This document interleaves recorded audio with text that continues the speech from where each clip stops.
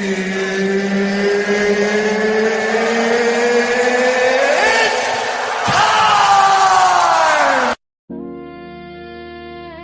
see it, Ali? Everybody talks about the day one, but nobody talks about why we can't get past hour two. Papi Chulo, Untouchable Empire. Let's talk about this piece y'all keep mentioning. I'm looking for a harbor in the middle of the storm, but I walk through the door and the greeting feels warm for a second. Then the questions start, the prodding and the pokes, like you're looking for a fire in the middle of the smoke. I'm a healthy man, I got my mind on the prize, but I'm seeing battle plans when I look into your eyes. Is this the peace you promised? Is this the sanctuary? Or reserving me just another word for making life scary? We said day one, but we back at day zero. You want a partner? Or you want a superhero? Security stands beside you, but you're pushing me away, trying to find the light in a world of shade and gray. Is there peace in the building? Is there peace in the building? Untouchable. You talk about security like it's something I should feel, but you're moving like a ghost. Yeah, you're never being real. A man who knows himself doesn't need to dominate. But you're using your silence just to manipulate the state. I bring the peace to the table when the table is set, but you're bringing up the past and the things I should forget. A healthy man receives it, a broken man deflects. Maybe it's the mirror, not the piece that you reject. Clock is ticking, 20 minutes to the reservation. Now we're standing in the kitchen ruins of a conversation. He wants the quiet, she wants to be heard. The empire is shaking over one little word. Is it insecurity? Control. Is it maturity? Let go. If we can't stand together, then we're falling alone. Two kings and a queen on a fractured throne. We said day one, but we back at day zero. Security stands beside you. But where did the peace go? Fatty in the building, Ali on the crown. Super panel live, yo, we never going down. Papi and me, it's the empire is here. Put the weapons down. Or get out the gear. We are locked and loaded for 5 p.m. This song will set the perfect tone for the empire.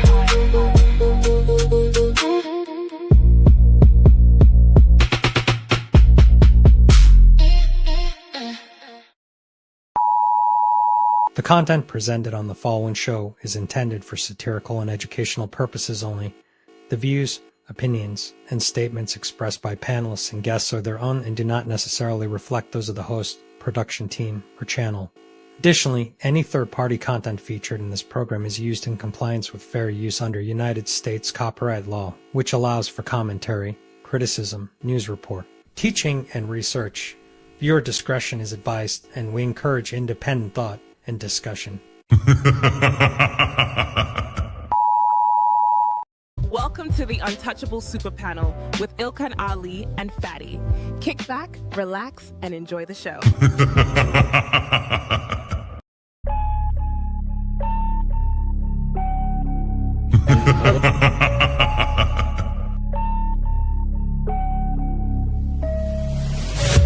What you're seeing right now with the men is a response to your radicalization. So to try to project that onto us is absolutely ridiculous. And the men are not behaving the way they're behaving right now because they can't keep up. They're behaving the way they're behaving because you broke the social contract. You're having a conversation in bad faith. Did you say women are children? Did you say women are children? No. Look at the construction industry. It's 99%, 98% men. But when you're talking about cooking, right, the reason, and by the way, it wasn't mostly women who did cooking, it was just mostly women who stayed at home who did cooking. That's why it's considered a traditional family role. It's part of the whole child rearing aspect. So you know that you're here because of your father? Because men determine the sex of the baby? Did you know that? Can we just say, if we're doing men versus women, like, women have infinitely more options. If you download a dating app, like, even grandmas get like thousands of matches. Right.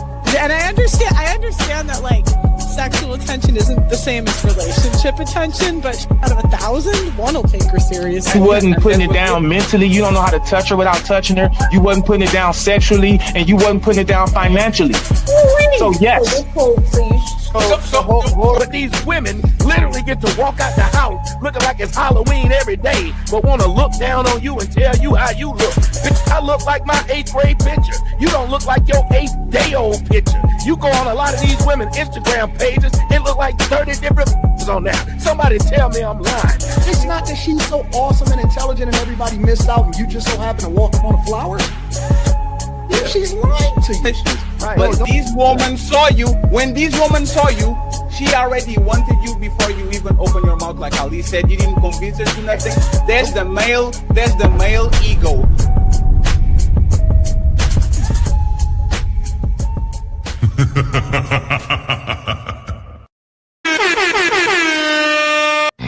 It's time to do. Friends, welcome to another edition of the Super Panel. I hope you guys are doing good.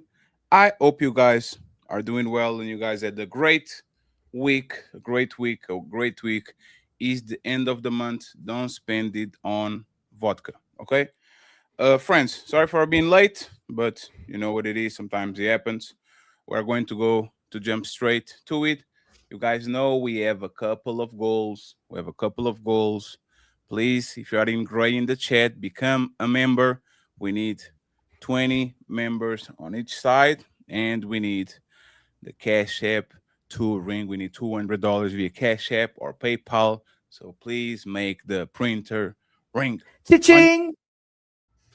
Once again, don't forget, Sunday at 5 p.m., the infamous Ladies First comes back, and we have another banger for y'all. But we're going to start with the show today. I want to welcome to the show the one and only Chinky Banter. Welcome to the show, sir. How you doing? Thank you very much for being here. Damien is in the building. What's up, Dam? How you doing? That's good. Thank you very much. Dr. Albert is in the building. Salute to you. What's happening? Thank you very much. The villain of the show today, SH, is in the building. She's shy now. Nah, no shyness here. No. And X explicit, she's back. So thank you very much for being here, X. I appreciate you. One of the founding fathers of the Untouchable Empire, baby, Ilkan Ali.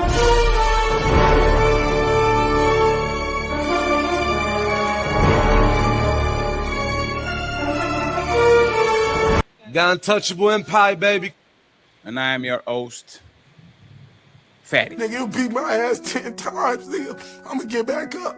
But I promise you, nigga, when the opportunity present itself again, nigga, I'm gonna shine, nigga. In a real way, nigga. SH, you ready or not? You ready? Do your worst, Fatty. Do it. Okay, do my worst. You don't get to ask those questions. Go, let's go. It's time to do.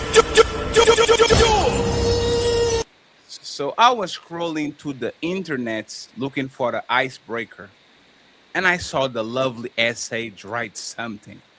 She says, a man not needing to dominate you is a sign he knows who he is. Insecurity needs control. Security can't stand beside you.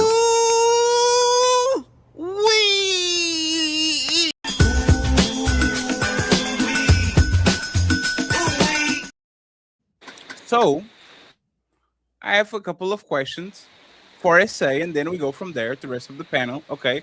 So the icebreaker: a man not needing to dominate you is a sign he knows who he is. Insecurity needs control.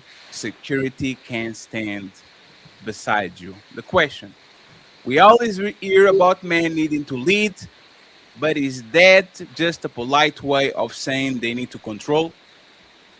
Go ahead, SH. You have the floor. Do your best to get out. It's time to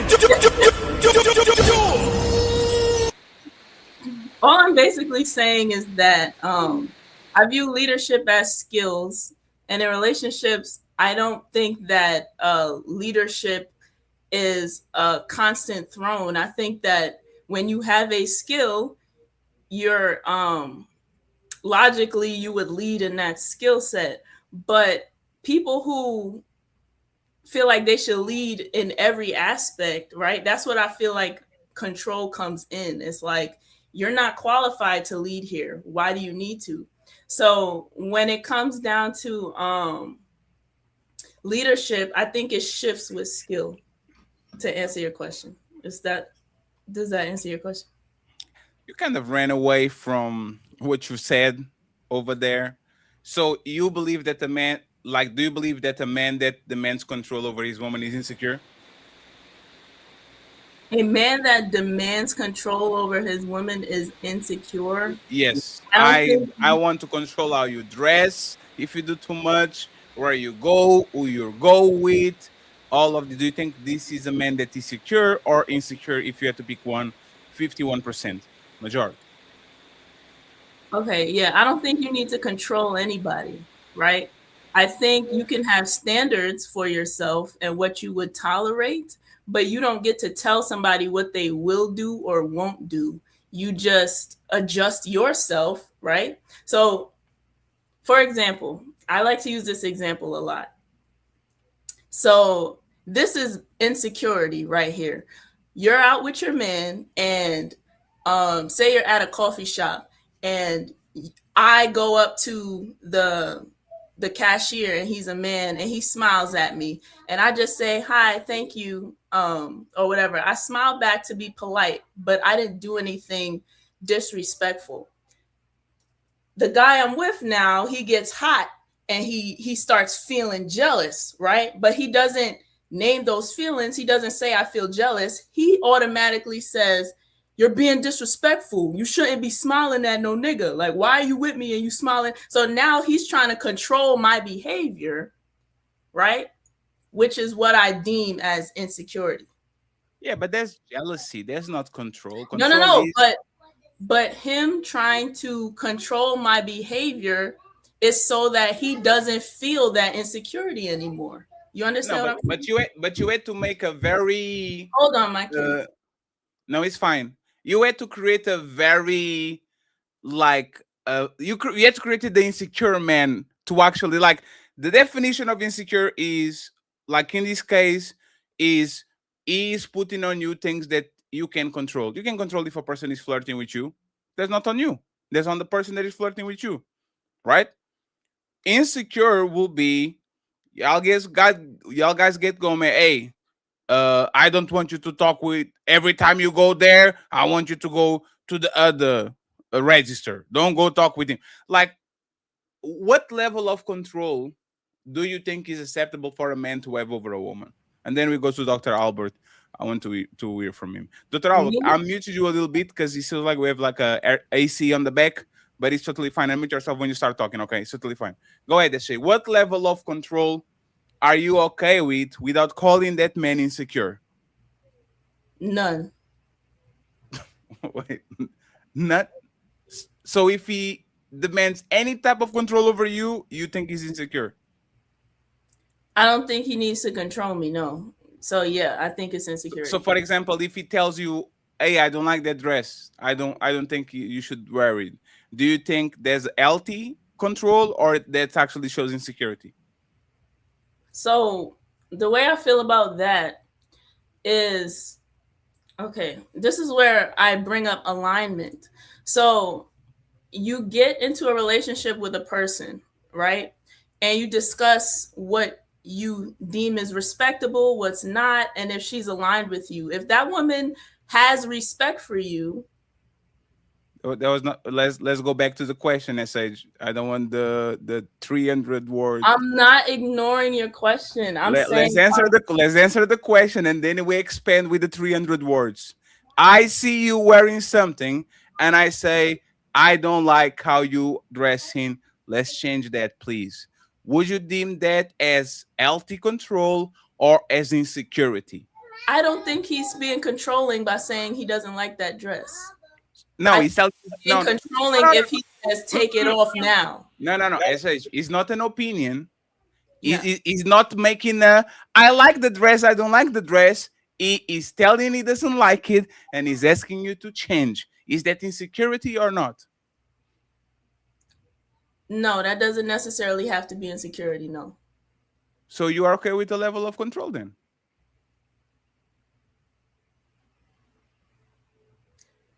Why is that control if I still have the choice to say yes or no?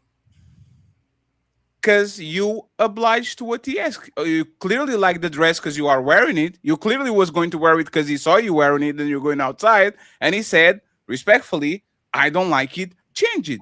I'm exerting a level of control over you because you want to wear something. I don't. And now you kind of conceding to what I said. I'm controlling how you dress. Is that insecurity Okay. or not? If you're saying I don't like it, change it, that is Yes. control. And I probably won't change it because you asked me like that. What? What? Hey, doctor, let me get you off mute, doctor, because I don't want to grill SH in the beginning. She's starting dark skin in front of me. She started light skin. She's starting. She's going to end the show like like she doctor. Yeah, I think it's a play on words. I wouldn't necessarily have to control a woman that's going to respect me anyway. If I tell her with respect, I'm not going to repeat myself. But if I tell her with respect, and I've been respecting her, she's going to understand that I'm sincere, and she's not going to take it as control. I'm just going to be assertive in what I say. I don't appreciate how you dress. I think you need to reconsider that. I don't feel comfortable with you wearing that. And I'm just going to leave it at that. I'm not going to put it in the tense where I feel like I have to control her. Do you think there's insecurities talking? You talking about the scenario with the man reacting? Yes, the man. Yes, a man saying I don't like what you're wearing. Just change it, please. No, I don't think it's insecurity. I mean, if you're a man in a relationship, you're just letting your feelings be known. It's not about being insecure. I don't think so. What about you, explicit? Do you think that what I describe is insecurity from a man? Do you think it's insecurity? No, I don't think it's insecurity. I think there is a level of control that comes with protection. In order for a man to be able to protect you fully, there has to be a level of control. There has to be a level of respect. You have to be able to allow that man to protect you, because without it'll just fall by the wayside. You know, women claim they want men to be protectors. In order to be protected, you have to accept a level of control. So if I said, for example, I don't like those dudes that you do in podcasts with on YouTube, especially that dude Ali. I don't like that dude. Cha-ching! Do you think that will be like in line with what you said, protection, or you think that will be more of what SH saying, which is kind of being insecure and try to stop you from something that might not even have no problem? Like if that was the case. I think saying that I don't like those dudes you do the podcast with, not knowing them personally, is a level of insecurity. And like, would you try to comply, not showing up, change? Like, would you change something if your man express that so you can eliminate the level of insecurity, or you ignore it because there's no problem? So this depends on the level of respect that I have for him, right? So if I know that he not never just on no bull and trying to lead me down the path of destruction, then yeah, I might make some alterations for him because I know he got my best interest at heart. But if insecurity is showing up in our relationship like this on a consistent basis, then no, I'm not changing what I'm doing, and he's going to have to work on his insecurities. Have you ever been through that? I have. I was married. My ex-husband was I had to pull back from social media for a while. Do you think it was justified, or you was seeing things that wasn't there? No, he was seeing stuff that wasn't there. Actually, it probably was what he was doing that had him insecure. You wouldn't delete social media for your husband? No, at this point, no. Social media pays me.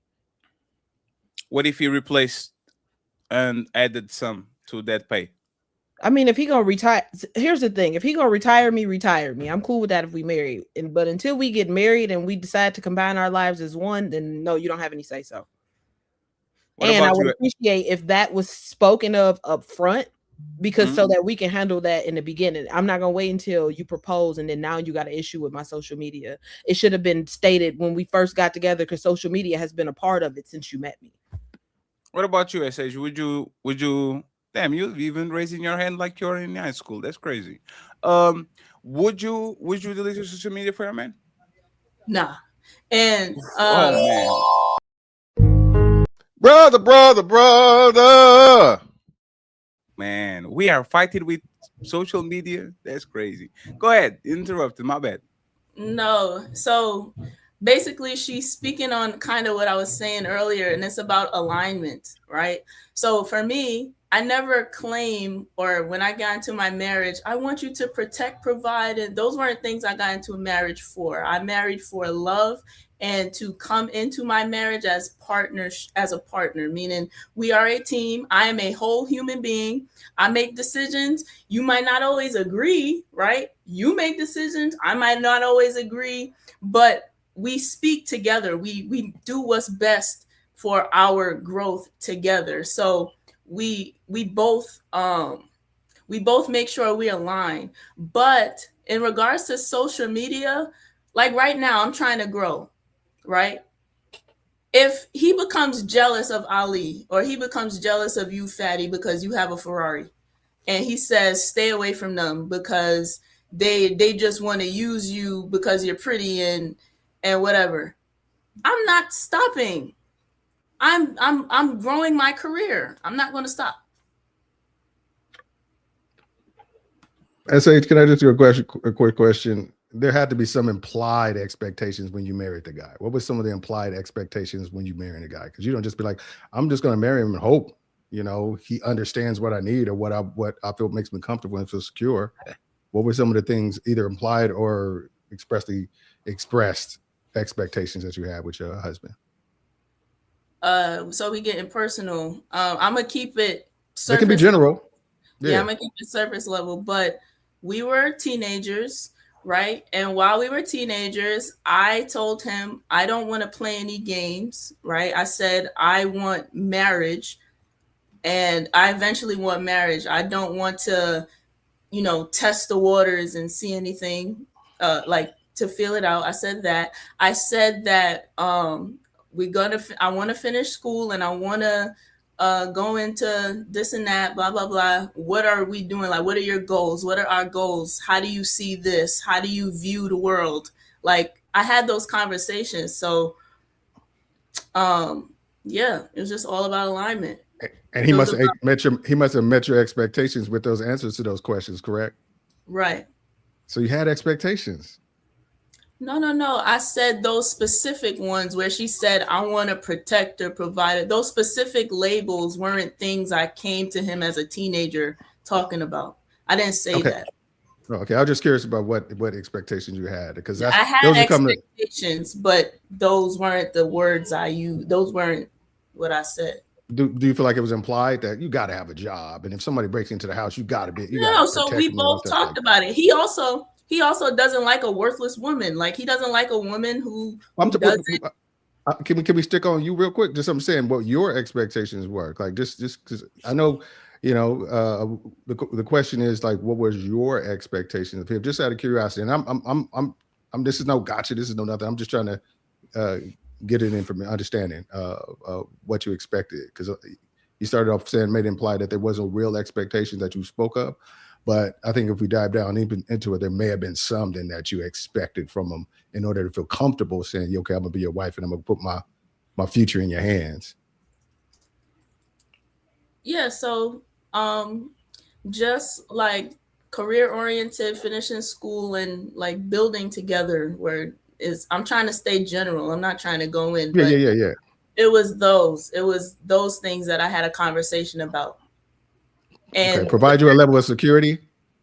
And I wanted marriage. That's really what I made that clear when I was like 18, 17. We met at 17, but when I was like 18 something, or probably even earlier than that. I said I don't want to just be playing around. I want to be married. How old are you now? I'm 28. Okay. I was just curious. Because I think it's important to have certain expectations of the person that you spending your life with, man, as a husband or a wife. You got to have certain, or what happens later on if you never set those expectations. Then one of the precursors to divorce is unrealized expectations. So you kind of had to know what he's got to be working with, what he's got to be doing in order to, because how do you define him being a successful husband? I would say too, there's some things that you learn on the fly in marriage, because especially if you do it young, you're not the same man or the same girl that you were when you was a kid. So as you change, there will be different, things that hit you that you may like or don't like, that you gotta re-circumvent. You understand? So yeah, you can initially talk about things that you might be aligned with, but things could also change as you develop in your marriage. Yeah, which is why I would never recommend nobody get married young. like, I think I'm glad that it worked out for you, and I'm not saying I'm against what you did per se, but for those very reasons, I think that's why we see marriage ages increase, and the byproduct of that is there's more successful marriages the older you are when you get married, because you've already gone through those processes, changes. Your morals may be more stringent, and you can stand by them harder or longer, and you won't have to compromise, right? I think when we're younger, we're definitely um, more able to be conformed to whatever idea, as long as we like the person enough, and that goes for both genders. So I think, I'm glad that y'all got together and it worked out, because I was on a panel with you one time before, and I heard your backstory, so it just worked out. You solid, he seemed to be solid. You guys have children, and you seem to be happy. Posts from those posts, they don't necessarily reflect your marriage, but you want to put something out there, I guess. I don't know. Your advice still stands, though. I can agree. I see a pattern in young marriages versus when you wait to figure out who you are, basically. Yeah, who you are. That's important too. So your advice stands. Yeah. So yeah, I don't know, man. I think what you're saying is reasonable, but the post itself, it didn't come across as what you're explaining. But I think that's part of what you're supposed to do on social media. I'm not a social media star like Fatty and Ali. I'm saying everybody else on the panel. I'm just a fill-in. But I know you're supposed to be a little salacious, so you can get people to your page. And I think that's what you did. But explaining it makes more sense than the post itself sometimes.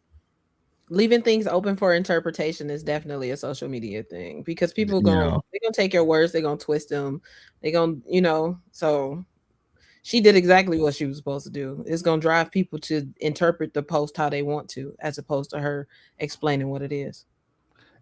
I just wanted, I realized I didn't, in answering your question, I didn't have a chance to answer the prompt, domination or what have you. I feel like, just to use Fatty's example, if the person comes and says, okay, I want you to take that off, whether or not it's insecurity or protection is going to determine what comes after that sentence. Like, for example, if he says, I want you to take that off because where you're going, there's going to be a lot of knuckleheads that might be disrespectful, and I don't want to put you in a situation where you're being disrespectful and I can't be there to protect you. That's one thing. But if he says, take it off because I don't want other men looking at you because I'm the only one that's supposed to be looking at you, looking sexy, then it can fall into the line of insecurity a little bit. Because if you got a bad chick, she's going to be a bad chick regardless. So you kind of need to be comfortable with men looking at her.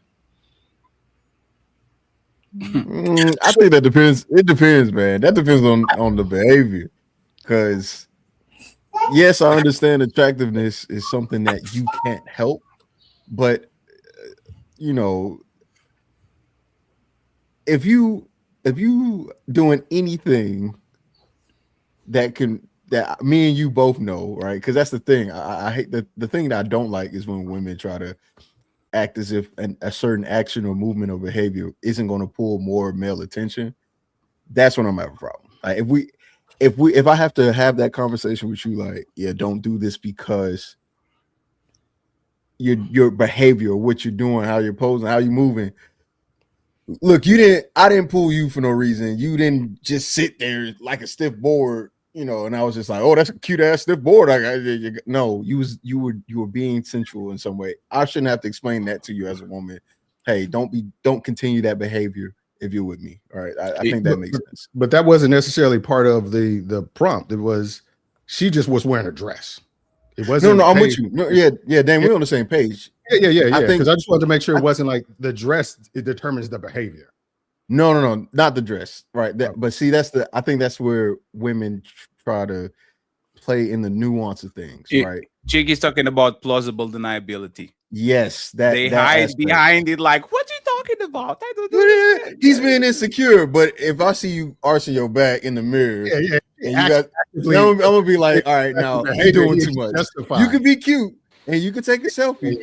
While you arching your back. If I see you eating strawberries on the what? What do you mean by that? I'm just eating food. I'm just eating. Well, he's just a strawberry. I think that also has something to do with how a woman carries herself, though, because I mean, some of the stuff I wear is a little revealing, but I don't carry myself like somebody who a man can come and touch on and come and do some of the stuff that I've seen men do to other women. I don't put myself out there like that, and I'll take a selfie at home. Yes, but the problem in all of this is the unwritten rules. Your microphone is super. It is How about this? Is it better? Super. Still Hold on. Super. Let me see. How about now? I'm going to lower your mic. Give me 1, 2, 3 testing. 1, 2, 3 testing. Yes, it's good. Cha-ching.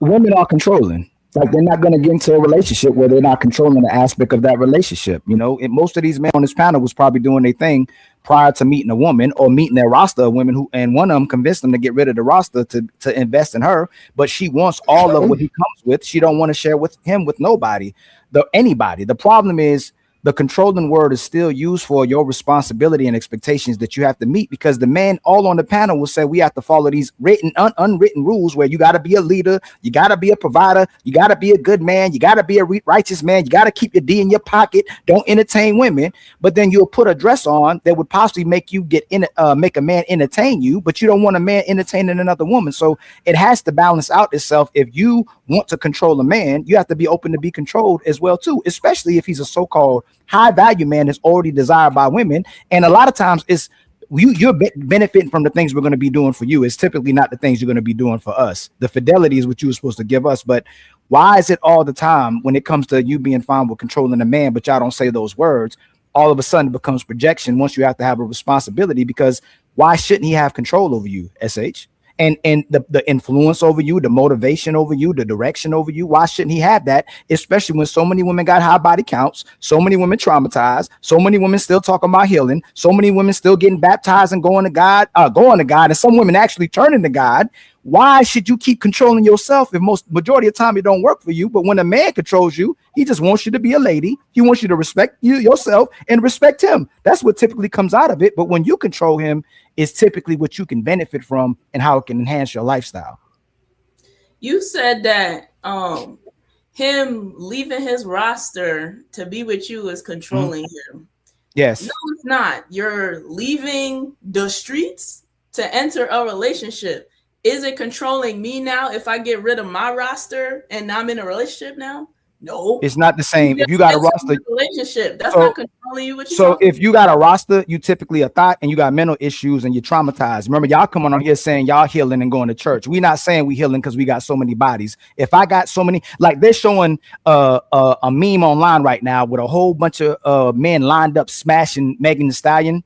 and then there's a whole big old line with women coming down on their knees to give a man head. That man is valued and seen as valuable in society. The woman who's about to get smashed by all these guys in a line, you looked at as a thought. You looked at as a woman who have instability issues. You got foundational issues. You got inability to even be a righteous woman for yourself or other people. So if you can't even do right by yourself, how you gonna do right by the guy that you're trying to be with? It's not equivalent. It's just like me, hey man, SH and explicit need to protect and provide. Y'all know there's double standards, but your expectation isn't to protect and provide. That's our expectation. You're supposed to value yourself for me to protect and provide for you. So if I'm asking you to watch how you dress, it's for you to respect yourself to get a man. Yeah. Where's the pushback? Yeah, you just did a whole lot of. All I'm saying is, if you leave one dynamic, the streets, and you're entering a relationship, that is you entering a relationship. That is not me controlling you. That is you respecting the bounds of a relationship. I don't know what you just said, but you're missing the point. SH, since you didn't know what I said, the point of me leaving the thoughts that I'm messing with that I didn't wife up is to enter a relationship with a woman who's not a thought and doesn't resemble the thought's behaviors or dress like the thought. So if you dressing like the thought, you looking like the thought, you're thinking like the thought, why should I wife you up if I already had 6 thoughts? Wait, yeah, so but I think what she's saying is that doesn't equate as control. No, right, what doesn't equate? That's you making a choice. Like you making a choice. No, so that's what I'm saying is those the unwritten rules that go in the shadows. Yes, it's me having self-control and I'm controlling myself so she can control me. Like, so she's directing me, she's influencing me, she's motivating me. Like everybody wants to, we keep conflating control with I'm controlling her. I dominate over you. No, it's you have an expectation and standard you want me to meet, and I have an expectation and standard you need to meet, and ultimately it becomes control. We're controlling each other. That becomes a form of security. But you don't have to meet those standards. You can say, I don't want to play the game. I don't want to meet the standards. That's not the point, Dame. You would not be with your wife if you didn't control the aspect of her life and how she moves, how she dresses, how she speaks. You would not be with her. You'd still be outside, Damien. Let me just respond to that, and then Chiki, you got it. It's just like, number one, I don't feel the need to control my wife. I feel the need. I set boundaries and incentivize her to stay within those boundaries. And if she don't, she know the repercussions and what happens if she don't stays in those boundaries. That's what you do. And I don't have to say you can't do this because she's already knows those are things that I don't agree with. So I'm not saying don't do that. I'm just saying, well, here's what the repercussions. It was like back if you're a kid, you're like, man, I want to go to this party, but I'm gonna be grounded for 6 months. Well, the party is gonna be worth it. Let me go ahead and do it. No, that's not how it is in my house. It's just like she knows the repercussions of doing shit that I don't rock with. That's not a part of how I move, and that she's in control of whether or not she does it. I don't control it, and that's why it's capped. You're in control as long as she stays in those. As long as she stays in those parameters. As long as she don't go outside your boundaries. As long as she does what you're asking her to do, you're gonna stay in that relationship. If she goes out if she goes out the confines of what you laid down, you've lost control, and there's no reason to be responsible over a woman you have no authority over. Autonomy to decide whether or not that's not a conversation.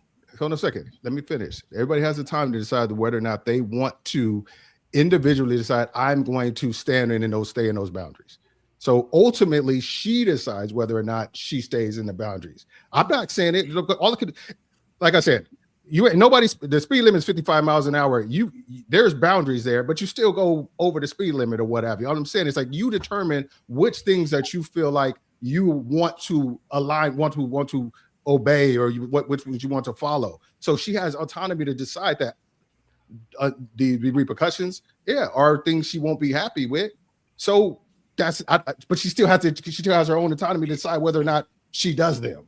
Yeah, that's two different conversations. That's straight up gaslighting. The government controls the speed limit. If you go over it, consequences will happen. They can enforce that you go step at 55. But they don't control you. Go over, they're going to get you. It's control, like the normal norms. Don't put trash on the floor.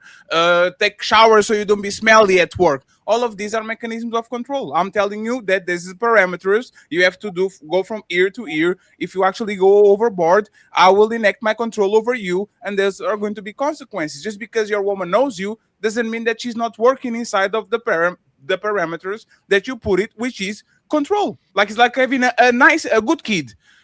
even though you never had to correct him, he still is working on those levels that you actually, the boundaries that you put on the floor. So you definitely have control. You just gaslighting him at this point. I agree. And I feel like I understand what you're saying when you say that you incentivize her to stay within those boundaries.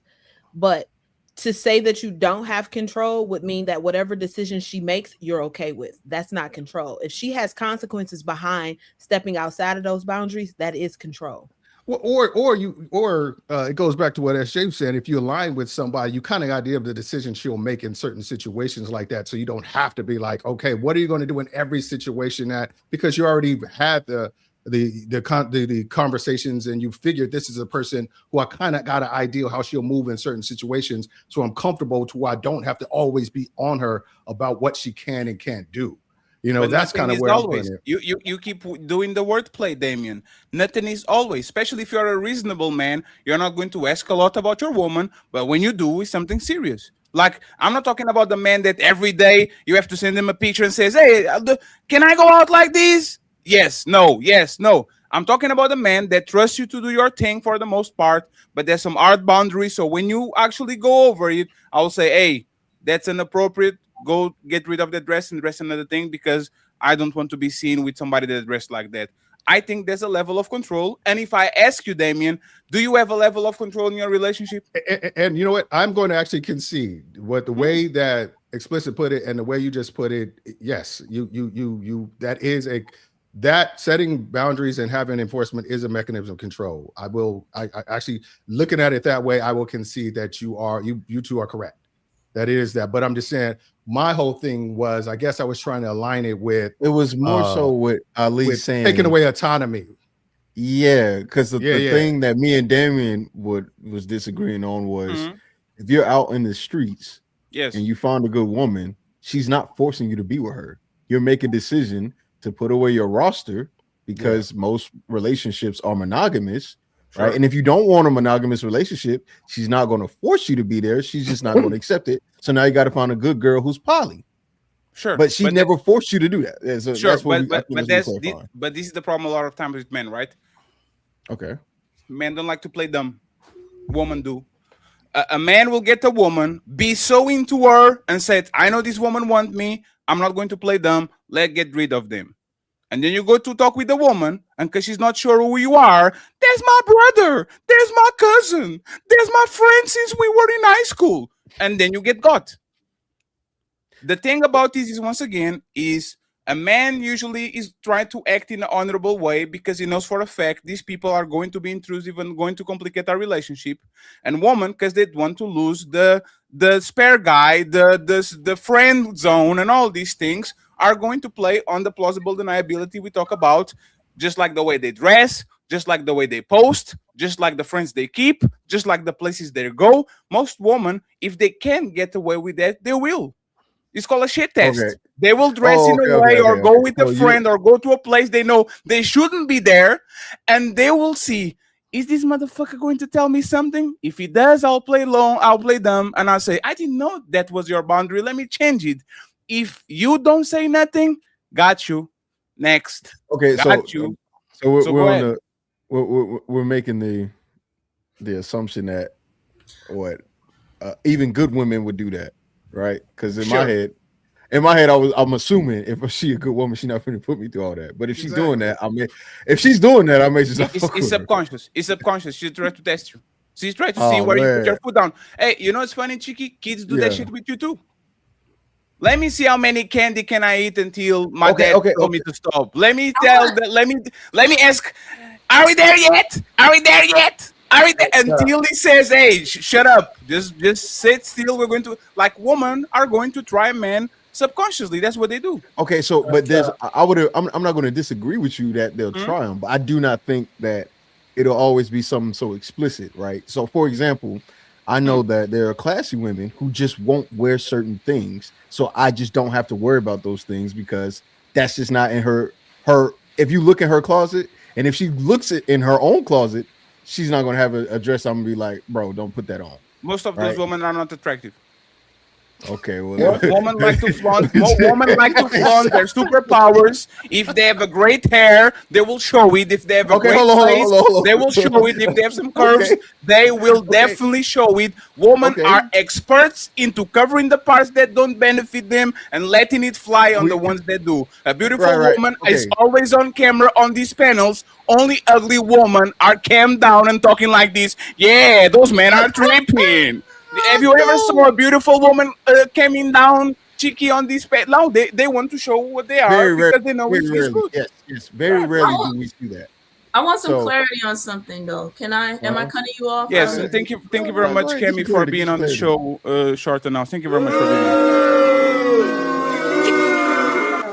being here. Kemi got her clavicles out. Yes, I want to like know a why modern you're woman. saying. I want to know why you're saying it's control, right? Say I'm in a relationship and one of my boundaries was don't cheat on me, and you Sure. cheat on me and I leave, right? Why is that? Why is that a form of control? Why? How am I That controlling? question for who? If you, Yeah. fatty, if you still got to do it. No, you are trying to corner our relationship. This is my boundary. My boundary is that you shouldn't cheat on me. If you cheat on me, there's going to be some consequences. If I step on those boundaries, you know for a fact, its consequences probably are going to come. This is a level of control. I want multiple women, but I'm going to stop myself because I know if I get another woman, you leave me. This is a level of control with woman. You deny me pussy because I don't do the kitchen renovation. There's a level of control. You don't talk to me and do the stone walling, walking around the house with a dark cloud on your head because you don't got your way. There's a level of control. Like women are very good at actually making sure that the man understands that he's out of line. See what I'm saying? There's a level of control. So why are you not okay with me doing exactly the same thing to you? And add to it, SH, before you respond, I wasn't a monogamous man before you met me. Now that I'm dealing with you, you want me to be monogamous. When I was acting polygamous, I was dealing with multiple women. Now you're like, hey, if you deal with somebody else, you're cheating on me. That's why it's control. You're changing the way I already was, the way I was maneuvering in society. You changed that for me to be a one-woman man instead of dealing with multiple women. And when men are single, go ahead. I can't change you. Like, I'm not changing you. You are making the choice to change yourself in order to be with me. No. Yes. No. Wait a minute. If you want mad vaginas, hold on. If you want all the vaginas, give her that, fatty. Give her that. Give her it. And you say what love now? pussy, and you see Mad SH vaginas. Vaginas. Said mad vaginas. Give her that. Give her that. Thank you very much, Vegan. I ain't never had one of those. I want the vaginas too. I don't think I want one of those. SH, if I wrote you letters, if I wrote you letters in fine print or typed them out, and then you said, I want you to just write them out in cursive, and I changed it, are you controlling me? Ali, that's not. Can you answer? Can you answer? No, that's not a go. No, it's not the goalpost. Can you answer the question? You want me to now write you in cursive, and I change it. Are you controlling the way I write? No, I asked you to do something. Can you answer? Can you answer the question? You please? changed your behavior. No. When you asked me to do something that you liked, you wanted me to change my behavior for you to and make you you comfortable. did it. And yes. you did it. Yes, you and what gives you your behavior? And I what can't makes control you? I just asked for something. This is y'all. So these are grown people on this panel, men and women. In order for y'all to be in relationships, the person has to acquiesce to something that you want or something that you're going to benefit from and something you have control over. Like and if you change it for the person. And a lot of times, the only time men do change is in relationships. For some reason, a lot of women that know they're supposed to change in a relationship still want to move like she's single. She still wants to do all the things she was doing when she was single. When she gets in a relationship, and she becomes offended when the man says, hey, you can't move like you was moving when you was single, because you don't want me to move like I was moving when I was single. So Ali, Cheeky and SH, what is the misunderstanding? Hold on. Yeah, I want to know that. So Ali, so when you see a fine shorty, right, that you wanna be with in a relationship, and she's vegan, do you go, damn, I gotta be vegan now? That's not the same. That is what her expectations are. If she meets me, and if she meets me and she's vegan, and she says I don't date vegans, there's a chance the man might go, damn, I might try to be a vegan. But if the man goes, man, that's too much. She's No, not that's controlling you. y'all are so sh. You're actually moving the goalposts. We're talking about the fact see that X.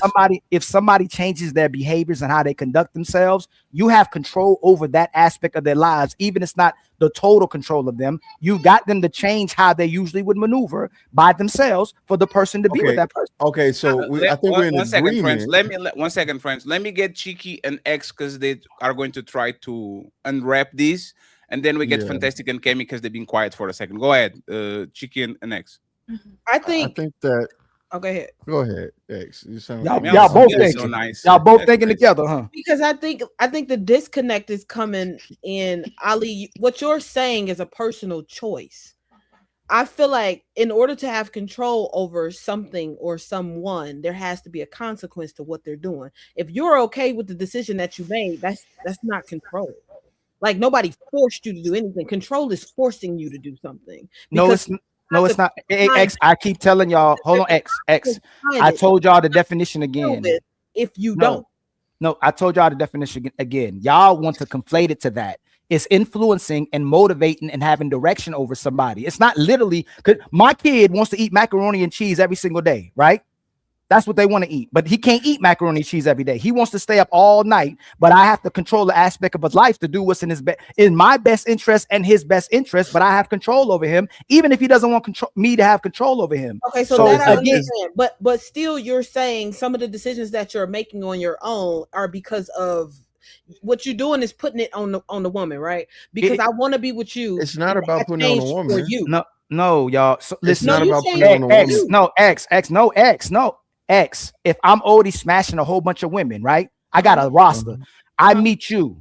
These women really I wasn't emotionally tied to them. Something about you, what makes a man change or want to be with a woman goes, hey, this is my expectation. So the man goes, damn, I would normally still move like this, but because she likes me and I like her more than everybody else, I'll get rid of these women to be with this woman, and I'll change that about myself so she has control over that part of my life. It's a slippery slope. It's not. I can see it both ways. So I kind of see where you're coming from with that, but on the same note, you still think for you. What part, Cheeky? What part are you missing? That's it's crazy. It's not what part I'm missing. I just disagree with you. I understand what you're saying. You're saying your attraction to her is forcing you to be something. Y'all keep saying. See, let's slow down, right? Okay. No, hey, Cheeky, you're big about words. Hey, Cheeky, you're big about words. Cheeky. Let me finish then. So instead of using force, your attraction to her is causing some level of coercion, incentivizing. It's not even no, y'all are doing the way they think. No, she's motivating me and influencing me to change a part of my life to be with her. So it's the how? Okay, wait. I understand what you're saying, but how? Because I'm dealing with multiple women, right? To truly do what I want to do, I would deal with multiple women. Deal with multiple women and her, right? Hold on, Cheeky, let me land. Her deal breaker though is to keep dealing with other women while I deal with her. So I have to change, but ultimately, no. Listen, Cheeky. Okay, go ahead. I have to change if I want to be with her. She's not forcing me to do it. But if I want to be with her, I have to change that part of myself. So the only reason you're not out in the street running wild is because you settled down with her. If it wasn't for her, you'd be out there running around. Yes, most men would be. If it weren't for society shaming men, most men. Hey, And Mr. Albert, what's your body count? That's cap. What's your body count? I don't know. I know. That's what I'm saying.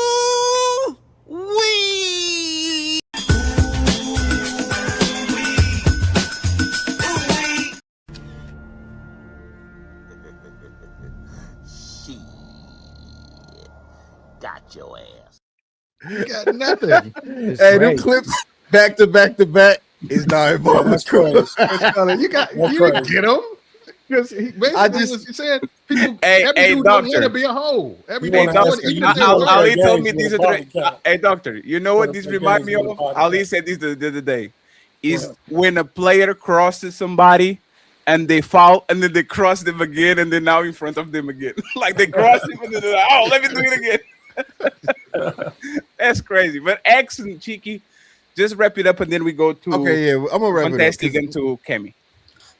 I don't think that's control that a woman is possessing on the man, right? Because if a man wants to be polygamous and he finds a woman, and for whatever reason, because again, I'm asking, what is it about this person that make you want to be monogamous?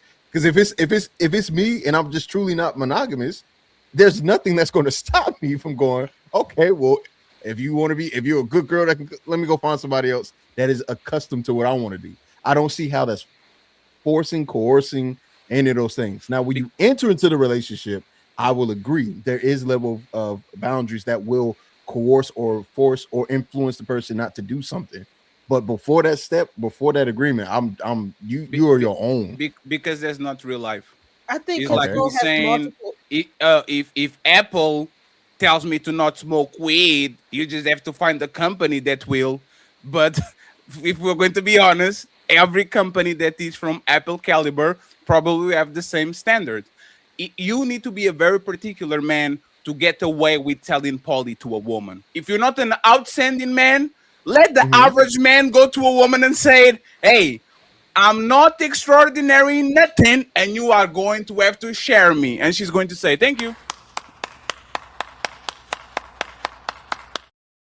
Or just rock with women who already have that in their mind. You don't try to change the non-poly woman. That's what you don't try to fit that round peg in the square hole. That's nobody trying to share an Amazon worker. Without the respect, man. Y'all need to stop with that bullshit. Y'all need to stop with the fact that everybody's Andrew Tate and either you deal with me or you out. Most men can barely get one woman, let alone 5. If you have to actually, let me just finish. Most men knows this. Most men know this. If I come to this woman and I say you will have to share me, I will lose access to her. This is not a discussion. There was a whole show where dudes were looking for a sister wives, where dudes had 2 or 3 women already and was looking for more, and they were. We don't need to use. Y'all keep moving the goalpost to the minority. That's the minority of women. Hold on, I'm saying. The reason I brought that up was because not to just fact that it happens, but the simple fact that there's a way. If that's the way you rock, and you say I need multiple women at the same time, you can do that. But the only thing is, it goes back to a discussion we had previously. It may not be the women that is the women of your dreams. It may those be women who would just be happy to have you for who you, whatever capacity you are. But if your thing is I need 3 women, you can't say I need 3 women that look like a supermodel. It could be I need 3 women, just 3 women in general. I think cats think, oh, I need 3, but they all have to be bad or whatever. You can do that if you want. Every man on here. What are you saying? Hold on a second. Just keep getting the multiple women. What you need to commit for? No, what are you saying exactly? Yeah, just keep doing what you've been doing. Most women, y'all. This is a bad. Hold on. So y'all are making this a bad faith conversation, right? Most women are not gonna share a man. So why are we talking about this? Hey, go look for the woman that'll let you do that. Go look for a woman that'll still cooperate with you and submit to you and get married to you. Can we have a good faith conversation today, Dame and my brother Albert and Cheeky? We're having a good conversation. So why are we? It's not. If you say most men gonna? Hey, Cheeky, hold on, Cheeky. Let me. You just said, hold on, before you move. Most women, Cheeky. I'm asking you. Are most women agreeing? Hey, love. You know what? I'm feeling you. I love you too. I care about you, but I still want multiple women. Are most women going? No. So why are we having a conversation? No, hold on. Most women aren't going for that in a relationship. But if you have a roster, and this is a roster thing that you're talking about. That was not the topic. Y'all moving the goalpost. No, y'all moving the goalpost. That was not the topic. We're not talking about rotation of fuck buddies. We're talking about a woman and some spare, and a concubine and a mistress and a side chick. We're not talking about just rotation of woman. Yeah, but even if it is, like I said, that most men don't have access to that. Most men don't have access to that. So why are we even talking about that? Why are we talking about? Because that was an example. That was an example given. It's a bad example. If it's a rare. Hey, fantastic. Hold on.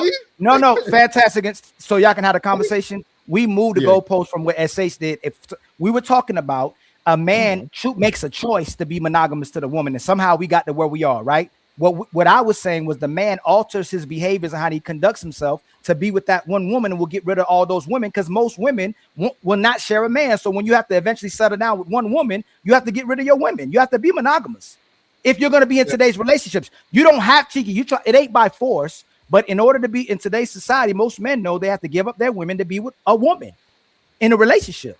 Yeah, and Right, that's go go ahead. Yeah, go ahead. No, I'm saying that's agree. We agree on that. If you want to be in a monogamous relationship, because that's how majority of us move, then the expectation is you get rid of your roster. Yes, she get rid of hers. Yes, and can we concede that most men, if they're going to do that, will do it for a woman that brings value and benefit to him? Correct? Yeah, no, we agree there. Right, but what happens is what Water SH is does, wet, and what women and what SH do, and go, oh, you're being controlling now that you have expectations and standards for me to meet. That's what they do. I can't keep being the woman I was when I was single, just like the man can't keep being the same man he was when he was single. He has to move in a different manner. You're just saying it's equal. Yes, I feel like that's equal. You can't be the same woman if you No, expected me to be a different Cheeky, man. my point is we're both controlling each other. That expectation and Okay, standard you have to meet, I agree. It's a form of control. Yeah, I'll agree. Yes. It's a form of control established by boundaries. Yes, absolutely. Yes, sir. We're And not disagreeing. I think that's where the misunderstanding was, because I knew Cheeky. I was like, Cheeky, it's just a misunderstanding. Okay, for sure. But yeah, I agree with that. Yeah, I can agree with it. Well, I can agree with that. I understand the way you put it that way. Fantastic. You want to comment about anything that we say, or you want me to direct you a question? You ask me a question. Yeah. You don't like what your woman is wearing, and you tell her, I don't like it, please change. Is that insecurity, or there's a healthy level of control? It's a healthy level of control. If she's my woman, she should respect my wishes as far as how she presents herself, because she's a representation of me, even when she's not around me. In fact, you snuck healthy in that. You didn't say that the first time. He did. No, Well, I actually healthy didn't. or not. No, I didn't snuck healthy, because that came from our conversation with SH. Control is control, just like leading. I can be a terrible leader or a great leader. I think most women would want a great leader, not just a leader. So I think it's very fair for us to actually understand. I will never tell a woman, I don't think I will ever tell a woman, and I said this before, to actually be with the man that needs what you're wearing every day before you leave home. You have to call him, hey sir, I'm wearing these. Can I go out? I think nobody agrees with that shit, because you picked her. There's a level, like there's a base level of, like, you know how she dresses. There's a base level of confidence that she's going to do what is right. But sometimes you are going to have to interfere. And for what I understood from SH, she's not even comfortable with that. Yeah, but I disagree with the whole. I disagree with women want a leader. Women don't want a damn leader. Women want a nigga that let them do what the fuck they want to do. Women want a man that's going to be her, pretty much her simp, right? And then once she's tired of him, then she goes on to something else or whatever. But ultimately, women want a man that's going to allow her to be as free as she want to be, right? And that's what women want. Women are chaos. I think they want both. Fatty, I want to ask Mr. Fantastic something. Sure. Don't you feel like the brand of clothing that your woman is wearing is more of a representation of you? The brand of clothing, no. The brand of clothing isn't more important than the style or the revealing level of the clothing, brother. No way.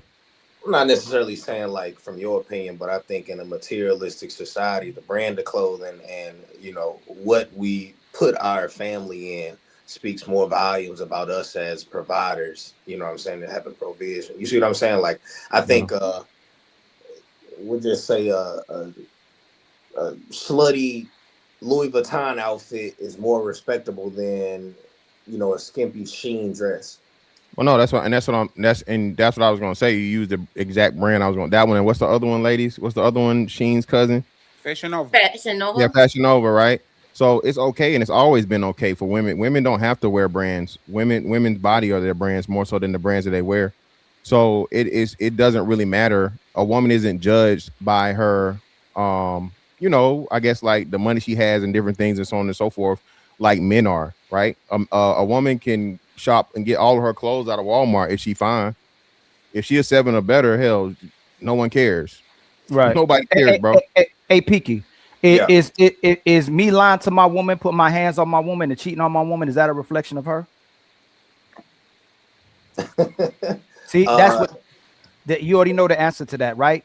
But the problem is, and when you try to make it equivalent to that, is the fact that what she's doing is a reflection of me. The only way what she does is a reflection of me is if she actually cooperates and submit to what I'm asking. If she dresses like how she wants to, if she maneuvers how she wants to, if she still wants attention from other men instead of the man that's taking care of her, it's a reflection of herself because she's not cooperating and submitting to the man that she's with. Now, if she's cooperating with me and submitting to me, and then she's doing things based on what I told her, then she's a reflection of me. Most of these women are a reflection of themselves. They're not a reflection of their man.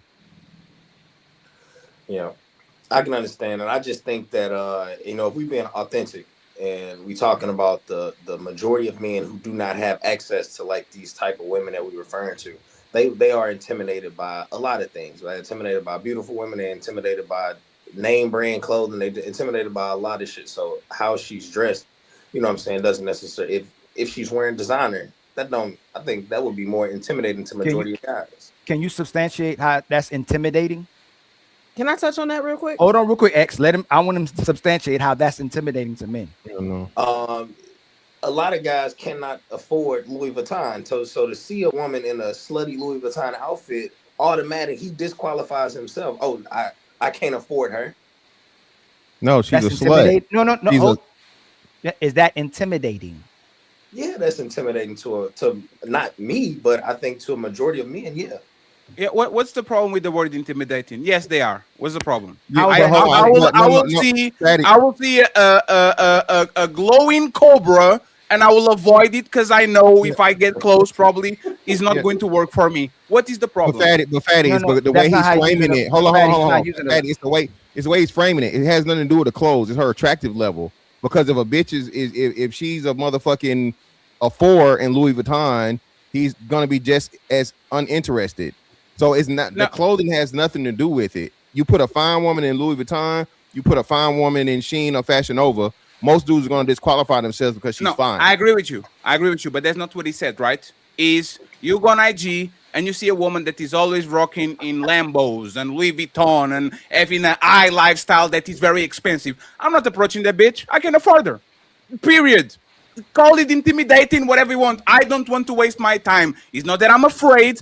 I do a cost-based analysis. If I'm going to go with the woman that is always going to motherfucking Dubai and I can afford that shit, I'm not going to come to you and say, "Hey, baby, do you want to go to Milwaukee?" That's irrelevant. I agree. What's the problem with saying yes? I'm intimidated. I don't want to waste my efforts in a woman that I can afford.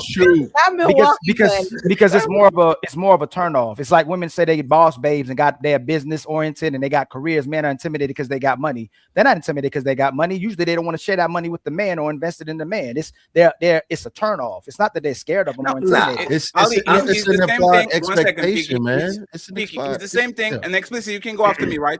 It's the same thing as avoid 9 and 10s. Avoid expensive woman. You know her lifestyle. You know what she wears. You know where she goes. You know what she drives. The same way you avoid the 9 and the 10 because she's going to have so much attention that you're going to have your hands full all the time. Avoid women that look expensive. Yeah, I agree. Going to be a trick. I'm not disagreeing, but it's not intimidation, Fat. That's all I'm saying. They're not scared of that woman. What is the word? What is the word? Now, what is? It's a deterrent. It's a deterrent. It's a deterrent. Yes, it's a deterrent. What is? Oh, hey, Mr. Fantastic is 6'5", 300 pounds. Motherfucker knows how to box. Deterrent. I'm afraid he's going to whip my ass. Why the fuck am I going to? It's not the same thing. It's the same shit. No, it's not. No, it's not. It's not. A deterrent is a level of fear. It's a deterrent. I'm gonna look it up. I think what he's saying is true. That's crazy. Y'all are very afraid of words. Yes, I'm intimidated. Now what? Intimidated. Yes. I think they trying to avoid the word intimidating. Yes. And I think it's very fitting. It's because men saying I'm intimidated, it crushes their ego. Yes, I'm intimidated. Now what? What you going to do now? And insecure are two words that men just hate, right? Yeah. But I feel like he said slutty Louis Vuitton outfit. It don't gotta be a slutty Louis Vuitton outfit. I feel like what Fatty said is correct. You make a cost analysis, you look at her and you go, yeah, she out my wheelhouse. I can't even rock with that. Like when a woman presents herself as somebody who always rocking high fashion, has this lifestyle, you got to upkeep that lifestyle. You can't come into her life and bring her down. So some men would be intimidated by that. They're not trying to come into, I don't have it. That's what makes me intimidated by it. Now, if you got it and you decide I ain't doing it, different story. But I don't have it. I can't do it. I can't. It scares me to even be in this woman's presence because I know I like her and it ain't shit I can do about it because I know I can't keep up with that. That's intimidation. And excellent. And you know where men do these explicit? On the nightclub. We all saw this. There's this banging girl over there. And there's this woman that is cool and shit. Man, let me buy the drink to the cool bitch. Because if I go over there, like, hey, what's the name, Fantastic, of that 6'6" bitch? Angel Fernandez. Fernandez. You should be, if you are not 6'3", you should definitely be intimidated of that bitch. Not only she is a fucking Amazon, she will fuck you up. Not like there's so many things that you should have. There's so many things that make you avoid that woman and says, you know what? I'm going to leave it alone and find somebody that will. The fact that we are afraid of using the word intimidated to me, I don't understand. No, yes. but so it's not afraid of using it. I think it's just like it's one of several negative things or descriptors used against men, right? So this is why you can't let it get out of hand. Just like narcissists and all these different things. The vast majority of men are not intimidated by women. That's why I say he poisoned the well and he kind of cornered the market with the setting it up with the expensive this and the expensive that.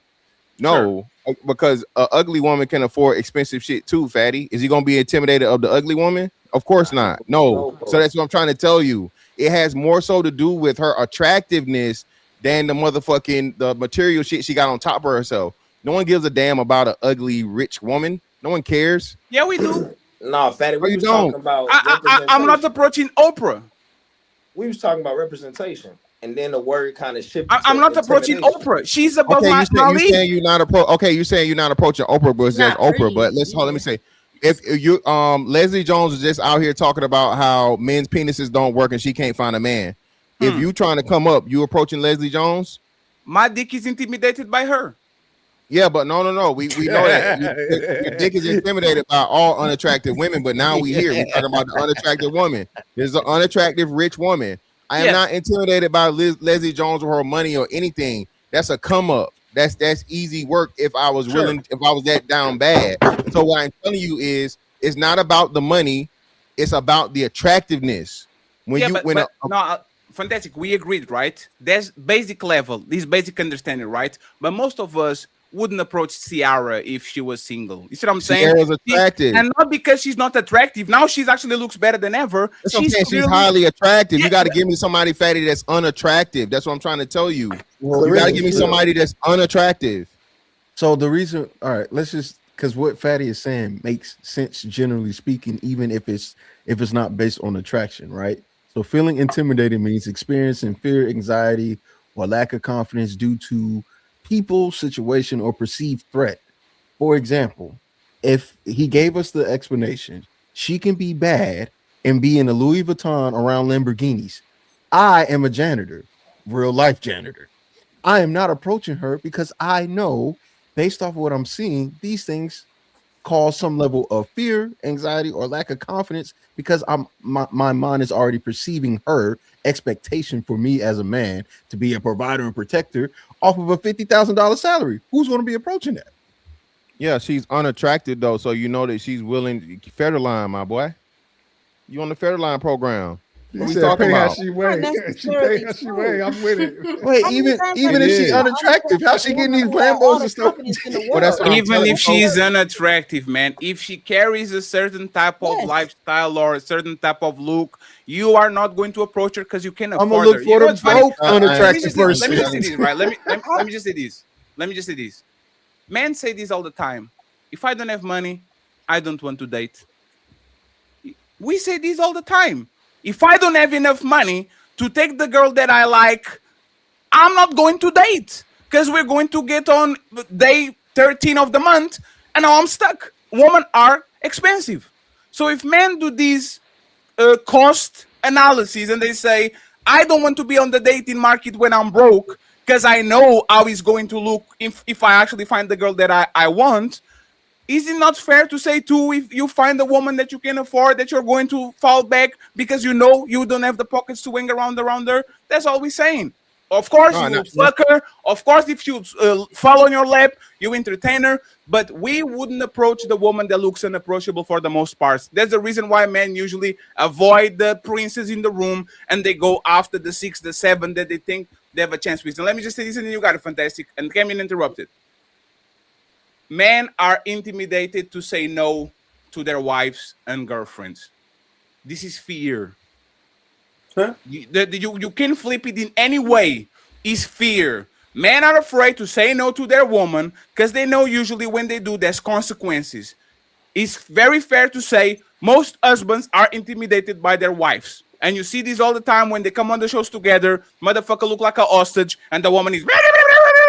She's not intimidated by nothing. The dude do is the opposite. Men are intimidated by their woman. So if I can be intimidated by my woman, I surely can be intimidated by other women I might try to approach. And I think I shouldn't be saying what I need to say, because if I do, I'm going to lose access on them. Fantastic and interrupted. And then I need Cammy to open her mouth. So all I'm saying is the attractiveness part plays way more part of it than the money thing. Even women say this, because the attractive women say it all the time about how, men are afraid to approach them because of the beauty and whatnot, but more so than, whatever it is, right? I've heard, and plenty of us have seen, okay, the more unattractive woman end up with the dude that ain't got shit going, because that's what she can demand. That's all she can demand. Right. The woman with a whole bunch of money can't demand the other man that has money and attractive money, and she actually becomes a trick.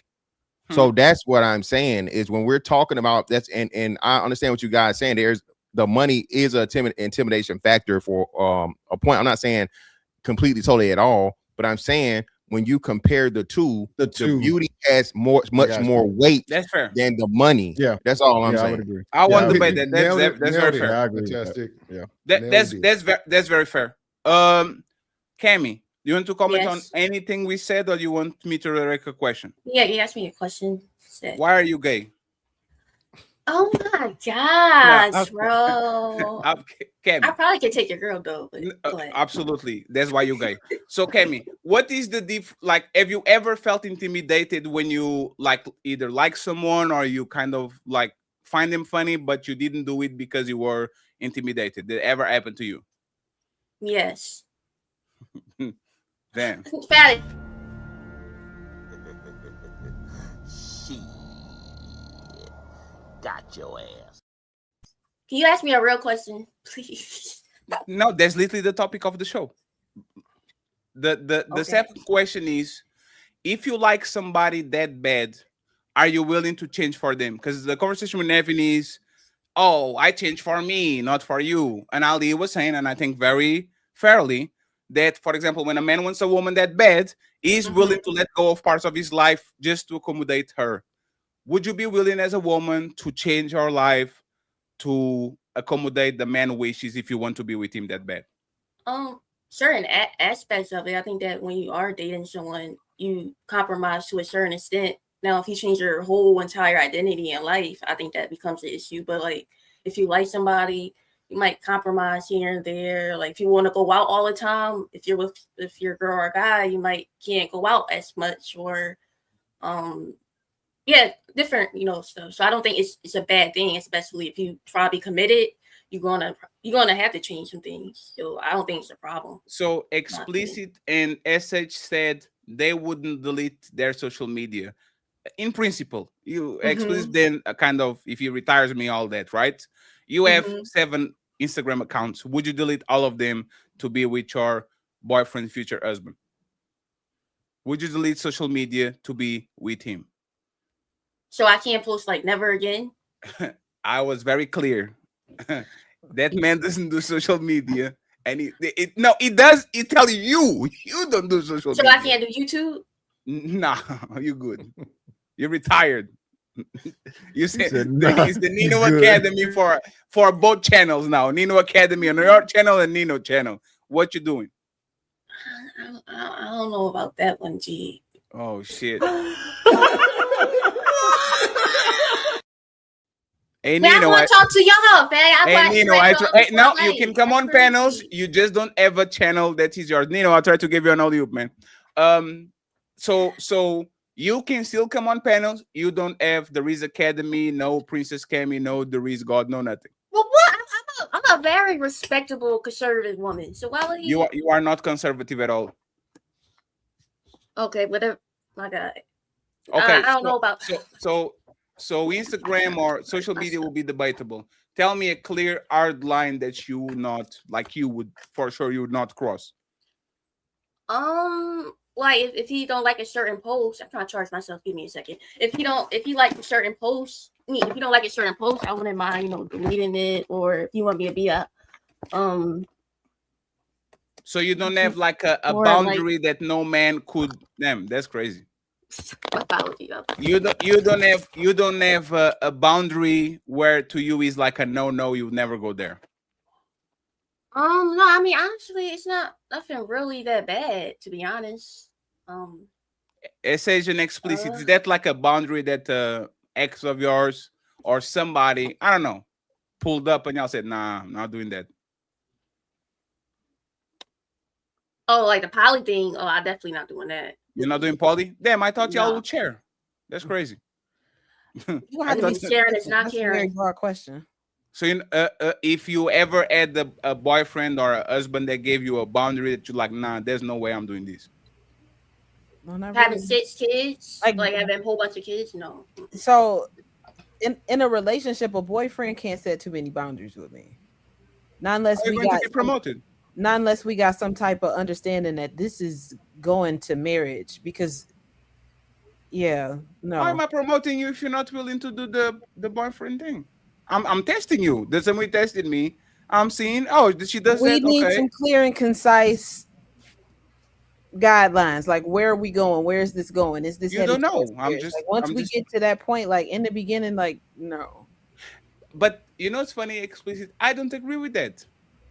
Like, it's like you are going to internship so for me to see if you actually deserve the job. And what women do a lot of times is, if you don't guarantee me the job, right? I'm not like that. I agree that's what I'm trying to find out. But you said, was there a boundary that I was like, no, like I wouldn't do? And in a relationship, no, it's not one that I was like, no, I wouldn't do, because it's not very many that you can set for me in a relationship. In a marriage, my husband, he set plenty that I was like, I had to agree with. So I mean, it's a little different for me. So boyfriend and husband is two different things to me. So me and Ali talk about this all the time, right? I believe rules should actually be put before any type of commitment, marriage, and all that. Because women get used to a certain type of behavior, and it's very difficult to change the rules after. You see what I'm saying? Like, you start with everybody can pull up at any time, and everybody can stay 5 minutes and leave. Patty? With that being the case, do you think that's why prenups is like a good barometer, right? That thing, because it almost forces, right? Because it sounds like what we were talking about earlier is soft power, but something like a prenuptial agreement is hard, where it's like, if you do this, you leave with whatever you came with, almost like a relationship, and then it is an incentive to stay on what you said you were going to do. Yes, but a prenup is like, you know, when they say that you have insurance, but actually it doesn't cover you all the way. Like, if you ever smash your car and you thought, oh, it's cool, I have insurance, and then you call them and it says, we only cover $4,000 and up. You see what I'm saying? 4,000 and up, and you're like, damn, I'm going to spend 4,000, and you cover the rest. I think prenups are just like that. You can control how much time she fucks you per week, how many times she has to cook. If her weight balloons, there's nothing you can do. Like, prenups, in my opinion, are just to protect you from very specific things that are not like, you can include child custody, you can include alimony, it will include some like asset things for the man, but for the most part, I don't think prenup is going to stop your woman from saying, nah, you're not doing what I want, you get no sex. Go around your business. You see what I'm saying? So it's like you having insurance, but doesn't cover for the things that man deal with it on the day-to-day basis for the most part. Okay. Prenup doesn't save me from saying, "Hey, SH, go change," and she says, "No, I won't." But I have a prenup. So what? You're going to do exactly, right? And this is like I said, is the plausible deniability thing. I read me, and this is what explicit was saying, and I kind of understand where she's going because she playing safe. She tried to protect herself, right? I rather see if I can make explicit change her clothing while we boyfriend and girlfriend to kind of have a baseline of what we're going to have on the future, then let her ride like she wants, and I don't say nothing, and now we here to husband, and I'm like, hey, go change that skirt. What the fuck you talking about? Talking to who? Like, right? Because I never checked her. I never got her under control. So now I can change the rules in the middle of the game. We're playing checkers, and you want to play spades. So I agree with that, Fatty. My thing is there's a level of respect that I'm always going to carry for my relationship regardless. So there are some boundaries that you won't even have to set with me. You get what I'm saying? Like, but when we start talking about hard boundaries and me being able to be like, no, I'm not doing that. Like, what are we talking? That's why I said be specific, because what are we talking about? Yeah, but how do I know? But that's what I'm saying. Like, what are we talking about? There are some things that in my head, like change my clothes. That's not something you would ever have to fight with me about. Sure, but the social media thing, for example, I think is very important for men. Yeah, the social media thing. If I see more than 1,000 followers, I'm like, nah, I'm not doing this shit. But see, that's the thing. I would need to know that you feel that way when we first start kicking, because it's not going any further. But that he's not telling you that, no. Yeah, y'all don't want y'all women to be. Y'all don't want y'all women to dress sexy. You want your woman to dress sexy? With you and me, of course. No. Good try. It's levels to sexy, though. You know what I'm saying? Like, I want you to look like you belong to somebody when you out. You're not gonna go out there and look like a crackhead. You're gonna represent me. You're gonna be this and that. Sounds like we're all in agreement here. But she will not be fashion over pretty. You see what I'm saying? Sounds like Papi Chulo is agreeing with us. Thank you. Welcome to the team, Buttster. Hey, Chulo. Like, Chulo, you never like look at your woman and said, "Hey, man, I think this is a little bit too much." Nah, like just like explicit. What's good, girl? Just like what you were saying. You know what I'm saying? Like, it's a level of respect that a borderline ain't gonna be crossed, but you can get away with more when you're with me, because all the attention should be on us when we walk in any room anyways, because that's a part of the mission. And listen, they gonna feel how they feel regardless. It don't matter if your woman fully clothed or not. They gonna want to have sex with her if that's what they want. You know what I'm saying? They gonna fantasize about her. Whatever is gonna go through their head is gonna go through it regardless. If she got a shape to her, men is gonna look regardless. Women are gonna look regardless. You can't stop beauty from shining through too much. You know what I'm saying? Yes, you can. It's called a burqa and delete your Facebook. The most revealing. Yes, I can. And you know what's funny? We men do it all the time. Ali says it for a fact. Some people are showers. I can wear my gray sweatpants and make everybody looking at us. I don't do it out of consideration. Hey, man, it's kind of fucked up. I'm posting like this is going to attract attention. That is going to make you insecure. Matter of fact, I keep telling this story all the time.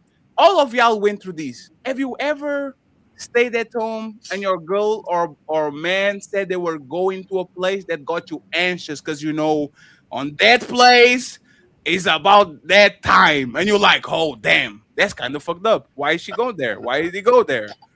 I don't think you should put your person on that position on social media, on private life, certain posts. I don't think you should cause anxiety to your partner to the point now where they have to scratch your old shit and try to look at shit because you are putting yourself like that on that situation. Papi Chulo is laughing. I don't know what he's laughing about. I'm very curious. Papi Chulo laughing because he know it's true. He know when he get a fresh cut, he got to go straight home. Just like when she wears certain dresses, it's you different. can't go outside. Hey, listen, sex appeal has everything to do with my industry. You know what I'm saying? So, industry, what do you do? Nah, you I'm saying the don't. women. I got my followers is 97% women. I got 1.7 million followers. Majority of them are Are you? women. Women. Oh, wait. So it's Are you in it's a a committed cater. relationship? Are you in Yeah. a committed relationship? Yeah. Oh wow. And now, can we talk to her, interview her, how she feel about you and your shit? Don't. It never goes well. Don't do it. He's not the only man who feels like that though. My ex-husband, when we were together, my most revealing outfits were outfits he bought. Come on now. Right. Like, What was the goal Yeah, exactly? but were you wearing them when he wasn't with him? With him, yes. Exactly. Yeah, That's what but he's saying. That's what he's saying. You made, and you saying the same thing Chulo said. Of course, a man Welcome wants to the you to be- team. exactly. A man wants you to be as beautiful and as as sexually provocative within reason while you're with him. It's safe. You draw on attention. You know what I'm saying? So on and so forth. That is meant for, and then it's establishing dominance and sending a signal to other men. The fact of the matter that nigga, she's sexy. You see it. You know what I'm saying? It's mine, right? I think that's something that women don't think about. I guess especially from a relationship standpoint. But it's a lot of small cues and things, subliminal messages that's sent when a man's out with his woman. So the things that you're allowed to wear with me are not the same things you're gonna, be allowed to wear when I'm not around. Because now that's I think that's what we were saying from the jump. But women see that as control and negative when it's more so safety and appropriate. Exactly. Why would you want to have all the attention in the world when you with me, but if you're trying to get all this extra attention while you not with me, what we doing? That's the problematic part is now you can play safe on social media and still kind of get Hopefully the too many attention people don't without gotta go the through that. and that's, and in my opinion, is problematic because that's like, for example, right? We have these women, they go to the gym and literally are looking for attention. If you all at them in the gym, they're like, "Oh my God, why are you looking at me, pervert?" And then they post the same video in front of 1 million people, and there's no problem. And there's all guys on the DMs and all that. You have like they replaced the social media thing, right, with the in-person thing because the social media thing is safer. And they can actually do a triage of patients. They don't accept everybody. I like you, you can come in. I don't like you, you stay over there, right? And this question is for Jazz. And then I'll go to the bottom and I bring Papi Chulo up. Jazz, if your man tell you how to dress, he says, I don't like this, go ahead and please change it. Is that insecurity in him or is healthy control? I think it's insecurity. Oh man, here we go again, Jazz. Jesus Christ, Jazz. You just come on. You like it. It's time to do. I do think that. I mean, if you met me and I was dressing a certain type of way and you was rocking with it, and then we got into a relationship and all of a sudden you want me to dumb it down, that's a you problem. If you approach me and I'm already not to your standard, then you should, move past me and go find someone that's more in alignment with what makes you comfortable as far as what a woman wears. Now, if he honestly is assessing my outfit and thinks that I don't look good, like it's not flattering, or We don't think you look good in it. It's not complimenting me or whatever the case, then yeah, I'll consider it, because I do get dressed and I ask him, like, how does this look? Is it cute? Should I wear this with that? But it's never you showing too much leg, go put some pants on. Or you showing too much shoulder, go put some. No, we're not doing that. No. I love when y'all commit. I love when y'all commit to that, because the guys will co-sign that as well too. That you should have vetted her before she did that, and if you didn't set the standard before then you should accept it, right? So then, if a man had a lot of women, should he go into the relationship? Should you expect him to change up and switch up to all the women he was dealing with and showing attention to? I know you're gonna say no. I should have made a statement. So I'm not going to ask the question. Yeah, I don't put expectations on anybody. So most of the guys y'all dealt with, y'all know, were dealing with multiple women and probably was entertaining other women and had a roster, but y'all expect him to be monogamous. So why can he have to change, or why does he have to change how he maneuvers in a relationship? Excuse me, in this new relationship outside of how he was single, but you don't change and alter how you were moving now that you're in a relationship for him? Because usually, if a person with several other women gets to one woman and says, hey, I want to be with you and only you, usually he would make that choice to leave those other women alone. If he's approaching me and he's saying, hey, I want to date you and all of these women, I'm not expecting him to stop dating those women if that doesn't align with me. I don't want to date a man that's dating me and a bunch of other people. So I make the choice and say, hey, you cool and all, but if you don't want monogamy, then I'm going to move on. But if he wants monogamy with me, no one's forcing him to drop the women. That would be his choice because he only wants to be with one girl now. No. You changed. Wait, Ali. Ali, Ali. Instead of, because I think when you do that, you do give the opening to he did choose that, and by technicality, that was a choice he made. My question, which I think is more reasonable, not to say Ali wasn't, but why shouldn't not my expectation change that whatever you were wearing as a single individual, you were wearing to attract or to bring attention to yourself, and now that has happened, that you wouldn't change? Like, for example, if I go to the gym, that I'm dressing solely to get attention from somebody, why can't I just dress for myself and that's my style and you just happen to be attracted to it? I'm not putting on clothes every single day like, let me see how many men's attention I can get. No, this is my style. This is what I want to do. This is what makes me feel good about myself. If you like it and you rock with it, then that's cool. If you don't, yeah, that's cap though. Everything you're saying like is cap. Well, I'm just trying to hear. No, it's not cap because I'm saying it.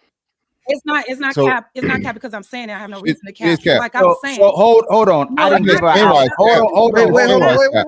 Wait. I can't hear. No, Cheeky, hold on. No, she said something I didn't say, and then you said I gave her. What she said was basically accept me as I am. So if men and women are meeting each other and accepting each other as they are, why does she expect the man to change instead of accepting them as he is? Y'all get the man to change for you, and you don't think you have to change for the man. You're saying accept me as I am or move on. So, but you don't practice the same thing on your side is what I'm saying. Why not accept him as he is? And now y'all in a relationship where he's still doing him and you doing you.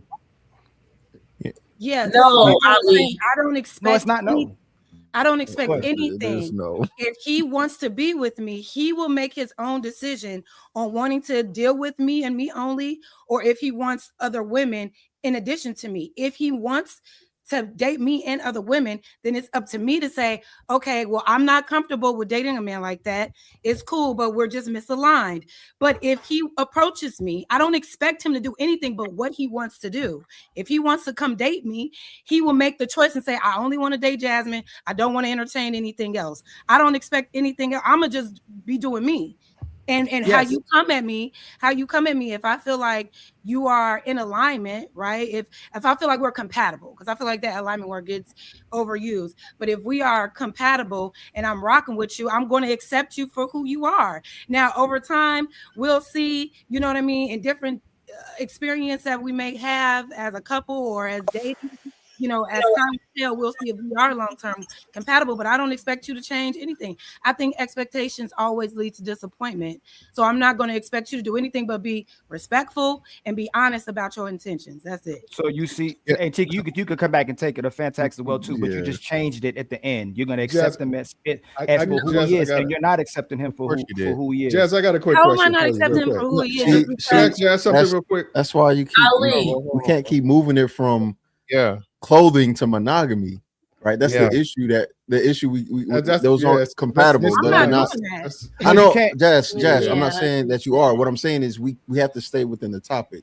So I guess a better question is, Jazz, if you go to the gym and you see a man wearing shorts and a tank top, and you approach him, right, or whatever. Yeah, you know, you knew that was coming. Fine, go with the hypothetical, right? Because it is go with the hypothetical. Right. The expectation is that if you guys go on a date, right, or unless you're saying you don't have no expectation, if that man were to go on a date in that same exact outfit, thank you, Cheeky. What your expectation isn't going to be? Oh, Now, Well, you Chief, know what? why would somebody go on a first date in Now a you- gym you- outfit? Yeah, Wait, and and you- he just wait, proved the hold on, point I was That's- making. That's why what you said was cap. That's That's why exactly what you said was cap. I'm gonna ask Jazz a quick question. Hey, Jazz. Wait, Shout no, out to no, Tiki. no, no, no. That's Hey, exactly why I friends, had to bring it up. friends. Let's You don't let's not steal each other's prey, okay? Let Chicky finish, and then y'all can ask a question. The reason, right, is we're debunking two things. One, there is an expectation. There's always going to be an expectation, because if he showed up in the exact same outfit or a similar outfit to a date, you would be like, "What are you doing?" Because you're expecting somebody Well, to be that's dressed. common sense. If we're going on Whoa, a first wait. If we're saying y'all are common, making ridiculous. no. We're not making ridiculous. You don't wear gym clothes to a wedding because you know it's a certain setting and a certain appropriate attire that you should wear to certain that things. right there. Well, hold on, right there. That don't right even there. make sense. We're making. You're saying it's common sense. So let me give you the common sense perspective of a male. If a male is seeing somebody who is dressed however you were dressed while you were single, and the expectation or the expectation is, oh, you're dressing this way because you think you look good in this way, or you're trying to attract somebody. The common sense thing is, oh, I thought you were dressing this way to bring some level of attraction, and you got that. Now we're in a relationship. The expectation or the common sense thing is, you won't be dressing like you were when you were single, because it should display a different status, right? That's an assumption. That's an assumption. Wait. What I'm wearing, If that's an assumption, if that is in the first place, if what I'm wearing attracted you in the first place, you're telling me after we start dating, even though what I wore attracted you to come up to me, attracted you to ask for my number, where we were. Exactly. But you're saying what you were wearing, but what you were wearing has context, which is the environment, time, place, and setting. Time, place, and setting. If we're at the gym, we're going to wear gym clothes. But if we're grown adults and we're planning a date and we're going to dinner, we should already automatically know we're not going to wear our gym clothes to dinner. So I've been wanting to the same thing. So the same thing would that's also just being apply. appropriate The and same- mature the same and knowing thing- what to the wear in same certain thing- settings. That don't make no fucking sense. The same thing would also apply if you're wearing something and you're single and we're in a quote unquote adult What area. is something that's single? What is something a woman wears that's single that she shouldn't wear when she get in a relationship? Something that's far Things more that are more revealing. things that are far more revealing. So are you saying that there's no change in your wardrobe at any point when you get into a relationship versus single and being together with somebody? No, not for me. Let me ask you that question. If that's the case, let me ask you a hold question. on. Oh, wait. No. I ain't never had a man clock my wardrobe. That's fine. That's That's fine.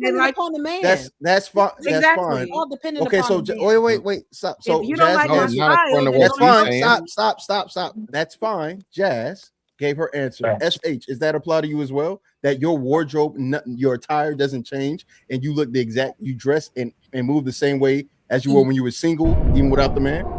Yeah, you know why? Stop it. You stop it, Ali, fatty. Listen. All right, so listen, because I was trying to make this point, because what y'all saying is that is different to what we're saying. Because Ali keeps saying this, and I need him to cut it out. Talking about if I wait before you go before you go, because it sounds like about to go a long time. Explicit. Did you notice your wardrobe change from you being single to you being in a relationship? Yes or no? Yes. She already said it. She said okay. Yes. All right, and then I'm just getting the consensus. They're the only 4 women here. What about you, Tammy? My wardrobe is not really slutty, you know what I mean? But like, if there's clothes that I think that's a little revealing, Okay, I would. Hey, Chicky, don't listen to her. Can we be thirst trapping on our IG story? No, whoa, no. All right, well, SH, that's fine. SH, thank you. SH was going. I just needed to get clarity from all that were here. Let me ask Jazz. I'm saying. Damien has a question afterwards and fantastic for Jess. So go ahead and deal with what you. Yeah, I was saying no. One, I got sexier as I got older, as it going. But the point I'm trying to make is that if you see a woman and she's dressing a certain way, you say, are you gonna approach her and say, "Oh, I see how you dressing now, but as we get into a relationship, I'm gonna want you to tone it down." Goofy. The fuck? And then, right? You approached her. That's who she is. That's how her style is. You're not telling her to change. Y'all are seeing if y'all are compatible initially before y'all go deeper. But now that we're deeper, you're trying to sit there and change who I was when you met me. Fuck You see what I'm saying, Cheeky? How they just gonna keep moving. Hold on. I got it. Let me go ahead. I told y'all. I had this quick question for Jazz, real quick. Let him go ahead. Let Dan go. Well, no, SH is here, so let me talk to her. Then you go there, and we'll swap it out. So SH again, love y'all love doing this. Y'all love doing this. Okay. This nigga. I know that nigga. That nigga. You swear not you just know this women. nigga. You swear that you nigga. know. Let that me nigga. see if he knows. You know I know. Doing this. You know I know. Brother. I know. So again, right? When you get in a relationship with a woman, y'all said it. All right. What is your husband, your man, or whatever allowed and expected to hang out with the boys and go to the club and do everything he did before you guys were in a fucking relationship? I told y'all. Yeah, he go to the club, hang with his boys. Yeah, he do. Absolutely. The same level. Nothing changed. Yeah, within reason. If he's being respectful, No. Within reason is not nothing changed. I'm gonna ask you again. Well, yeah. If I was already okay. I'm not talking to you. I'm talking to SH. Yeah, Mr. Fantastic. If we are leaving the streets and entering a parameter of a relationship, ooh, fatty, if I see you in person, and we enter in right, baby, and we enter in a relationship, right? We're seeing where we align. So if you're still gonna go to the club, okay, we're gonna talk about it. All right, but you're not doing such and such at the club or blah blah blah. You're not acting single. Hold on, you're not acting single anymore because you are not single anymore. Yeah. But that's on you and your choices to enter the relationship. No, we agreed to the relationship. So we agreed to the relationship. And when we agreed to a relationship, SH, what do? We make compromises and sacrifices, right? And we agree to be faithful to each other. So what we stopped doing is, like you said, we stopped acting single. So we draw back from single things, be it activities, be it wardrobe, be it even at some point in time, like friends and acquaintances, right? And you know when we asked you to compromise? In the beginning of the relationship, where we said, all right, we don't want you cheating anymore. In the beginning of the relationship, did you say, all right, I want you to change your clothes? No. Yeah, but see, you're missing the analogy, right? So just like you expect him to put all his roster and his hoes away, you expect him to put his roster and his hoes away and be faithful to you, right? Correct, right? You just said that, right? Uh-huh. All right, great. I expect you to dress more fucking conservative because you're not in the streets no more trying to attract niggas. That? Did you say that and allow me to why would I have to say that? Hold on. All right, so essay, just walk this down. Do I have to say that? We agreed to a monogamous. Hold on. No, hold on. We agreed to a monogamous relationship. You have to tell me that, hey, you got to stop fucking all these hoes out here on the side. I'm making sure I say it because I'm not playing no games. And if you saw how I dressed already and you think, well, when we get in a relationship, she just automatically going to think to change her style for me, then that's you making an assumption. You're supposed to say, I want you to change how you style yourself. That's me having an expectation of a woman that understands when you, like you said yourself, when you in the streets is different from when you in the house. You remember liked her when she was dressing this way. So she's with you under the assumption that he likes this. My man likes this, right? Yeah, we're together now, and all of a sudden you got a problem with how I style myself. That's on you for not saying nothing. When you style yourself by yourself. Talk to the young lady who was dressed more humble. Exactly. No. If you know long term that you want to date a woman that. Damien, I got you, Damien. I don't know. I remember the order. Go ahead, you know in your mind already, I'm only only comfortable with women that dress conservatively, then you need to already be intentional about your dating and approach women who are already dressing not like that instead of going up to a woman that's dressed not conservative or whatever you think that looks like, and then telling her, I want to be with you and I like how you look, but when you get with me, you're gonna have to turn into a woman that I want you to be. No, go and get what you want. Oh, wow, that's crazy. If you want a conservative woman, go and find one. Don't try to change nobody. Well, no one is saying conservative, and this is a poor understanding and comprehension of what's being said. You were done talking. No, you were done. I wasn't. I let you done. I let you literally were. You really don't were. let me do anything. You literally I were. talking. I don't You care. literally were. I don't So care. either way it goes, right? Either way it goes, like with the motherfucking Ghostbusters top on, you lame. You definitely the lame one. Let's not do Hey, this. friends, no need to. No need. Let me get up there, Fatty. It's Let me Friday, ask the friends. question. Damien will go afterwards and interrupt it. I bet y'all forgot what y'all talking about. Guarantee you. No, I didn't forget shit. I know what's Go ahead, going on. Mr. Fantastic, and Damien goes I next love and when men interrupted. who Okay, don't know go how ahead. to dress always telling a woman how to So again, hey, I told you it's how you gonna go wrong with Hey, polo? you're going to be on Check Reacts tomorrow. You better chill. Damn, man, niggas can't Hey, wear what polo else is new, tees. babe? What else is new, babe? Niggas can't wear polo tees. That's Jack is my crazy. I didn't boy. know Jack is my boy. polo is like evergreen. But anyway, so listen, man. Very simple shit to where. So I guess now nobody gets in a relationship and changes. This is the dumb shit that's being said right now. Everybody gets the exact same person and the perfect person that they want, and nothing has to change when we go from fucking dating to serious relationship. That is the stupidest shit anybody could ever say in fucking life. Okay? Yes. I don't think that's what No, it's what I said. Just real quick. Like SA said, compromise, okay, is made and agreements are made upon. Negotiations and compromise. The shit you were doing when we were single or we were just dating and figuring each other out is going to be different. I can love the way you dress. I'm not gonna make you start dressing like motherfucking Little House on the Prairie, but at the same time, you can't dress no more like you motherfucking in the motherfucking club, in the fucking section, or a bottle girl. That's reasonable. It's called a fucking reasonable fucking negotiation and compromise. Yes. What are you talking about? And Cheeky, remember what I was talking about? Like their rules are written, and then even if we don't write it down, it's the expectation is we already show up as a real man. They don't got to show up for what a man wants, and they all standing by it too. Well, hey, you should have told her from the beginning. You knew how she was from the beginning instead of being the woman that most men want. Just like most men are trying to be the man that most women want, but y'all want to be able to control the man, and he gets to have no expectations and standards. That's the point. So if you're saying if y'all say accept me as I am, when you meet this guy that you're attracted to, you should accept him just like he is. But typically, you don't accept the man just like he is. You're attaching us not accepting the man. Let Dame get his question. Dad, y'all said I didn't land. I didn't land, right? I didn't land. Dame get his question. And Dame can come up here. I didn't land.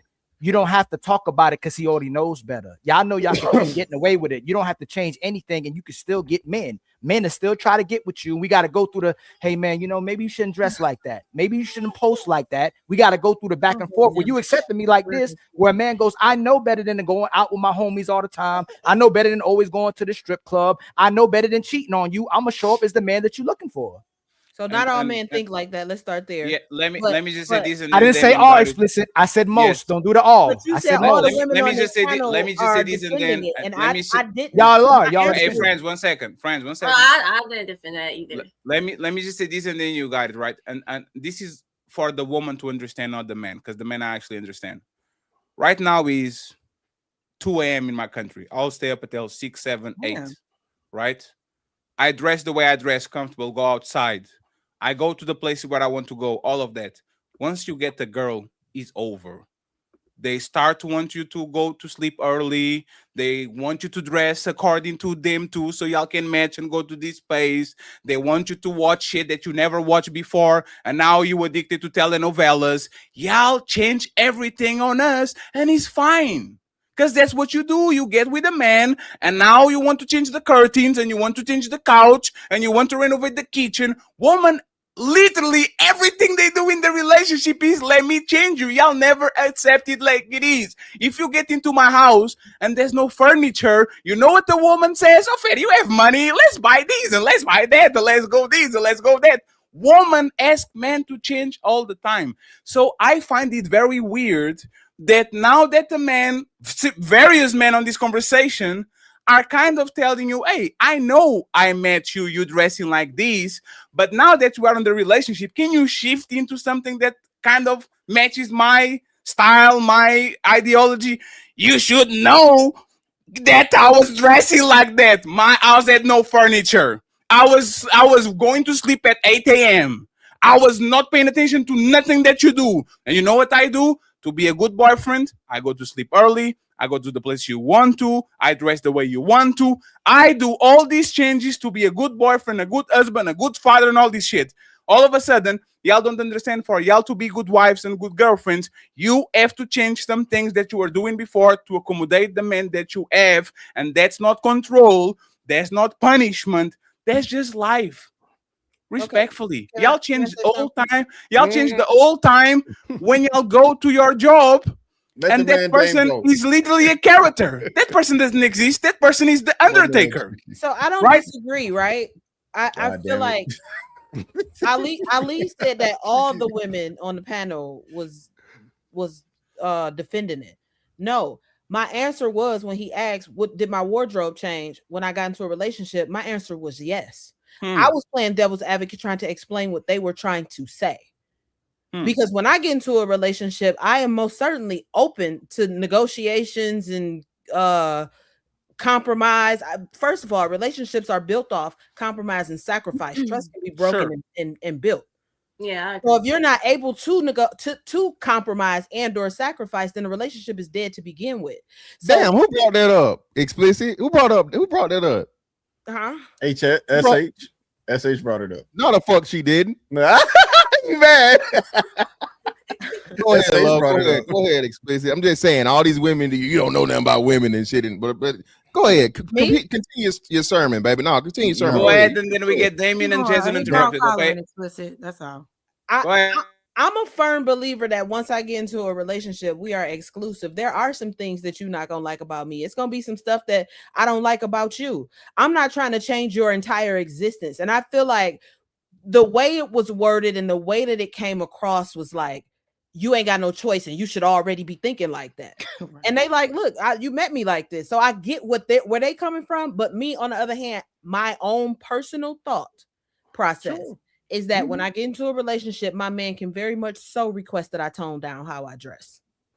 It's not a problem for me, because there's gonna be some stuff that I don't like too. Now, you can't get me to dress like Little House on the fucking Prairie when you know good and well I wasn't dressing like that before. Well, nobody's saying that. I get you. That's what I'm saying. No, but we follow. Would be that if I dress like I want to dress, then I have to be with him, where he know that he can protect me. Got it. You know what I'm saying? Like, I'm okay with the compromise, but you can't change who I am. Right. No one's trying to do that. I that. understand that too. It's not, I don't know what type of women y'all be dating. Like, you see these women and they got their ass and their titties out.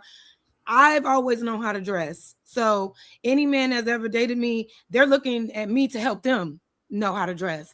So if you don't like my style, that's a you thing. But you can't get with me and approach me and say, well, I like you, but I don't like your style, so change for me. So did you upgrade your men's style, Jazz? Yeah, I have in my past. But if you didn't like it, why you pick him first? Hey, that's the point. Thank you, Daddy. That's the you didn't like his style, and you change it. It's not about changing. Fucking genius. These were men that wanted to elevate their wardrobe. They What the fuck they did? They just wanted some box. Hey, 1 second. They wanted some fucking box. No, 1 second. We're 1 in a second. whole ass Please. relationship. Please, What are you 1 talking second, about? please. Let's not lose the panel at this point. We see didn't got to the main event, right? Jess, let's even say that it's for a good reason, right? That they're open to change. You didn't pick a man that dressed well, and there's a lot of them going around. You pick that dude because he don't know how to dress. No, Jess, like the dude might be reliable, he might make you laugh, the dude is attractive, all these things. There's a bunch of men that don't put the effort on it. They just don't know how to dress. I will actually give you that. Men that have women usually dress way better than men that are single. I'll give you that, because their woman puts the motherfucking clothes on the bed, and the dummy is like, let me dress this because she likes it. If the man is able to literally let you control everything on his wardrobe, because there's men, like we have all these pranks where 10 women that are friends buy one shirt and they say to the husband, hey, we're going to this meeting. dress the shirt. And then they all get to the meeting and all the 10 men are literally dressed in the same shirt and they laugh, it was a prank, right? Because men let women control how they dress. Why is the opposite something so bad? Like, why is the opposite like something so out of the norm? Because I don't. Listen, if you're dealing with a woman that dresses like a slut, then you got problems. I don't have those problems. And even with my man, I'm not even trying to change his style. He's a hoodie, t-shirt, jogger type of dude. So what I do, I go and buy elevated t-shirts. I buy things that he can keep long term. You know what I mean? Things that he can intermix with different pieces in his wardrobe. You know what I'm saying? It's not about changing who he is, but elevating and evolving, and that's something that he's receptive to. That's okay. But telling me how to dress, can't nobody tell me how to dress because I don't dress inappropriately. Number one, you literally saying you doing it for him. Just fantastic. You gotta let him finish. You never said that. This is the most important. This is the most important part. You never said that he dresses inappropriately, and you still want to change it. You never said that he's dressing like with gray pants and no clothes, and you have to dress it. What I'm saying is, there are certain things that he does, certain environments that he's in, that an elevated look can complement his purpose in what he's doing. So I help him with that, but changing who he is and what he's comfortable in, that's not what I'm doing, because I accepted him for how he dressed. And now you change it because you think you can do better. It's not changing it. Yeah, because you think you a stylist. Really pretend. You think you a stylist. You think you doing him a favor. I have been a stylist before, cheaty, but I'm not fantastic. Y'all changing really it, but I pretending will you don't know what elevate you're it, and talking I don't about. think there's anything elevated. If he, like I said earlier, if he has a style alter for me that elevates it and evolves it and compliments me, I'm open to that. But telling me you wear short dresses, you can't wear short dresses with me because I'm worried about other men looking at you. He don't feel like that elevates him. He wants you to elevate him. So all you doing is using the word elevate. Get the fuck out of here. Hey friends, just one second. Because we are doing the spin cycle again. It's stupid. This nigga SH 30 seconds. Your man dressed the same way, idiot. Oh, man.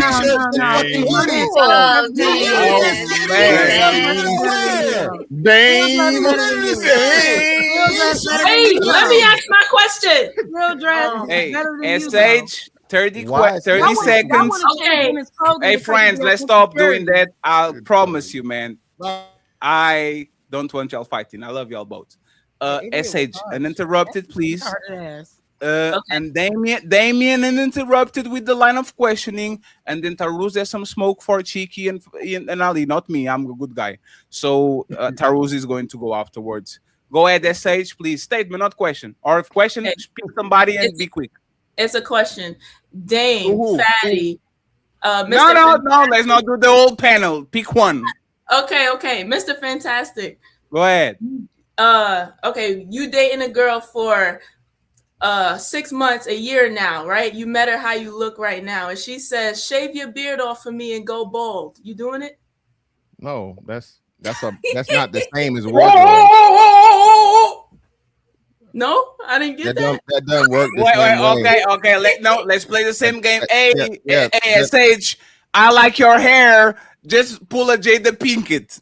You divorcing that dude. That's my point, though. That's my whole point. No, you're talking about hair. Your wardrobe is not something as permanent as your facial hair and the whole thing or something. Like, it's going to take you time to grow back or not.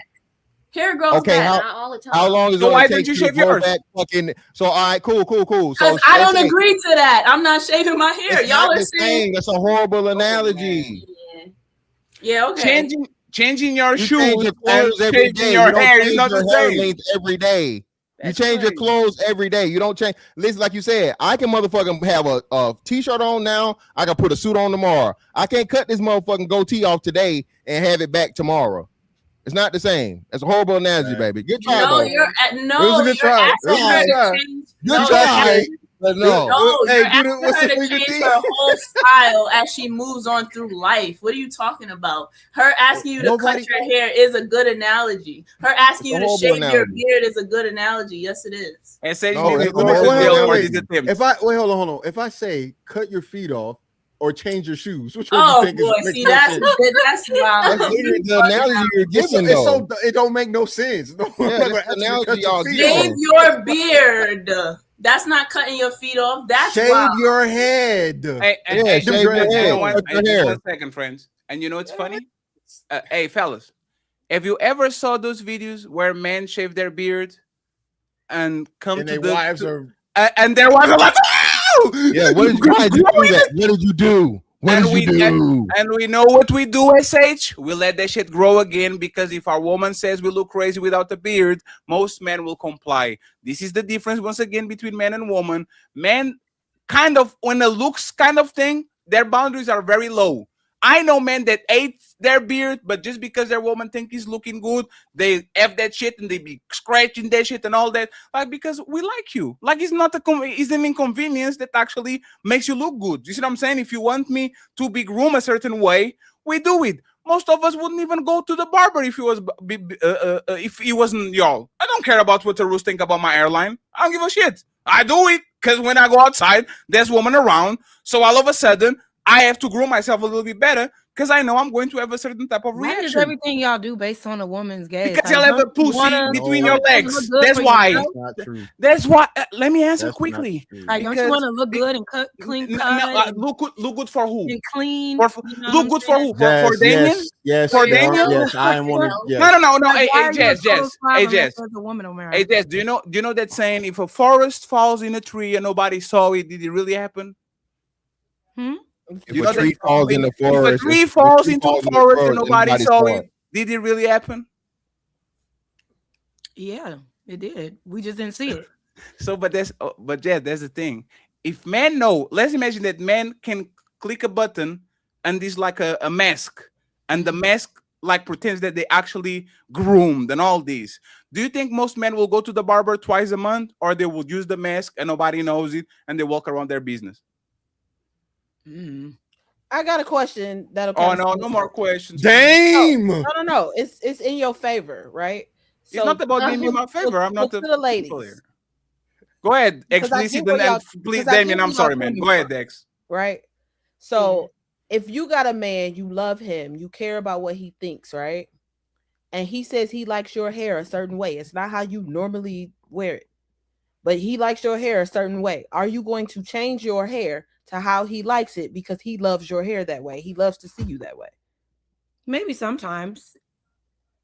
What if it's cutting it? What if it's cutting it? Because ain't no sometimes. No, I'm not cutting my hair. So, No, I can't cut no, I'm it. not cutting my hair. So if he it. doesn't want that, he can leave. I don't think she said cut though. She didn't say cut. She said after she said, just did. after She she just said maybe said cut. sometimes, I said, what if it's cutting it? Oh, cut. No. I didn't hear. I said that because that's the equivalent of what Fatty is saying when he's saying, like, okay, if we go to the barbershop, we get cleaned up for our woman. Like, for me, I'm sorry, it's different for me. Like, my husband liked my hair short. I tried to grow that shit out. He liked it short. I cut it back off. Like, it's that simple for me. Like, it's what you like to see. I'm going to conform to how my man likes, as long as I like it too. Like, I'm not going to put my hair in a style that I don't like. Did he meet you when your hair was short?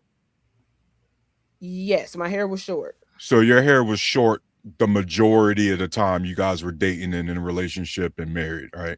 Yeah. And so even though you decided to try it out, which in general, I think most of us would agree, hey, you should try it out if you want. But he fell in love with the way you look like with short hair, right? He actually likes women with long hair, though. But you specifically that we're talking about, Right. short hair. Right. So now let's go to SH or Jazz, not picking on you guys, just, longer hair, right? As you know, explicit for any woman, but especially melanated women, having long hair and maintaining that is very, very difficult. Sure is. The man met these two with long hair. So they can't cut it. Now, after 2-3 years, the same man goes, you know what, Jazz? You know what, SH? I need y'all to chop that shit off. Bye. Well, what if it's the opposite? What if they want to cut it and he like, no, keep it long? Yeah, keep the long. Either way, it's my hair, so I'm gonna do it. But that goes to But your he met because he remember, met you with long hair. Kiki, hold up, I'm gonna deal with you in a minute.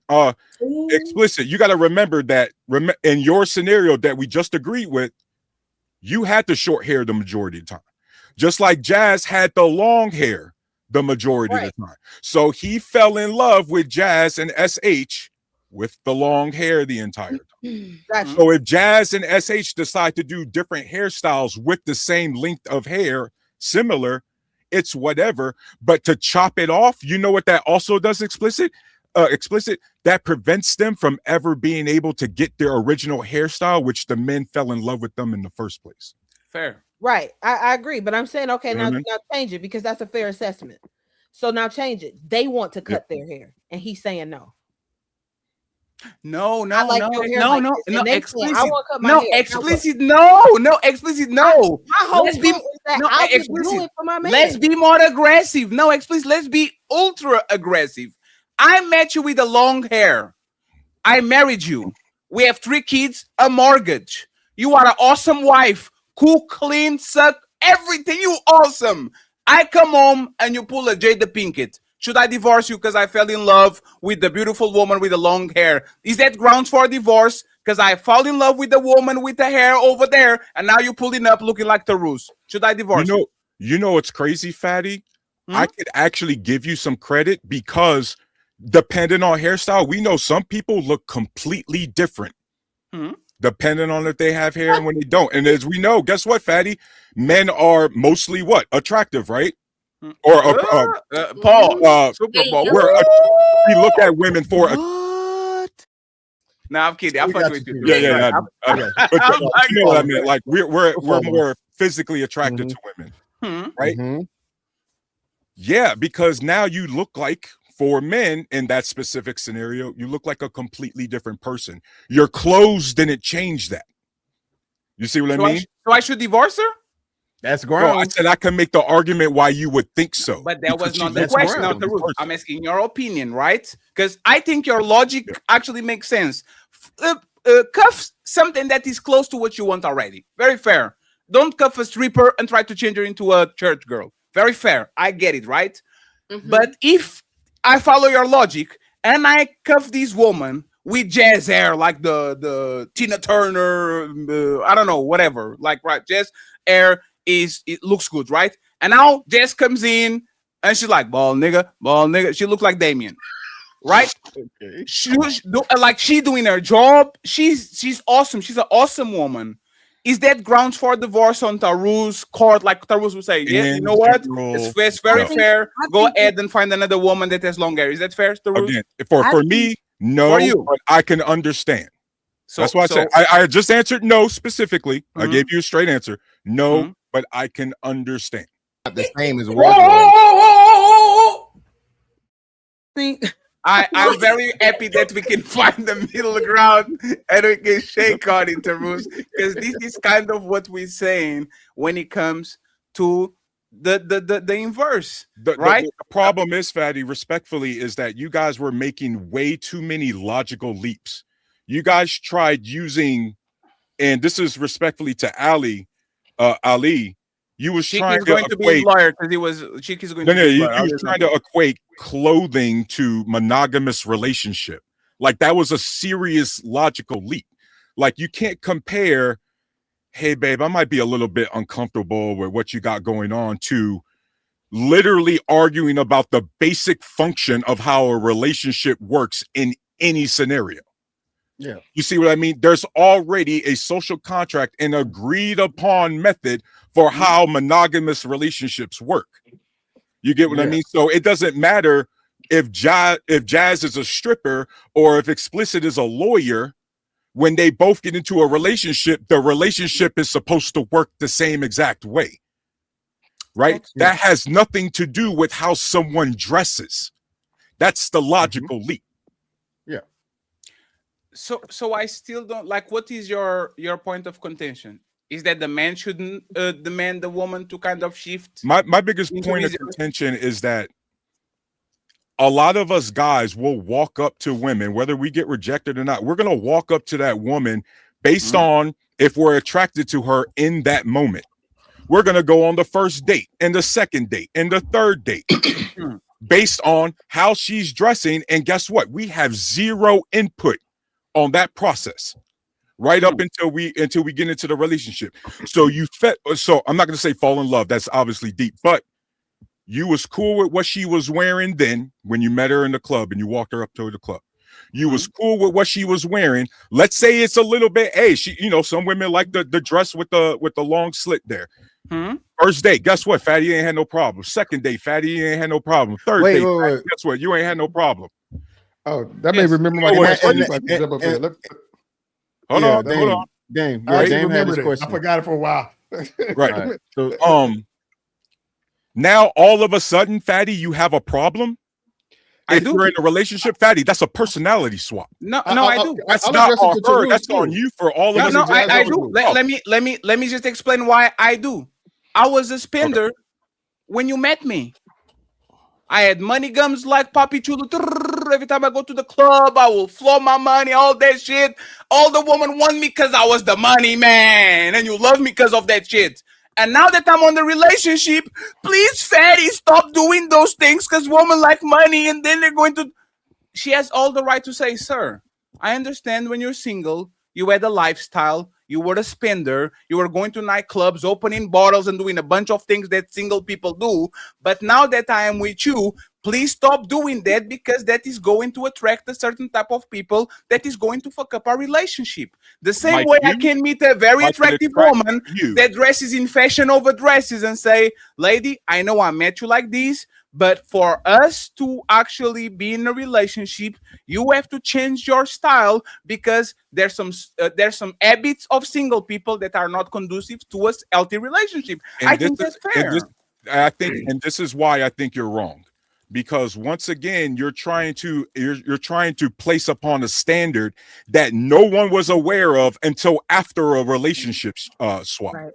Literally no one. See, that's the problem, Fatty. You didn't tell her about any of this shit until you decided to be in a relationship. Yes, you I should have been up. No, Fatty. You should have been upfront with that out the gate. Or better yet, Fatty, if you had a problem with women dressing like that or knew you would have a problem with a woman dressing long term with that, you should have never dated her in the short term. That's your fault.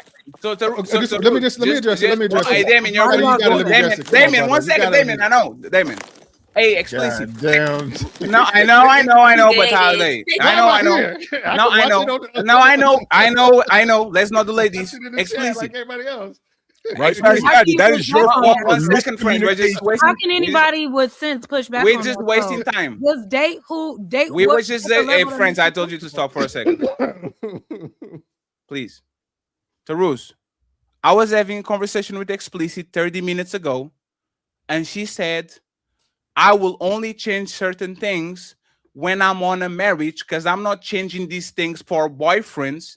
And I literally said explicitly, I'm going to give you the rules on the beginning when we're dating so you don't find it weird when now we're married and I have to change all the shit that I never enforced. I think men should come from the relation from the get-go. Women are the ones says, I'm not going to do wife things for a boyfriend. No, I think both, but 1 second, Tarus, I think both me and you, when we actually start liking each other, we should put the rules on the table so we can see if we promote each other to boyfriend and girlfriend, to husband and wife. I am not in favor of the man picking up a stripper, fucking on her, being around her, taking her to places, fall in love with her, and now they're on the wedding night and he's putting the rules. You are going to have to wear a burqa. You can post like this. No, give information from the get-go. If that person wants to change, congratulations, we have a couple. If that person doesn't want to change, now you're going to find somewhere else. This is the pop the balloon question. It's the last question they usually do. I'm from Atlanta. I'm from LA. Are you willing to relocate? If the woman says yes, congratulations, we're good to go. If the woman says no, boot her and go get a new one. I believe rules are made on the beginning of the dance, not on the middle or the end. So I kind of agree with you. I didn't say nothing that I didn't say before. But that's what I'm saying. Unfortunately, Fatty, for a lot of this conversation, this panel was on that side of, yeah, you guys just out the gate. I ain't cool with it. You see, Fatty, that's why I had so much pushback, and that's why you just swapped it up. Because again, no, I didn't. Explicit was here. Go, Fatty. Did I swap it up, or is the same thing I've been saying? I just swap it up. It was the same conversation. No, you guys were implying again that implying or saying a relationship. Not let's see, Fatty. Tarus, 1 second. Tarus, Tarus, you know I love this style of you that you debate. I think you're on the best, but I am too. Did we imply or did we say it? Because the implying is your interpretation. Did we say, no, 1 second, Terus. Did we say, I will get a woman, not tell her nothing, and then when we get together, I will change the rules and says, go dress. Did we say or imply? That's exactly what you implied, and that's what I checked, and that's what I had to tell you. That's why you had to clarify just now. And so that's why I'm reiterating, guys, when you're going to, if you demand a woman dress a certain way, do it out the gate. Because guess what? A lot of you guys can't get on webcam without a fucking fitted cap on. Can you imagine if all of a sudden the host was like, hey, I'm not anybody else to come up here without unless you take your hat off? A lot of y'all wouldn't show up. Yes. You know what I mean? I'm not even talking about all of you guys have had your fitted cap on. What are you guys doing? Hey, Terus, you changed your argument. Name is Hey, you see how defensive they got, no, Patty? Terus, I got you again. You changed your argument. First you said don't approach a woman that is not dressing how you want her to dress. And now you're saying when you approach her, tell her to change. The argument is not the same. You just changing for the concept of winning the debate. And I caught you because you were saying don't approach a woman that doesn't dress like you like.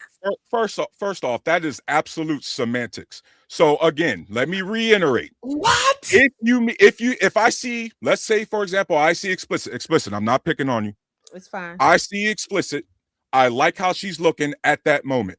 I'm gonna talk to her. And over the course of us dating, that's when we have those conversations about what's appropriate, what's not. You don't find that shit in 5 minutes, fatty. You find that over a process. That's not what you said. You're moving against Fatty, I'm sorry. I'm 38 years old, bro. I didn't think I had to fucking break down every little. Hey, 1 second. Like, hey, Terus. Once again, Terus. I'm very precise with my shit.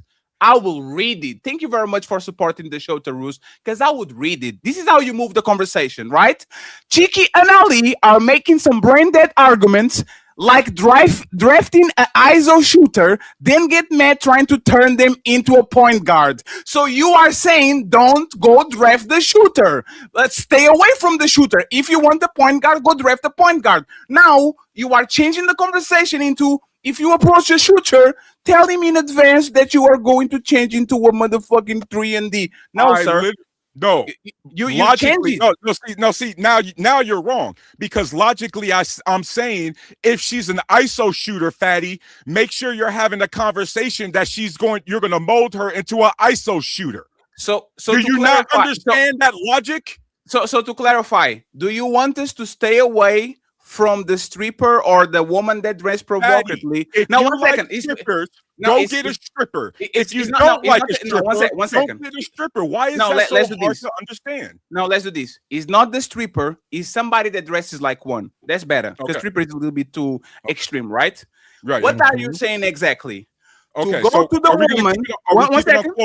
Yeah, yes. That's what I'm saying. So what's saying? Are you telling me to not go to that woman? Are you telling me to not go to that woman because she was dressed a certain way, and if I don't have the right to change her, or you are telling me to go to that woman if I like her and tell her from the start that she should change because I like her if you don't accept how she's dressing? You change it again.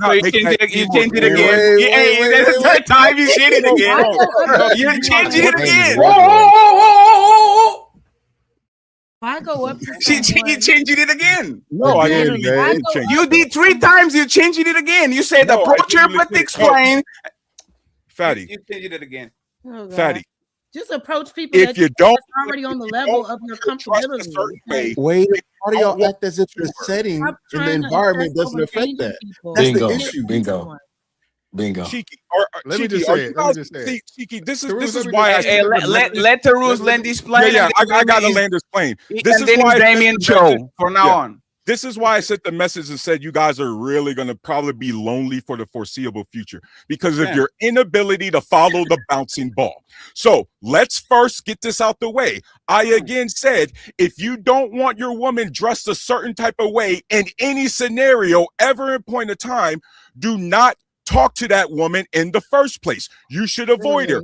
Now, if you do find a woman you're attracted to and she is dressed appropriately or a certain way that you're okay with, then while you're trying to get to know her, those are the times you have those conversations about, oh, you know, what's appropriate, how we going to be dressed when we're together, and those sort of things. You are double talking. You are double talking because if you do you know why you're double talking? Because you know why you're double talking? Because if you say don't approach her is an exclamation point. Don't approach her. We don't go from don't approach her to talk to her and make sure she knows that you want her to be like this. Fatty, did you miss the whole step in between there? You are if you find a woman that is dressed appropriately like you like, did you not hear that part? So now we just transition to that was not the point. A woman who is dressed appropriately. That was not the point. The Christ. Wait. Wasn't the weren't we talking about women that we didn't like how they dress? Either way it goes. I already regardless. answered the question. If you don't like how she's dressed, don't talk to her. Period. But that's not what you said. You said it again. Exactly what I said. That is exactly what I said. Hey, Shaq, cut these, please. Check. Go ahead, Cheeky, please. And then, friends. Hey, friends. We are abusing Damien at this point, right? Yeah, so I'm gonna just let Damien go. Yeah, hey, go, Cheeky, Damien, 20 please. seconds, man. I trust you, man. Okay, all right. All right, 20 seconds. I swear to God. The issue that we're having is we're assuming that she's wearing the exact same clothing on each date, and that is not the case. The setting and the setting and the environment is always going to change. If I meet you in the club, I don't expect you, if we're going on a date to somewhere else, to be dressed like you're going to the club. So there may not be a circumstance in which I have to address, I don't like the way you're dressing because the moment hasn't come yet. But if we want to have a conversation about it, oh, well, I met you one day. You remember when I met you? Do you always dress like that? Now, if you want to do that during dating, that's fine. Then you'll be single and lonely, taking to Ruth's advice, not mine. But go ahead, Dave. Yeah, I'm trying to remember exactly what the original point was. I think the original question was when we asked Jazz, was it insecurity, or if a man says, "Hey, I'm not rocking with what you were rocking. Could you change it?" I think, like I said, I think I said this earlier. Kind of, it was like it depends on the sentiment behind it. For example, if once you get into a relationship, there's a degree of care and a degree of protection that you have for your woman. It can be insecurity as well. It can be like, I don't want other men looking for you. That is absolutely a possibility. Like the idea of other men looking for me because you're gonna look at you be good and they might take it could be a possibility. But I think a lot of times it can come from, and I think, in fact, I think most times it may come from look.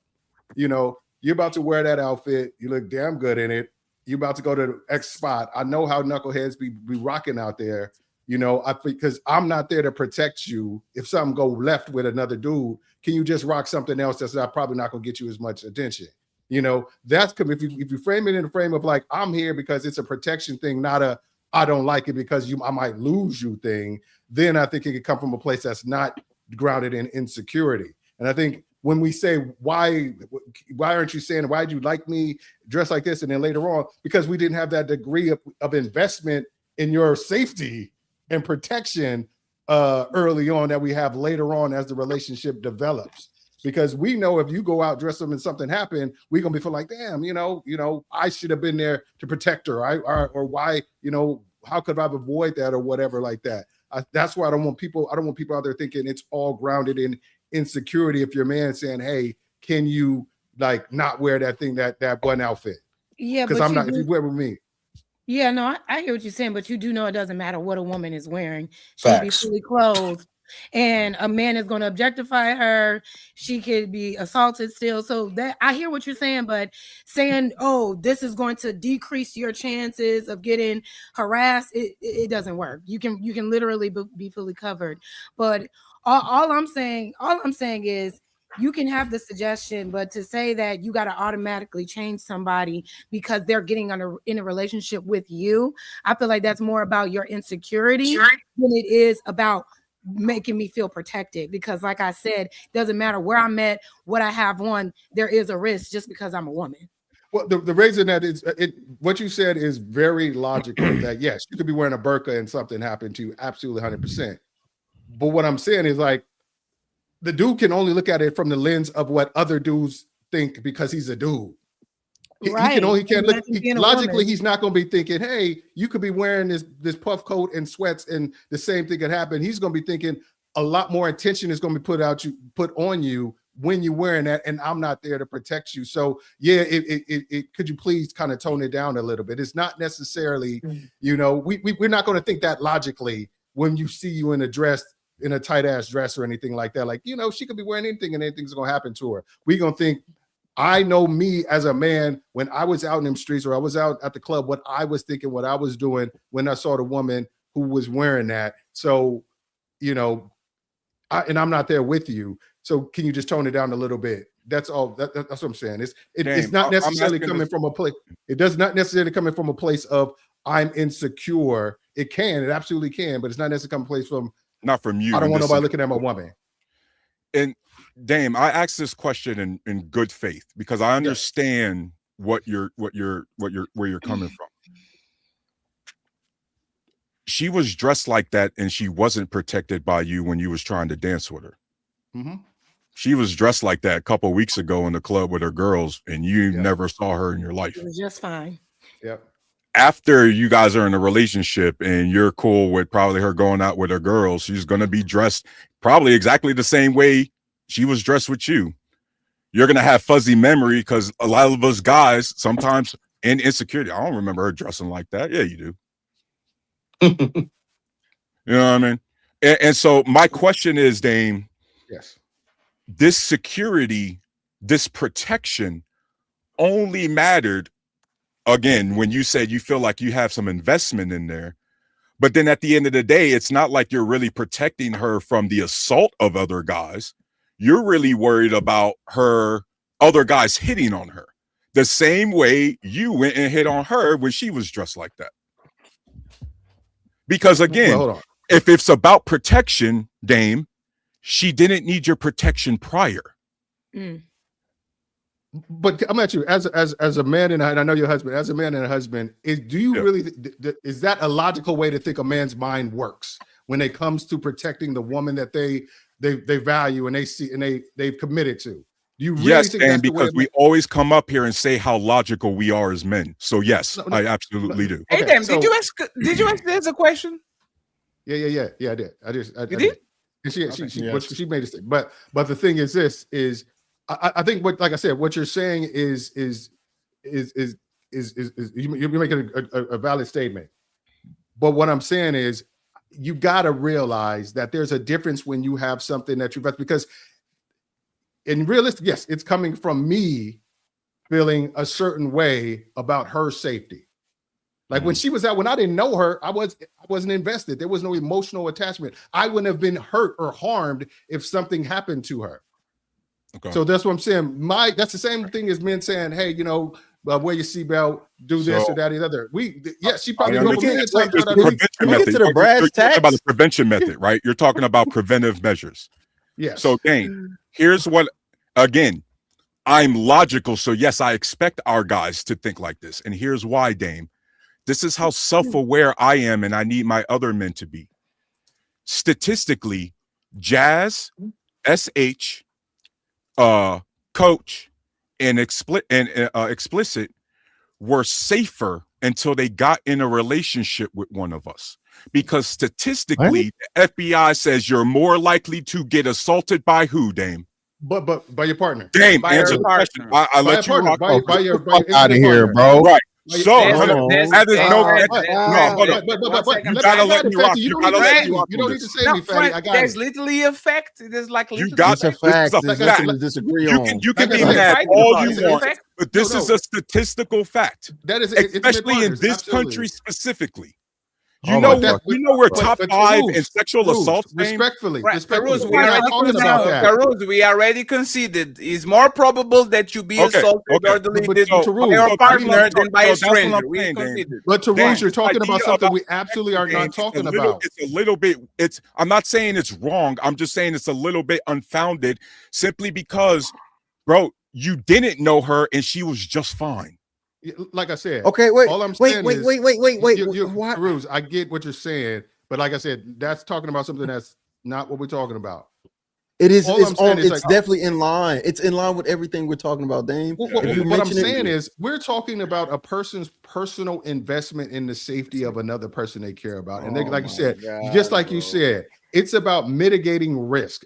For most men, they want to see how can we mitigate risk in our family, in what you call it. Yeah, you probably, like, I take my kid to the gym, and I'm not trying to compare women to kids, so please nobody jump on that shit. I'm just saying, you take her to the kid to the gym, they climb up the jungle gym 1,000 times when you're not there. The one time you're there, you're like, boy, get off that gym, you're gonna be fine or whatever like that. You might hurt yourself. It's just because we have an investment, emotional investment, and it would injure us to realize we could have done something to prevent if we feel like we could protected that person. That's where it's coming from. All I was saying in my original statement was it's not necessarily all about insecurity. And I guess that if can you concede that point? It might be about I already did, Dame. I already did, especially in your specific situation. Yeah. That's all I was saying. You had to point the straw man. He did a straw man. It's more probable you get eat by your parents, and your parents want to protect you the most. He's a straw man. What he did. Yeah, but not even a straw man. Y'all agree with something that's false. Y'all agree with Y'all agree with falsely.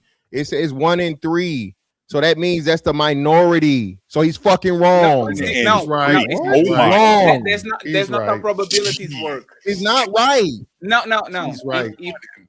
Fantastic. Oh, y'all are not gonna tell me he's fucking right. When I'm telling you what the fuck it means. That out of the 3 women assaulted by an intimate partner. Everybody had to say what the fuck they had to say. Can I speak now? Sure. So I'm gonna say it to you again. 1 in 3 are victims of intimate partner fucking violence. What is greater? Oh, it's not a lot. 33%, God. Right now. That's a lot. I'm fucking looking at it right now. And Tarush is agreeing with me. Hold on. So first and foremost, I wasn't talking while you was talking. Why the fuck are you even talking while I'm talking? I don't know why this topic Tarush just agreed with me. So which is greater, Fatty? Let's do a little fucking math here. Go ahead. Fatty, let's do a little math. Go ahead. Fucking 33% greater than fucking 66? Yes. Why does it matter? It's still an issue. Oh, when? Yes. In the United States, they just made femicide against black women. Femicide is bullshit. Femicide is a narrative. God, bro. It's a rule. This is what you started. Let's not do the femicide. The narrative is bullshit. Yes. Femicide is bullshit. Hey, fantastic. Wow. 1 second, friend. Even though the United States just... And Jess, when I say 1 second, it's for y'all too. That's right? Crazy. Right? Fantastic. Let's imagine that all of y'all are in my city. Who is more probable for me to like steal from me, fight me, y'all or my brother? Us.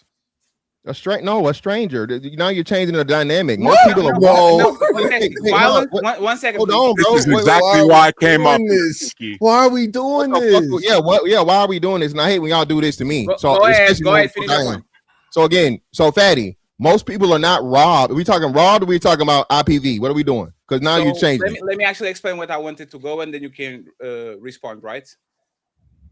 Most things that are going to happen to you that are bad are going to happen by somebody that you know, not a stranger. The touching, the graping, it might be by your uncle, by your cousin, by your best friend, by your wife, by your husband, because it's proximity. Most people kill each other in proximity. White people kill more white people in proximity. Indians kill more Indians in proximity. Households are going to make more damage to each other than with strangers. So it's more probable than your husband or your wife takes a knife and does something to you than a random stranger in the streets. That's all we were saying. Is that fair? No.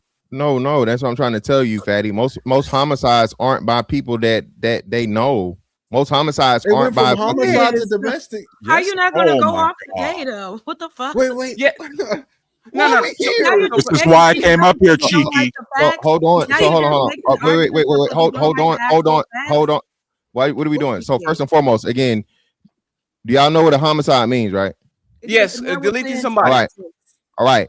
So what you're telling me is the majority of people that are killed by family members and people they know. It's more probable. It's more probable. Two different things now.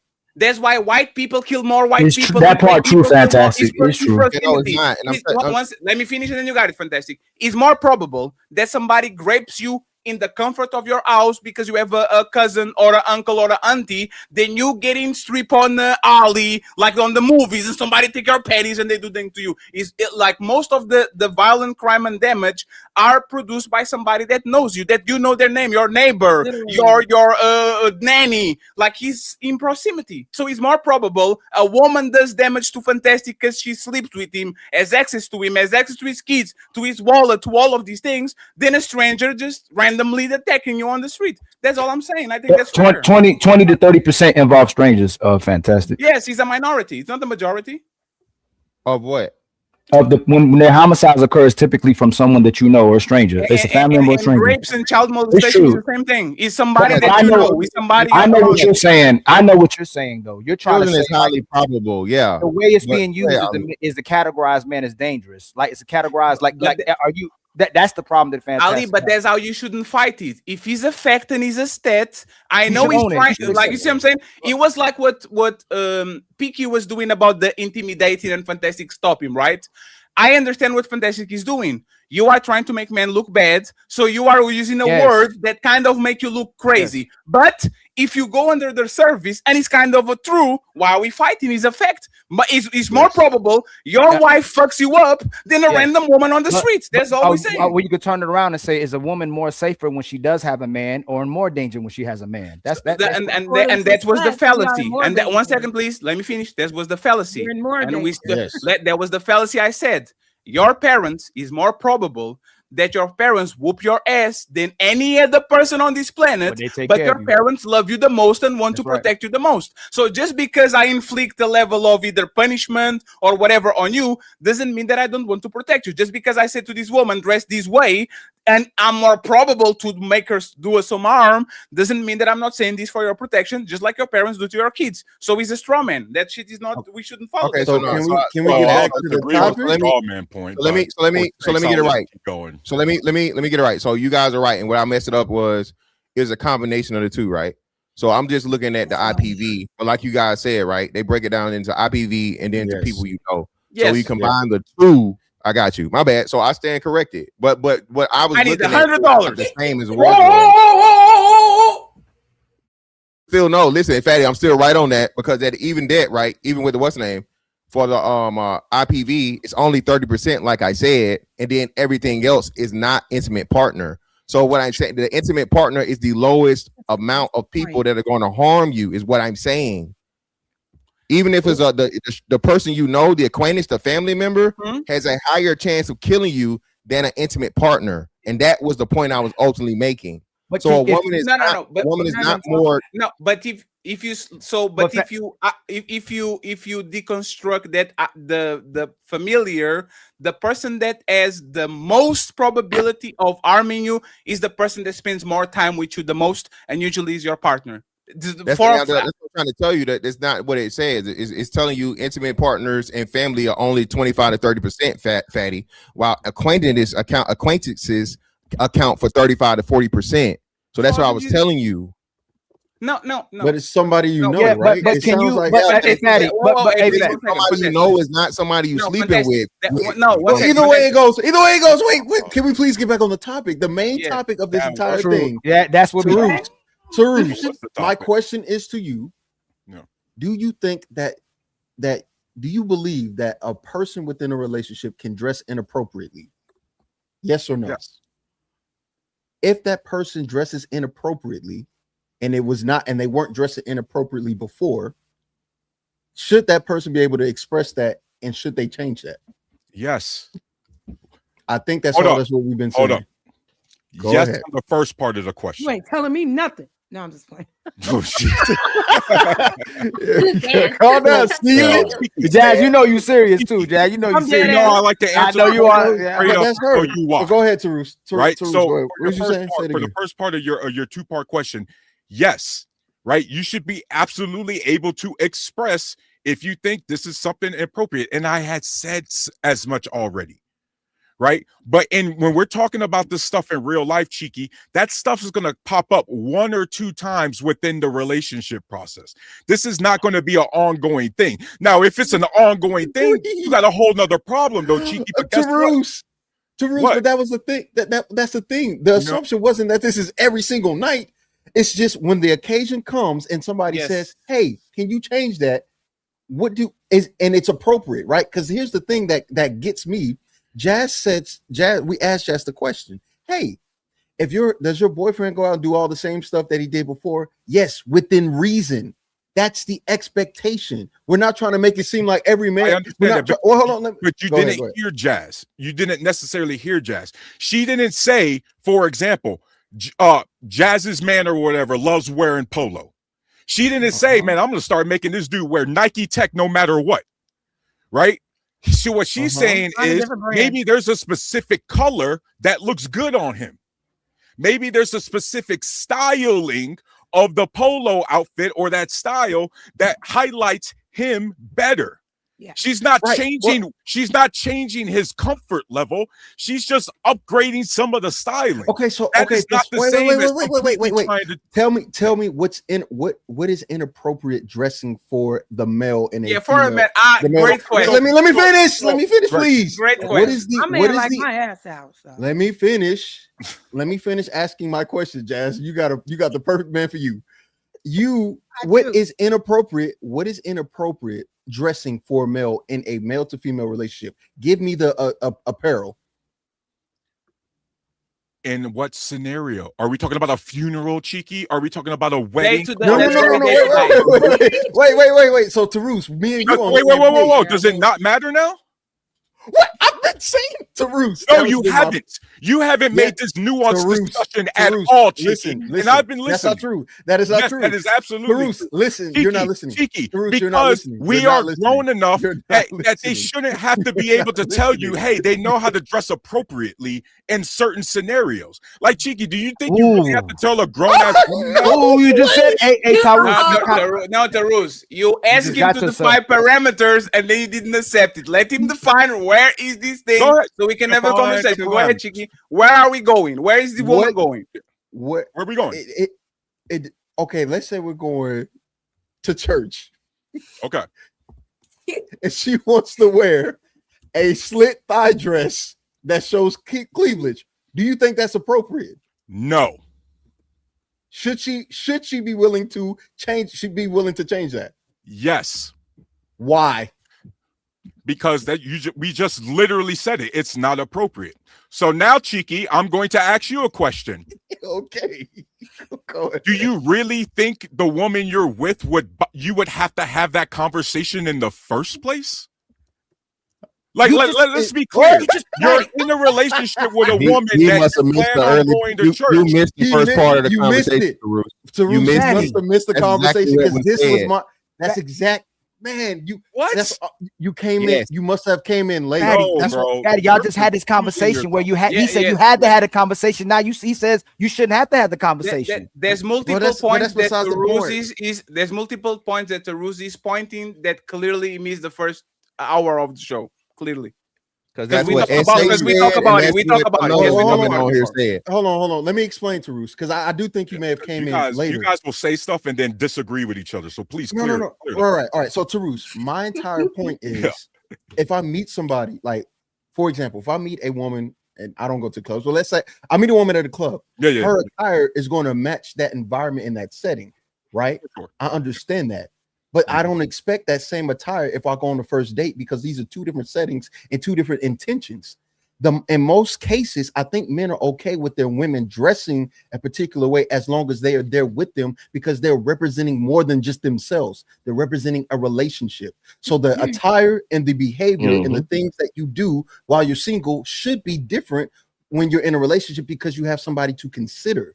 The issue that we're having is, if we bring that consideration or we say change this, we're being met with stubbornness or being met with unwillingness to change, and we're saying, how is that fair? Now, I don't agree with the conflation of sex. Parameters. I really like how the parameters dance around because when you guys were originally talking about it, not Cheeky, when you guys were originally talking about it, you know what you guys were mentioning? You didn't mention different scenarios. You mentioned, we did. Stop. You mentioned, okay, I met her in the club, and now we're in a relationship, and she's back in the club. She should change her attire. Let me That's clarify. the argument. We did. No, Fatty. That is the argument you guys have been making. That somehow in the club, right? She's been wearing this. You walked up to her, right? And now she goes to the club with her homegirls without you. You're saying, well, she shouldn't dress like that anymore. No, Tarus, we did, and you know how we did? Cheeky and Jess was literally talking about we meet each other at the gym, and I show up in a gym attire to a date, and she said it is invincible. We actually talk about the parameters, and we talk about not the club, but you meet this person, he's a sporty person, he's in the gym with Nike Techs, whatever. If he goes to a date and she shows up with a sporty, Jess doesn't accept it because he should know better. So we gave various examples of where people should actually expect it to change or not. And that's what I was talking about, the logical leap, because who has to have that fucking discussion? Jess does. Wait. He said exactly what I said earlier. Who needs to have the discussion? If we met at the gym, we both know if we're going on a date, we both know how to dress appropriately. No. Y'all can't do that.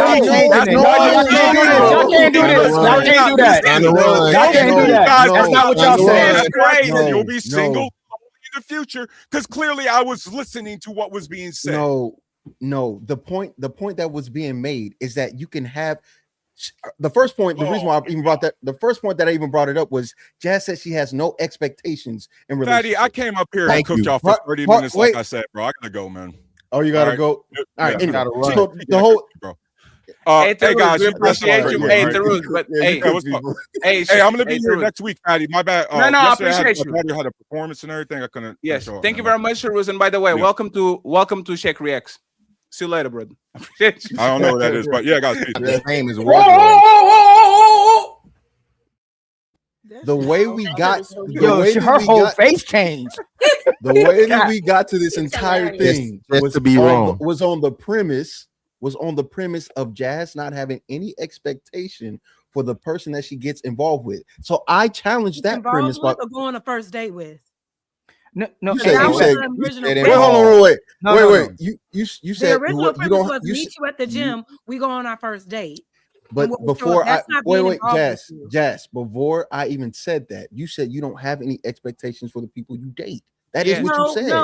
No, I did not say that. What I said is that I don't put expectations on anybody else. The only thing that I expect you to do is be respectful to yourself and be respectful and considerate to me because you're asking for my time.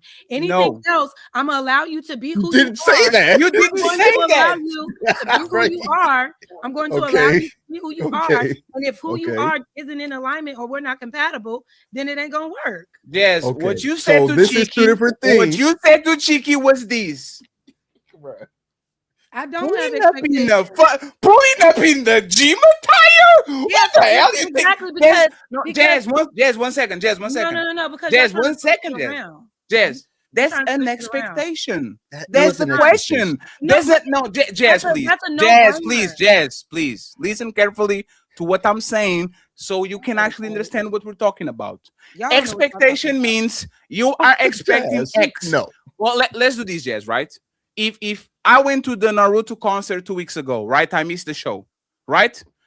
If I show up at civilian and you show up as a Naruto character, right? And you say, why are you dressing regular? We are going to watch Naruto. There's an expectation. You are expecting me to cosplay just like you did. So if we are having a date, and because you are a fly girl, and I know you just dresses very well, and she doesn't do too much. I'll commend her to this because she doesn't hear a lot of compliments for us, right? But she dresses very well. I understand why she wants a man that kind of matches her vibe. But you said to Cheeky that you are expecting that man to dress a certain type of way and you don't want him on gym I clothes. did not You, say that. What you I said to him, don't pull up on gym clothes. That's what you said. Because who in their right mind as a grown? There's an expectation. There's the point. No, you should have that expectation for yourself. If you ask a woman out on a date, why the fuck It's would your you show up? expectation. Why would you Wait, show no, up? no, Why no, would you stop. not have? Why would somebody need to tell you as a grown person past 30 years old that you're not supposed to wear the gym clothes that you met the girl in? Nobody should have to tell you that. The same way you had to the same way you had to tell your boyfriend. If you're sitting here, no, because y'all are making no sense. Y'all making the same way you had to tell your boyfriend that he shouldn't be sagging, and he's 30 plus. You had to go out of your way to tell a 30-year-old, don't sag, I don't want your ass out. So if you had to say that, there's an expectation. You should know better. Here's the thing. If I meet you at the gym, right? I don't have an I'm not gonna call you and say you need to wear this, and you need, because at the gym, I don't know what your real style is like. At the gym, we're all in gym clothes. You don't know what I actually dress like. I don't know what you dress like. But I'm not gonna meet you at the gym and then say, okay, you're taking me on this date. I need you to dress like this, and I need you to look like that. I need you to show up like this. That's setting an expectation. Now, I'm gonna give you the opportunity to show up appropriately, whatever that looks like. If you come up and show up to the date that you asked me to go on, you're doing too much, because I'm not even saying anything that's too outlandish, because a grown I'm not saying you are. Told, I'm not saying you a grown are, ass Jazz. man doesn't need to be told how I'm to not dress saying you're saying appropriately something for different outlandish. occasions. But you did. No, I don't. But if Just you let do her- show up, if you do show up with the same gym clothes that you had on that I met you at the gym, okay, this will probably be our last date because you have no self-awareness. Number two, if you show up and you're dressed with your pants sagging all the way down, okay, thank you for showing up, but I'm not here to change you. That may just be the last time, because wasn't that you have no, wasn't Fatty, that what you Fatty, said Fatty, about Fatty, the wait, no, wait. That's The not, that thing ain't gonna is- work for me, no, so I can Fatty, leave. the simple thing she said something appropriate. If you say dress, if you say appropriate, you're oh my god. if you're saying appropriate is a condition of something else. Inappropriate describes something, appropriate describes something. These are expectations based on a viewpoint that you have for style and wear. The only thing that men have been saying, or the men on this panel have been trying to say, is you can have your style, but your style needs to be appropriate to you being in a relationship. I'm not trying to change. I'm not trying to change. Talking about relationships. We're talking about dates. I'm not finished. Going on a date. I'm not finished. We are not trying to change your style. You can have your style, because style doesn't, because style does not mean inappropriate. Style can be a baggy. There's so much streetwear, all that. But you can make your style inappropriate by the length of the dress or how short it is. You can make something inappropriate. Your style can be your style, but we're just asking it be appropriate for somebody that is in a relationship. It is that simple. Just like you would want an appropriate interaction. Just like you would want nobody. No, we're not conflating it, because what your whole premise is, if you saw me like this on the appearance off the rip, don't expect me to change my style. I'm agreeing with you. We're not expecting you to change your style, but we are expecting your style to be appropriate to someone who is the occasion of the date, not a relationship. No, but Fatty, just I'm gonna throw it back to you. It's a question, Ali. It's just because I might heard it wrong. Did you say that you found your boyfriend and he was sagging, and then you actually styled him into actually wear his pants up? I didn't say nothing about sagging. I never said anything about sagging. You said something about sagging. I never said anything about me dating a man that sags. Who are you mentioning when you said people that walk around with their ass out or something like that? No, because y'all was saying y'all seem to only see women that date or that dress like sluts. So I said, if you are normally dating women or approaching women with their ass out and then wanting to pursue them and try to change them, that's where you're messing up at, because you met them with their ass out. Now you're trying to get them in a relationship and put their ass away. But this is how you met them. That's what attracted you to them. All I'm saying is, if you know long term the girl that's dressing with her ass out is not going to be compatible with you, then don't approach her at all. Don't try to approach her and then say, okay, I like you, I want to be with you, but now you need to change your whole style because you having your ass out actually makes me uncomfortable. Even though it was enough for me to approach you, it was enough for me to get you on this date, it was enough for me to date you. But now that we're in the relationship, now change everything to appease my ego, because that's ultimately what it is. So can I? I'm gonna address one thing. I'm getting right back to you. what I heard in the conversation while I've been listening, because I'm always listening, is first they said when you meet somebody, get the expectations out the way. Then it turned to it's a process. Then the part is if she don't dress how she should dress, then go to the next one. Then it turned to she should already know how to dress. So I'm trying to understand. Even in the unrealistic thing that you're saying from the perspective of women say, y'all should it should be kind of a perfect match in the beginning when reality in most relationships, people have to compromise, Jazz. People don't meet each other and just most of the time just perfect match. Oh, she's just how I wanted her to be. He just how I wanted him to be. You meet each other, you spend time with each other, and it becomes a process and see if two people can compromise. It's not just, oh, match made in heaven. It's rarely ever like that. So the main thing I think everybody can address the fact, and what y'all keep hearing, is how much the men are willing to change and how much women are not willing to change anything.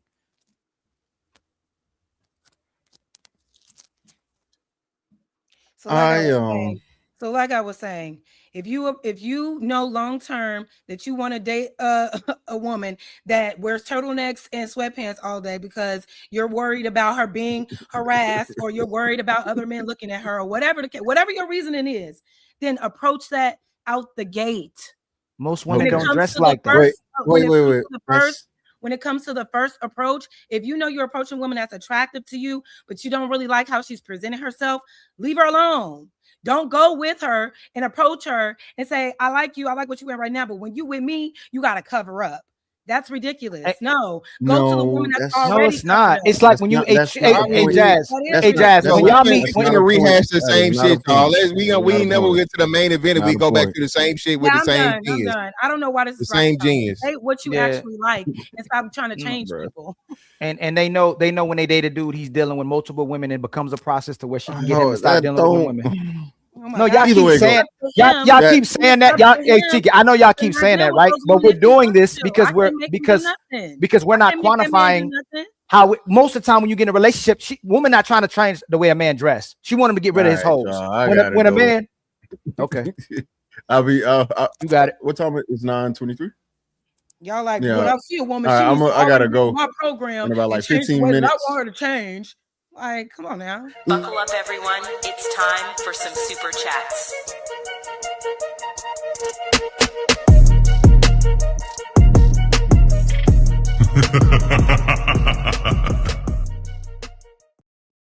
This is going to be quick, friends, and y'all know I only last 3 minutes. Big Ed said, I call both of you guys a chef. How y'all be cooking? Thank you very much, sir. I appreciate it. Cha-ching. We have Mr. Mars in the building saying good conversation. Untouchables, I appreciate you, sir. Thank you very much. Cha-ching. Big Ed comes back and it says, Fatty, you are messy. No, I'm not. I'm trying to get Cammy and Aliu. Cha-ching. And then we have Jeremy in the building with a big $50. He says, Untouchable Empire Bay.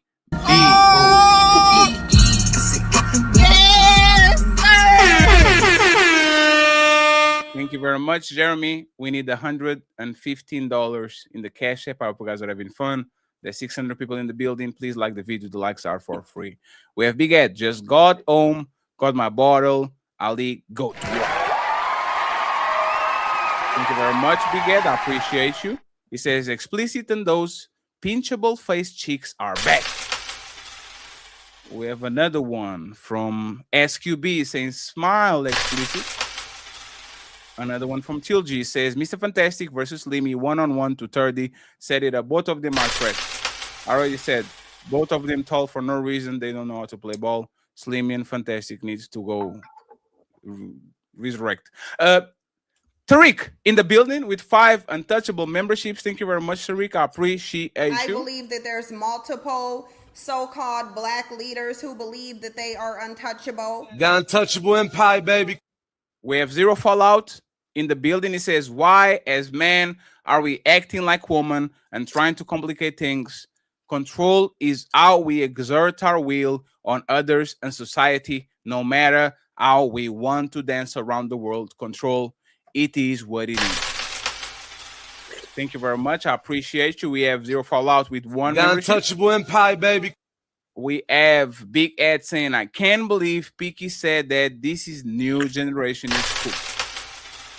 We got another one. Prince Reverbal saying BABG. If she is not 280, she ain't a lady. Yes. That's what Maisha with the $50. Shout out to Maisha. Appreciate you, Maisha. Thank you very much. We have dedicated to my children's future. Became a The member. Untouchable Empire, baby. Thank you so much. Appreciate it. 3M Club. Become a The member too. Untouchable Empire, baby. I hope you're doing good. Zero Fallout in the building saying, man, mating strategy is approaching and talk to woman. Lady strategies to advertising. The problem is women want to keep advertising in relationships. That's a fact. Robert Platinum saying, yo, in Truba now. I don't know what that is. The belligerent spirit of Whitney Houston is here. I always love you. Ooh. Cool Kev gifted 1 membership. The Untouchable Empire, baby. I appreciate you. 30K in the building. The Untouchable Empire, baby. Another membership. Thank you so much, 30K. Tone A1 saying, is Jazz IQ was a tad bit higher. She be an ED. Oh man! Hey!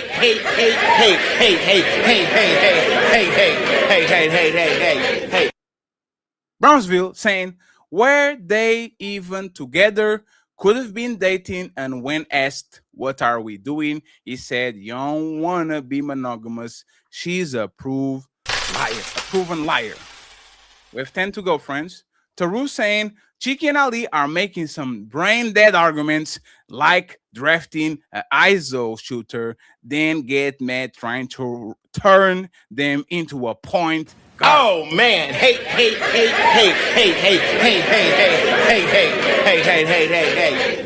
This is where the woman can take advantage of the man on a shopping spree.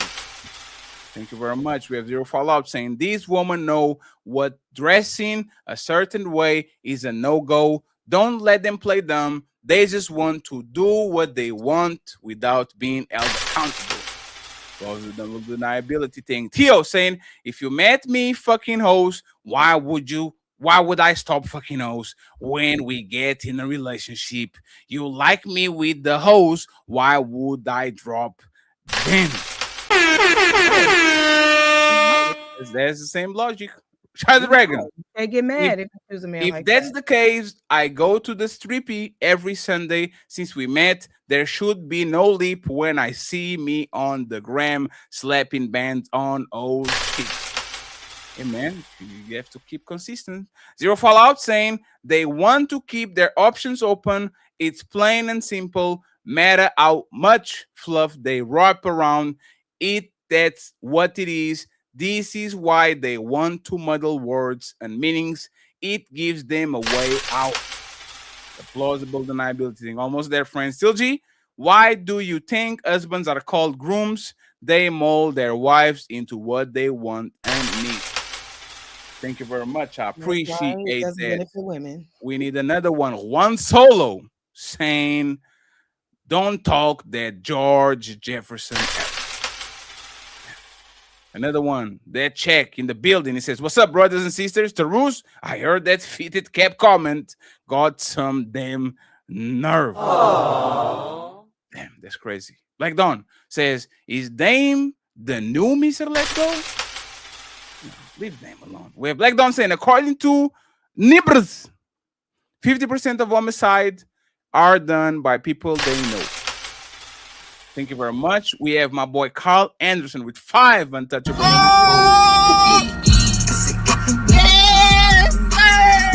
The Untouchable Empire, baby. Thank you so much, Carl. I hope you're doing good. One Solo is stylish, comfort, goofy, just word salad. We have Big Eds, and I guess Jazz got replaced by this feminist Harut. We're almost there. Is Theo saying either Tarus got short memory, loss, or is schizophrenic? That's crazy. Oh man! Hey!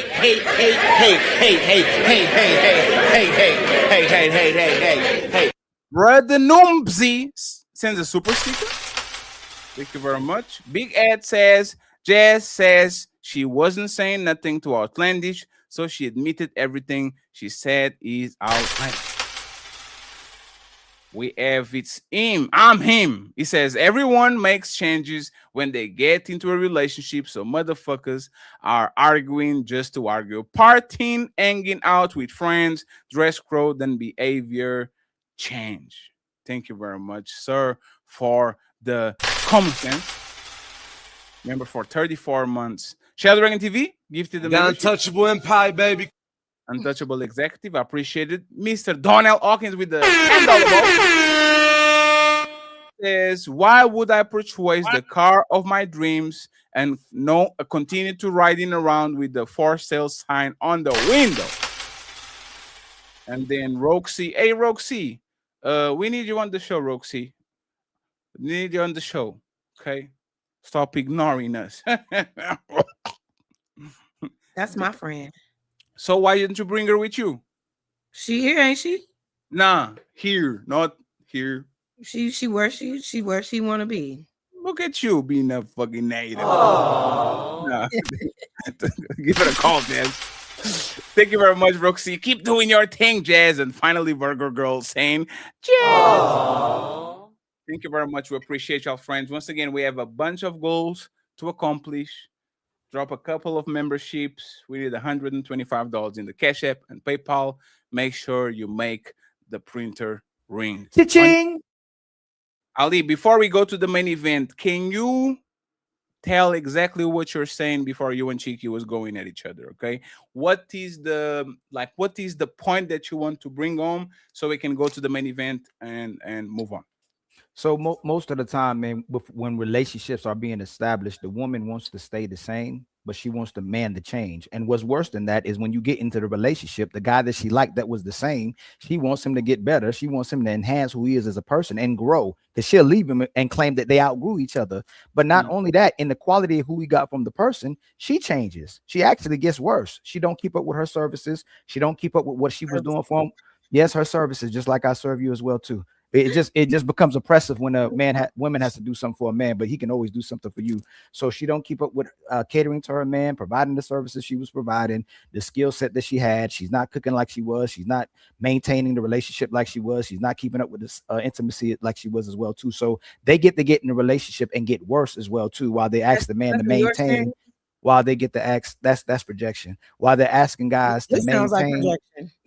While they're asking, well, if I'm making a mistake, let me make a mistake. You can rebuttal it. While they're asking men to stay the same, they're actually asking them to get better. But then they change when they get in a relationship from the woman they accepted as well too. So my main point is this: is that even if we ask them what they should change, most women are going to say nothing. He should accept me as I am. And it's the expectation when a man gets into a relationship that he should be a traditional man and know what a woman is expecting when he gets in a relationship. They don't know what they have to do when they get in a relationship, supposedly, but they do. I guess we're going to the main event. You don't get to ask those questions. Friends, let me play these real quick. And we go from there. Let me see. Here we go. Go to the side. Of us not arguing. Day one of us not arguing. It should have been day two. Damn. Exactly. Day one of us not arguing. Day one of us not arguing. Are they hitting each other? Mm-hmm. You gonna get dressed? I'm not to. I mean, reservations is in about 20 minutes. I know that. I'm about to get dressed. I told you that. You keep pressing me. Why are you raising your voice? Because I said I'm about to get ready. You're rushing me. Bro, you doing too much, bro. I don't even want to go no more. I don't want to go. Cancel it. Cancel it. That's a skit. It's time to do. Congratulations, Inspector Gadget. You caught him.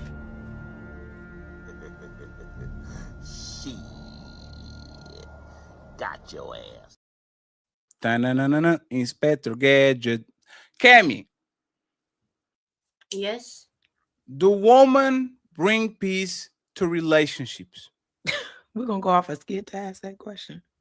The skit is called an illustration of a point. If it was a skit on the other side, we will do the same. We already said that it was a skit. Oh, okay. My bad. Thank you very much. If it was a man committing DV, you'd be like, man, that's facts. Go ahead, Fed. No, I'll be like, that's a problem. I was gonna say it's a problem when I saw like he had bruises. It's like, are they fighting each other? Is she hitting him? And that's why we didn't call her abuser, because it was a skit. It's just them fighting each other and making funny. First day of weed, not fighting, and again arguing again. Cammy, woman and In peace. general? The woman, yes, in general. Yeah, they should if you find a good woman that bring peace. But like in this day and age, in this day and age, how people are toxic, maybe not. But I think when you get married, you should, have a woman that bring peace, energy. You at the job, you fighting, come home, nice home and stuff, and all that good stuff. They should, I think, depending on what kind of woman you deal with. But how would you bring peace to your man? No. Me? Yes. Making sure the home is nice and stuff, like if he's having like difficulties like at work and want to vent, I'll be there to listen to him, all that good stuff, and get a nice meal, not us arguing all the time. I'm not really a big argue kind of girl, and and just vibe and have a good time, I guess. Yeah. If your content is making him nervous, are you going to delete it now? Like this or certain video or no, she says she bring peace. Cammy has 3 IGs, 2 YouTubes, 7 X's. If your boyfriend says, "Hey Cammy, I know that you're doing fresh fashion over try-hauls, but that's getting me anxious. They're getting me like I don't know about these." And he needed peace, meaning you have to delete your IG or you had to stop posting you wearing your Shane dresses. Would you stop doing it to bring peace to that man, your husband or boyfriend? Would you do it? Yeah, I know how to sweet talk and reassure him, but so you're going to that's what you're doing? What? You know how to sweet talk him? Hey Jess, don't be laughing. This is your niece. Nah. I did it before. No, no. But if it's like an outfit that's scampy or like that, I would probably post, no. Less. You know what I mean? It's the dresses that you're wearing. The dresses that I'm wearing. So even like when we go outside, I guess too. No. So today you posted like one of those dresses that you buy from Shane, and you were doing the like the fairy thing. You turn them like right. Okay. There's not aggressive. There's not something that is. But hey, I don't like it. Especially that spin. I don't like it. I don't want it. Delete it. Like what you doing? I would make some changes and stuff like that. You know what I mean? For my guy, also reassuring him, baby, it's okay and everything. You're not posting anymore, right? So no posting, no more fashion stuff. No, I'm asking you. I'm asking you. You bring peace. You are Nobel Peace Prize. But that part of peace, you also reassure him, making him feel good.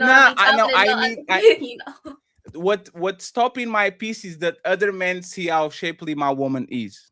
Insecure. But you say I feel like a stick. So which one do I gotta say for? No, I'm not your man. It's just a random person.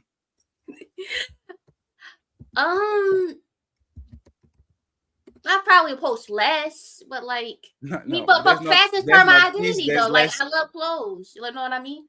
Do you love him? Yeah, I love him. So is the clothes or the man? Well, it's the guy. I mean, like I said, I will post a lot less when it comes to like the fashion stuff. But it's you wouldn't stop it. You said about like the spinning and stuff. Say it with your chest. You do Fashion Over, Shein try-hauls. Okay? He doesn't like those. Do you stop and bring him peace, or you do less? You continue. Well, like what do you do? Girl, give her that name.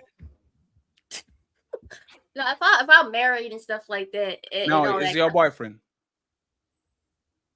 Bye.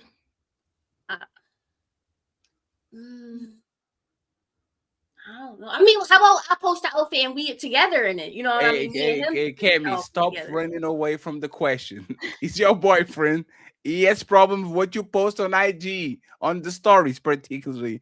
Do you stop doing it? Do you going to stop to doing the try hauls where you show what you're dressing? I will be honest, Fatty, on someone stand on business. Probably not, but how I present myself, like turning and stuff, I wouldn't do it. You know what I mean? So are you showing your dress? I know how to sweet talk a little bit, Fatty. You know. Oh, you're going to try to bamboozle the dude. Jesus. The same as Hey, 20 years old, already about that business. I'll try to change his mind. 20 years old, already tried to bamboozle this motherfucker. That's crazy. SH, that's wild. SH. I just about pressed the button again just to press it, man. I'm gonna control No, it's fine. SH, thank you very much for the new meme. I appreciate it. You literally saved Ali because Ali was the old meme. SH, what are you like? Do you think most women bring peace to relationships? Yeah, listen, I don't know most women. I hate this question. I'm gonna say yes just for the sake of what I want to say. I'm gonna just answer your question first. Yes. I accept that completely. Yes. Now that you said yes, why? I said yes because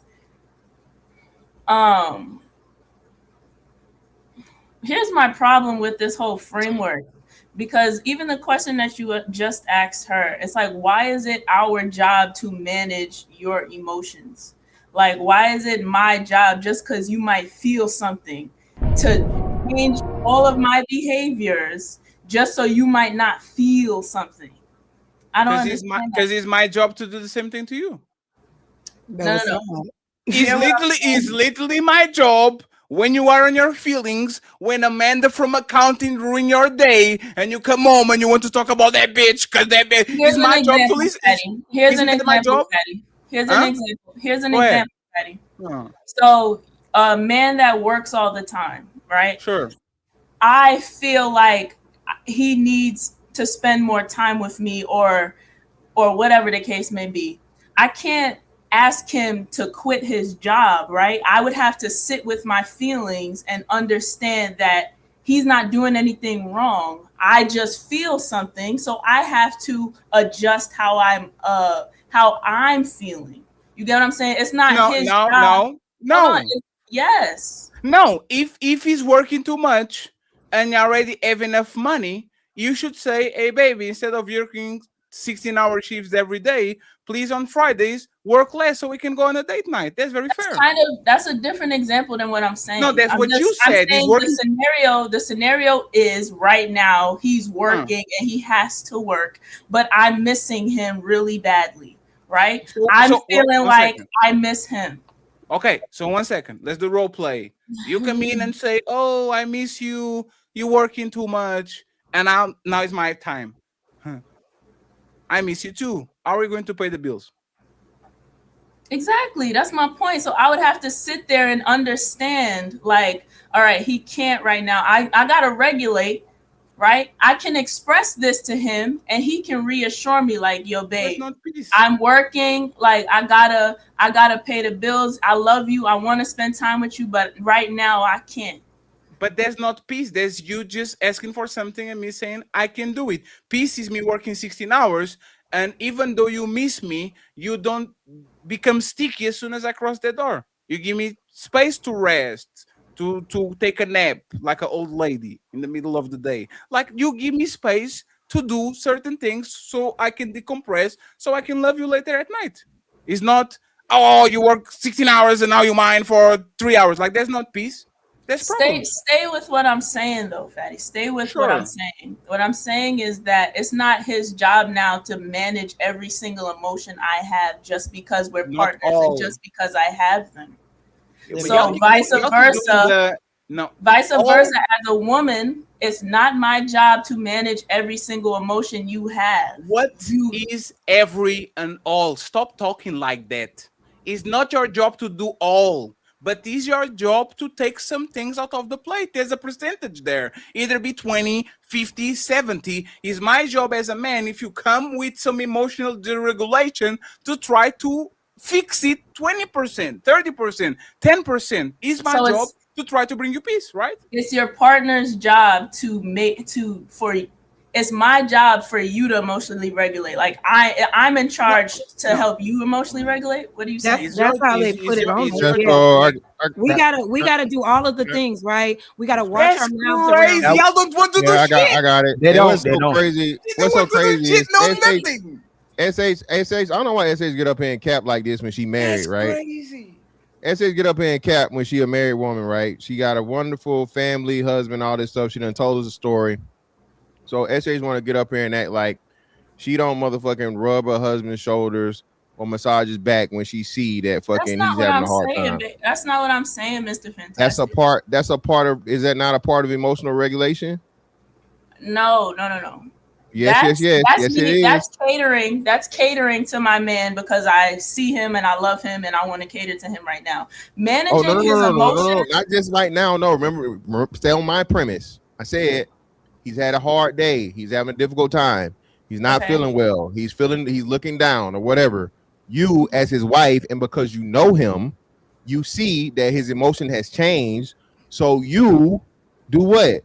You see and can sense his emotions aren't what they usually are, and you step in as his wife and you help him get better by doing whatever it is needs to be done to help him improve. That is a part of emotional regulation that is at its finest. It's literally what it is. If and when he has a problem, do you want him to just figure it out by himself? Or is he going to come to you and say, baby, you know what? I've been thinking about this and so on and so forth. I don't know what I'm going to do, or this is really stressing me out. And you have a talk with him about whatever's bothering him. And you come together with him to try and find a solution, correct? Duh, nigga. Mr. Fantastic, I want to go back. One second. Fantastic. That's a superb point. Fantastic. I know. Always. Aren't these women crying about we open up to them when we have problems and shit because they're tired of us not telling them nothing? Emotionally unavailable, fatty. When you don't do it, you're emotionally y'all unavailable. don't want that shit anymore. So when we don't give it to you, y'all complain we are not emotionally available. Now Fantastic and Ali and Fetty are asking, okay, so are y'all going to listen? Like, are y'all going to take? And now y'all don't want to do it? I think that if we care about each other and we see one another down, we can try to help you through whatever it is you're going through, for sure. Because I love you, you love me, and clearly we feel safe enough around each other to share our moments where we're not feeling good, and we share it with you because we know if we do share, you would help us get out of that moment. But ultimately, it's up to me to fix that issue. It's up to me to emotionally regulate myself out of that. Yes, you can contribute to my help, but I have to help myself. Just like with my partner, with my man, with my husband, I'm going to do all that I can to contribute to your peace, add to your peace. If you are down, I'm going to try to help you through that. But ultimately, you gotta fix that. Because I don't know. I can give you the tools. I can say, well, okay, I'm listening. And okay, well, here's what I think you should do. But ultimately, you have to figure that out and know that I'm going to support you in you figuring that out. But to answer the question, do women bring peace? I believe they try to, right? But I think women should bring problems because men love solving problems. Oh right? my God. They ultimately say, men are problem solvers. We want to solve the problems. Bring these niggas problems. And I think, boy, y'all sit your stupid ass down. Who the think you is? Yeah. I don't think women should be so concerned with being a man's peace. No, he should already have peace. You should be a peaceful person, and y'all can come and compliment each other's peace. But I'm not here to be your peace. I could bring you a problem to solve, though. Yeah, and this is why you'll never be married. She just told the truth. Jazz, you just told the truth on what women actually do. Y'all don't want to hear our problems. You want us to solve your. Nobody said that. I didn't say that. You literally just said bring them problems. You said bring them problems. She said don't she literally say that. And there's nothing and that keeps you on your that's fine. toes. That keeps you sharp. Right. A man Right. loves, y'all always say men are Right. supposed to solve the problems. We're not emotional. We want to solve the issue. We're not Right. trying to figure it out. Okay, I'm gonna bring you The, problems the then. problem it's is the your actual problem, or the fucking problem is your you problem fucking hoarders. genius. Y'all are also problem hoarders. You don't like your problem solved, so you can keep complaining about it as well too. But all what Fantastic was talking Y'all about, the so rub the feet sensitive. when Y'all don't understand sarcasm, do you? Nah, that's really how no, you it's not think. sarcasm. That's how you think. Yeah. No, The so part I mean, about what I really do think is hey that Jazz, you I'm realize not you cut me off 3 responsible. times, right? I'm While I not was talking, right? I didn't responsible. cut you off at all. You cut me I'm off not 3 times. No, responsible you for cut. your You're making behavior. your. They Ali don't was do. very quiet when y'all was bringing his problems, so please don't bring him problems too. No, what So I'm saying, so what I'm so saying what is this. so what Jazz, you can go after him. Jazz, you Jazz, can you go can Jazz, you correct go right after. Go after after me. him. It's fine. What Fantastic was talking about, which was a phenomenal point, is that all men are hoping for you to do the way you can emotionally regulate him is this: rub his feet, rub his back, be there for him to put his head on your shoulder, have a meal cooked, have his bath water ready. Y'all don't want to hear our problems. You don't want to solve our I problems just because said that. you keep Jazz, interrupting me, right? let him finish so you can correct him. Get the notes and Okay, I see the what you're saying. pen. Yes, please. Matter of fact, since you want to interject, ASH and Jazz, tell me how both of y'all up here solve man's problems. Okay, so Yeah, what I'm tell me gonna how y'all solve. say Tell me is what problems. Hold on. Tell me what I'm a problems woman. I don't men. solve men's Hold problems. on. Men Excuse solve me. our Excuse problems. me. So I Hold bring on. them Hold in. on. No. You just was interjecting and cut me off to say you solve problems. SH and I Jazz. didn't say What that. problems? You're not listening. Yes, you did. You double talk, Jazz. You literally cut me off. First, you said that we give men problems. Then, when I say y'all cause men problems and don't help them with their problems, you said no, we do help men with their problems. So again, what problems do you help men? What problems do men have that y'all help solve as well too?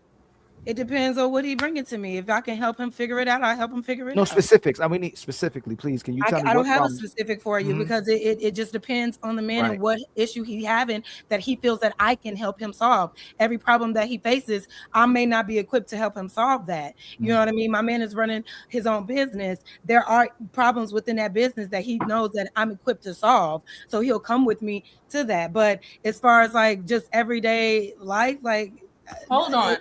Hey, Jess, how about you? No, y'all not gonna. No. You're not gonna walk away from that since y'all helping so I'm peaceful, listening right? to you. I'm What gonna answer. name the specifics of problems that men have that you help them with, that you help them solve? Can you tell me? Because Jazz didn't answer the question. Can you answer it? Yeah, how are we gonna get out of this debt? If he brings that question to me, I might have an answer, but you're conflating two different things, right? Problem solving and emotional regulation. You brought up rubbing feet, head on shoulder, and expressing yourself. Yes, you can express yourself, right? Yeah.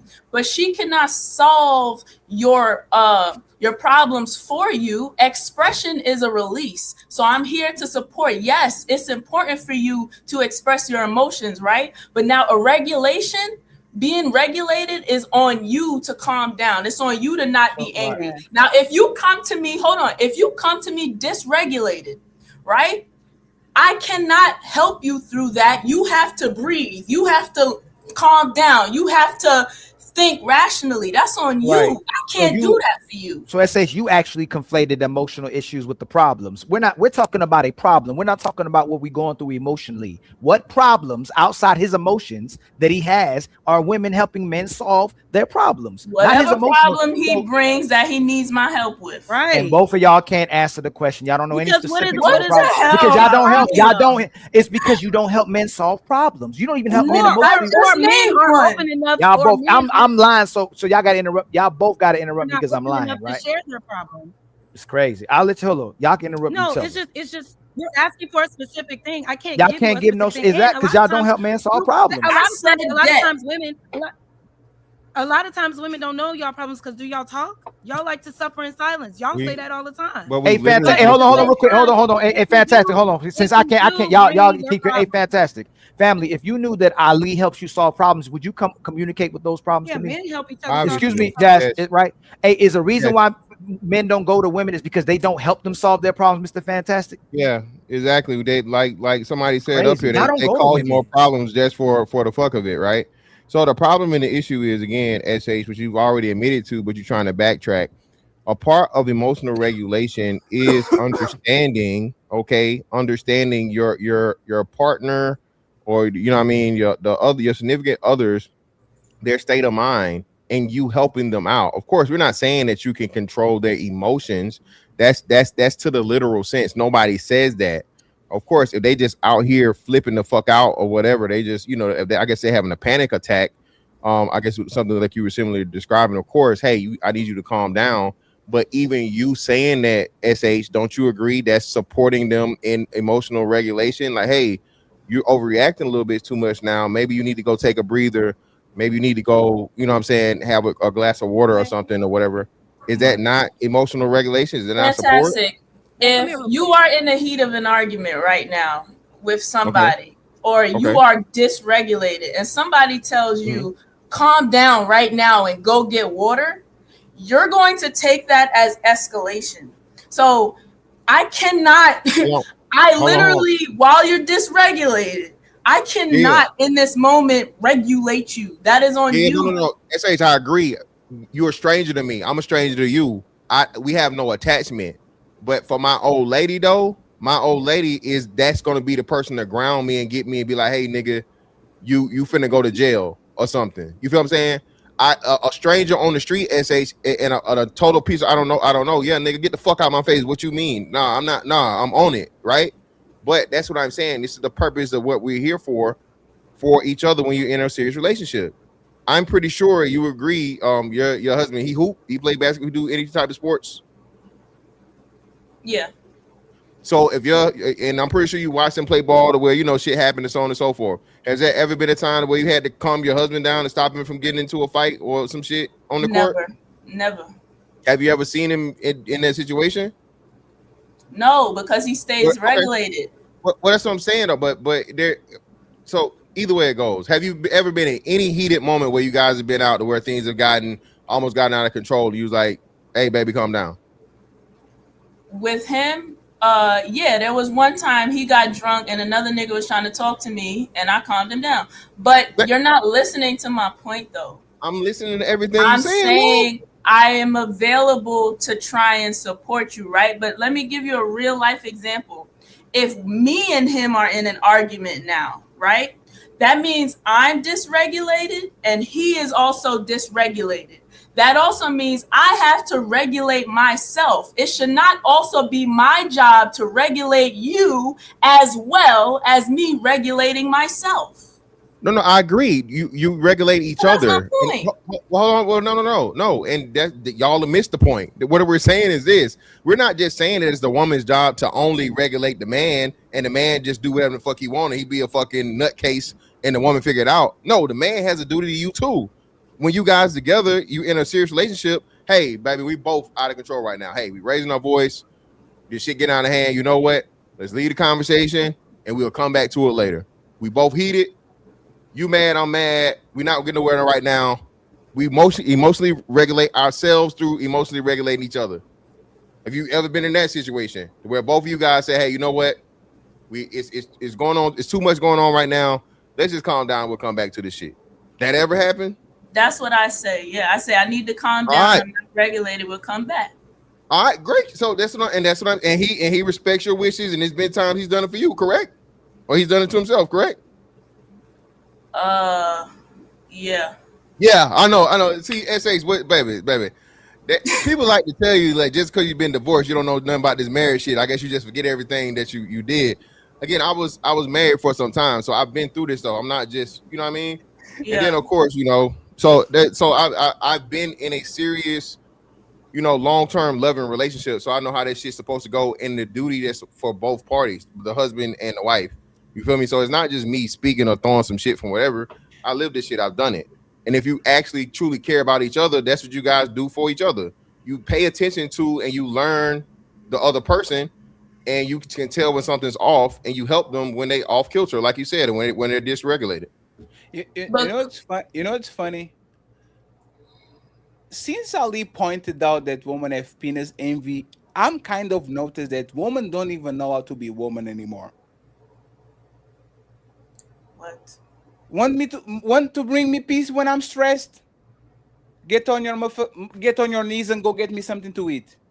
Oh God. What the freaking No, God. Why is that a problem? No, God. Hey, now let me finish. How's that demeaning? Let me Why finish. do I gotta get on my knees? Let me finish. Exercise? Let me What finish. the frick? Let That's me mean. finish. You don't want Let nobody me to finish. get on your knees Let me to serve finish. them. Let me finish.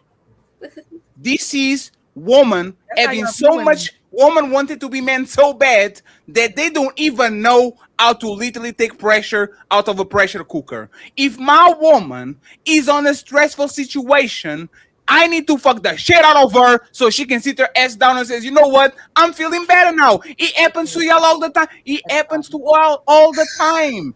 It happens to y'all all the time when you are on a terrible day and all you need is for your man to sit you on his lap and to kiss you on the neck and to say it's going to be okay, baby. It happens all the time. Y'all fought with your man and he literally de-escalated the situation by literally drilling you on that mattress. That's what it is. It happens I don't all think the every time. problem needs to be So solved with it's sex. kind of fucked up and it's kind of funny that the only things that women be asked to do is let's have sex, feel my belly, and tell me I'm going to be okay. Tell me it's going to be okay. I support you, baby. Don't worry, baby. I got you.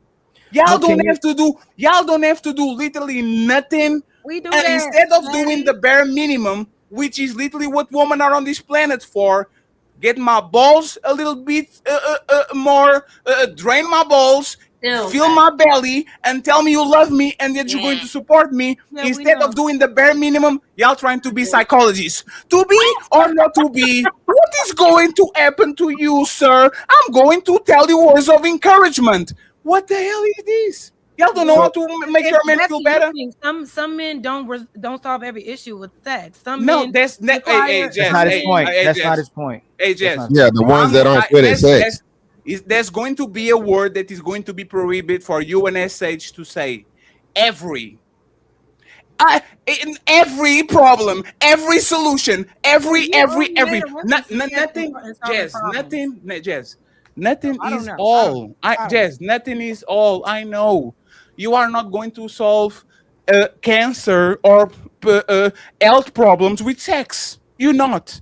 But on a day-to-day basis, Jess, if a man has a stressful day or a woman has a stressful day, I'm actually going to do it with y'all. Baby, how The I be only easing your thing, stressful days, babe?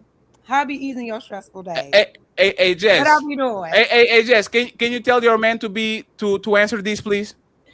They want you to answer a question back. Come on, because you know they think I get. You know, No, it's fine. That's why I'm over here bringing you. It's in fine. Let me ask him a question. every fucking day. Let me ask him a question. Is he I'm hearing? telling him how bad it is over here. No, Jess, I'm not saying that is terrible. No, I do want to ask him a question. Okay, keep running with it. So let me ask you. They think that I torture you. They think I'm a No, Jess, we're not doing the we're not doing it. No. There's nobody saying, sir, nobody's saying that over here. Lying, Okay? baby. They said it. Nah, you're not going to set us up. Nobody said that. They Okay? said it. So, sir, the question is this, right? If you're having a stressful day, right, and you get home, and the only thing, like instead of just trying to be a therapist and give you words of motivation and encouragement and coaching you, if she comes in, she gives you great sex, she puts you some food on the table, and if she whispers on your ear, is everything is going to be okay, baby? I'm here to support you. Is your stress level going to be highly reduced, or are you still going to be a pile of nerves and be like, does that work? Yeah, if you're 12. Of course he does. Of course he does. Because that's how you literally support us. You lie to me and say you proud of me. You drain my balls and you give me something to eat. How is that difficult to do? Hold on, because I also said every man works different. Go ahead. Though. So you think he's different from Mr. Fantastic or me or Ali? Listen, bro.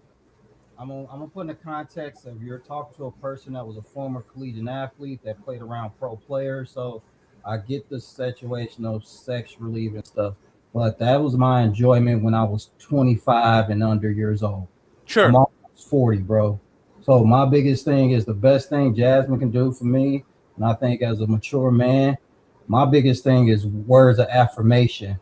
When I'm struggling through something, I like to talk to Jasmine about these problems. I need to think through certain things.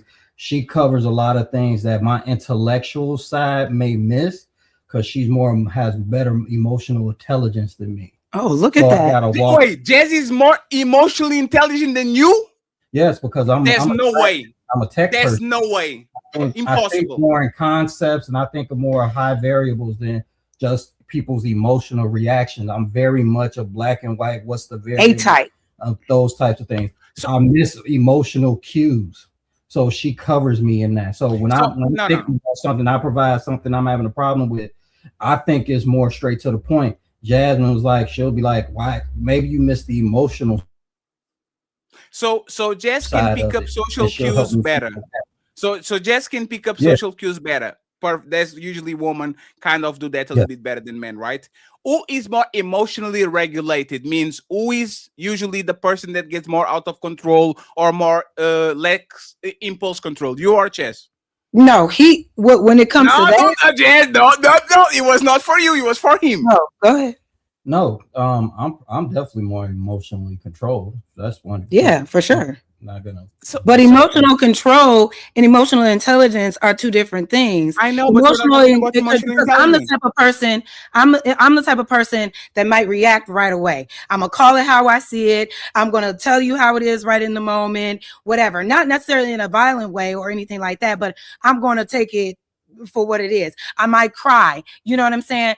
He is a more of a pragmatic, like strategic person. So he has more emotional intelligence. Well, when it comes to something, it's when it comes to like the emotional intelligence of picking up on social cues and considering the emotional intelligence in certain different arenas, I may be stronger in that. But when it comes to like everyday things, or like when something crazy happens, he may not respond the same way I would in the moment. Yes, that's fair. So this is what I'm saying. Women pick up more information when it comes to social cues. Men process them better. So a man might not get the whole gamut of colors. Y'all get the rainbow. But when the men get the colors, they process it in a way that is way more efficient than woman. So he would be more emotionally intelligent than you because he can process those things better. You are going to lose control. Certain emotions are going to flare up. He doesn't have the benefit of it because he's a big dude, and if he actually lets his emotions getting out of control, now you are in danger. So I don't understand, like even when we're talking about kind of de-escalating situations and all that, I guarantee you that he apologized more to you than you apologize to him. Is that true? Do I apologize? I don't really keep count. Right, we don't keep score like you that. don't keep count, sir. We don't, Come because on, it's sir. not a competition. No. We're not keeping score on Jess. who does more. No, this Jess. is a healthy relationship. I know y'all are very unfamiliar, but this is Jess. a healthy relationship. So we communicate to our things. We don't go back and forth about who did more for the other, when, where, and why. You know I got you, man. Hey, Jess, you know what's funny? I always recommend to people. I always recommend to people, don't bring your wife to the internet with you, because you're going to look like a hostage. Because the woman does the da da da da da da da da da, and the man is on the side, kind of like, yes, baby, of course, baby. It is what it is. I have respect for you, Jess, and for your boyfriend. Don't try to make it. Hold on. Yeah, hold on. No, 1 second. Let me trying to say he's only saying certain things. No, that's Jess, please, Jess. Listen, bro. Listen, buck with you, Greg. At the end of the day, motherfucker, I'm a nigga from the shy. Why you beating on your chest? I'm never gonna be a motherfucker that hold my tongue for anybody. So let's straight that shit up right now. No, but why you beating on your chest? I didn't insult you. Person, when I'm around her, I'm gonna tell you right now. Why you beating on your chest? You're not beating on his chest. When I want to say some He's shit, clapping. But at the same time, my thing is this, bro. I'm gonna have a certain level of decorum. I'm gonna have a level 7%. I respect my girl, so when she brings me with some, her opinion holds weight with me, right? And because I love and I care for her and I want the best for her, I'm just not gonna jump down her throat when I disagree with something. I'm always gonna ask her perspective, then I'm gonna elaborate a little more. And if I don't agree with it, I'm gonna talk about it in sight. So we gonna talk about it. But never think a motherfucker gonna cower under anybody. I ain't never built like that, bro. No, but sir, I agree. I'll bust a nigga head over anything. I agree, and I apologize for actually saying something that. Fuck all no, it's fine. I take that back, sir. I'll run up on a nigga 10 toes down, and I ain't never talking about it. Hey, I'm on business. Fuck you. Oh my god! No, it's sir. Just be nothing but nice to us. I'm going. I'm going to apologize and I'm going to take what I said back. But remember how this started, right? 1 second, please. I'm just saying you can't just say be this and then I'll got it. Like, Hey, Jazz, 1 second, right? Jazz, I'm not a caller. Ali is my brother. He calls me all the time. If somebody asks who calls you more, Ali calls me more because motherfucker has to drive and I don't. So he gets in the car and he calls me. I'm not keeping score. I'm just saying we are brothers. He calls me more than me. When I ask y'all who apologize to who more, and we get the PC, we don't keep score, right? We don't. It kind of Jazz. Y'all we definitely apologize know. if he needs to apologize.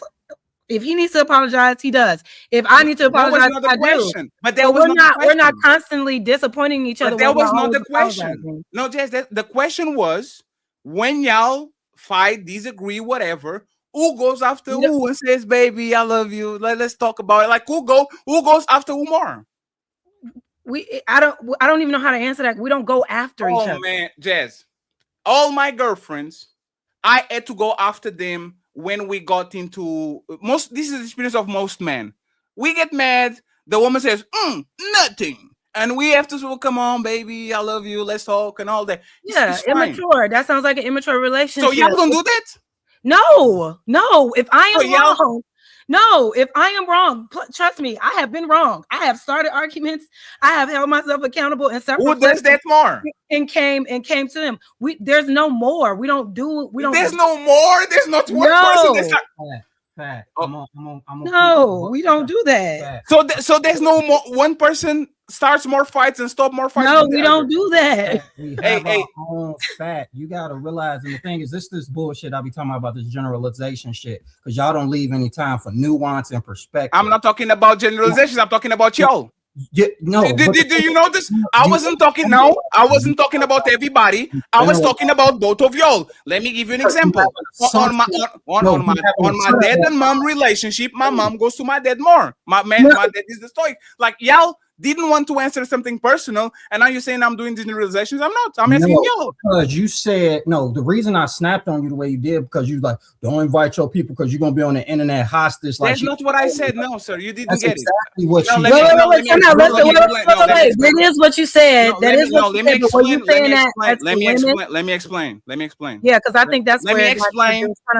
Make it look like he's a hostage of me. No, that's disrespectful. But there's the thing. I was not talking about him in particular. Man, including Fatty, when we come to our woman to the internet and she has the opportunity to talk, usually the man sits there on a defensive position and the woman keeps talking and doing the parameters and guiding the conversation. This is not. That's not what's happening here, though. So why even bring that up?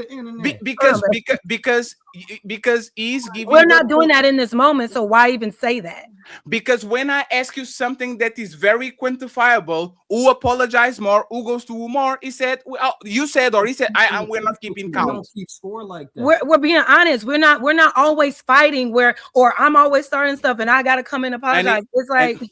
And if y'all not always fighting, it should be very easy to say it was 3 times and the 2 of them I came to you because it's very low. When something is rare, I know for a fact, this happened in 2019, 2021, and 2004. The 5 times we fought, 4 times she came to me and we started the conversation. Can you do that? Can y'all do that?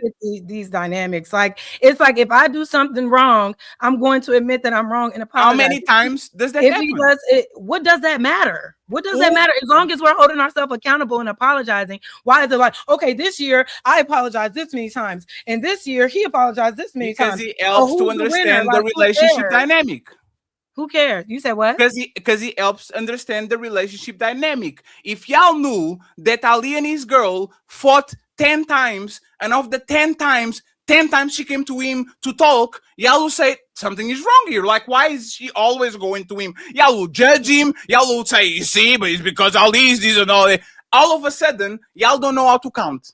But once again, Fatty, you generalizing. So my thing is to answer your question in regards to talking about when we go back and forth. Like there are situations in my life when I'm heated because I'm a type of person where it's gonna build up on me, then I'll explode on your ass, right? And unless it's warrant, like when I really got to jump ship on you. But when I have situations with Jasmine, there's sometimes where there's stuff that I don't want to hear from her. And maybe it's my emotional state right now in that moment where I'll walk away from it. Then I'll come back because it gave me a time to simmer down and compartmentalize, right? And then we go back and we'll have a conversation. I know Jasmine's emotional highs, and she'll get really high on something, and then I'll say something, and then she'll be like, "Fuck what you talking about." She'll do that.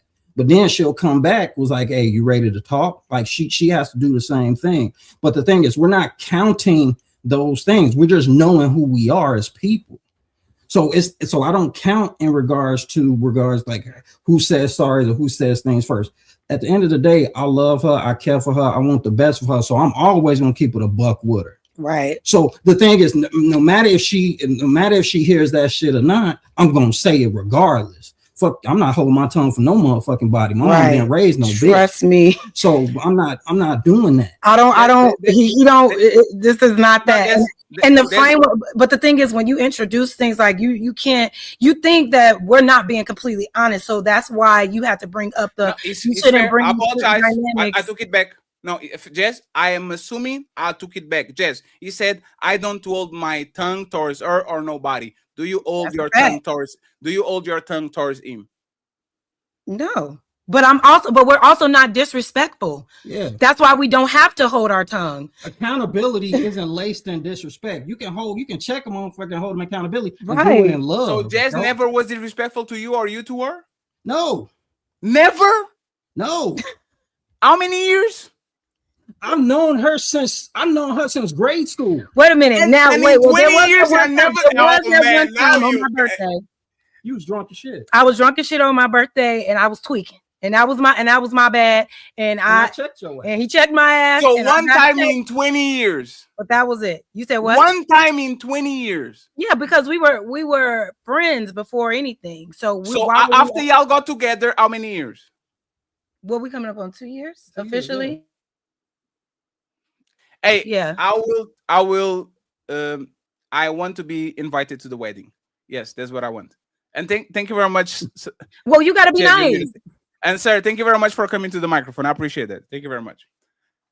I'm just saying, man, don't join the last, man. Ask better questions. Hey, Ann, welcome to the show, Ann. You had your arm up. What do you want to say? And you look cute, girl. Hey, thank you so much. You look beautiful. Thank you. I gotta go soon because we gotta go see Michael Jackson. And your internet connection, like is going up and It down. is so weird. It's so weird that everyone thinks we're lying. Like, what is that? Y'all just used to toxicity. I think that's what it is. Toxicity has been normalized. Yeah, like it's been normalized. So when you hear like real people speaking to relationships, you just calling it cap because you can't fathom me just not crashing out on him every day because I guess that's what y'all are used to.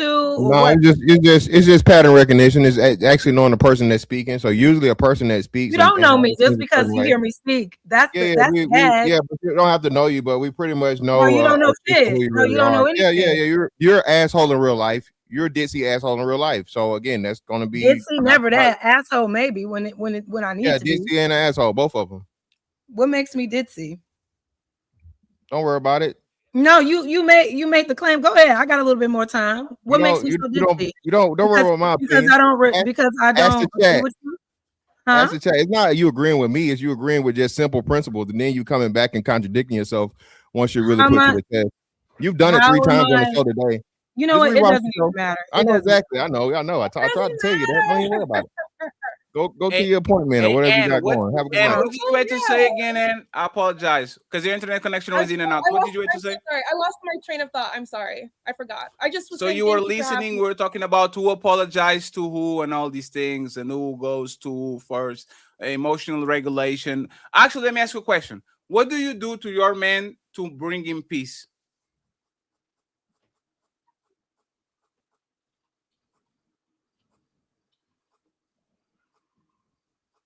We bring problems. And can you hear me? You're muted.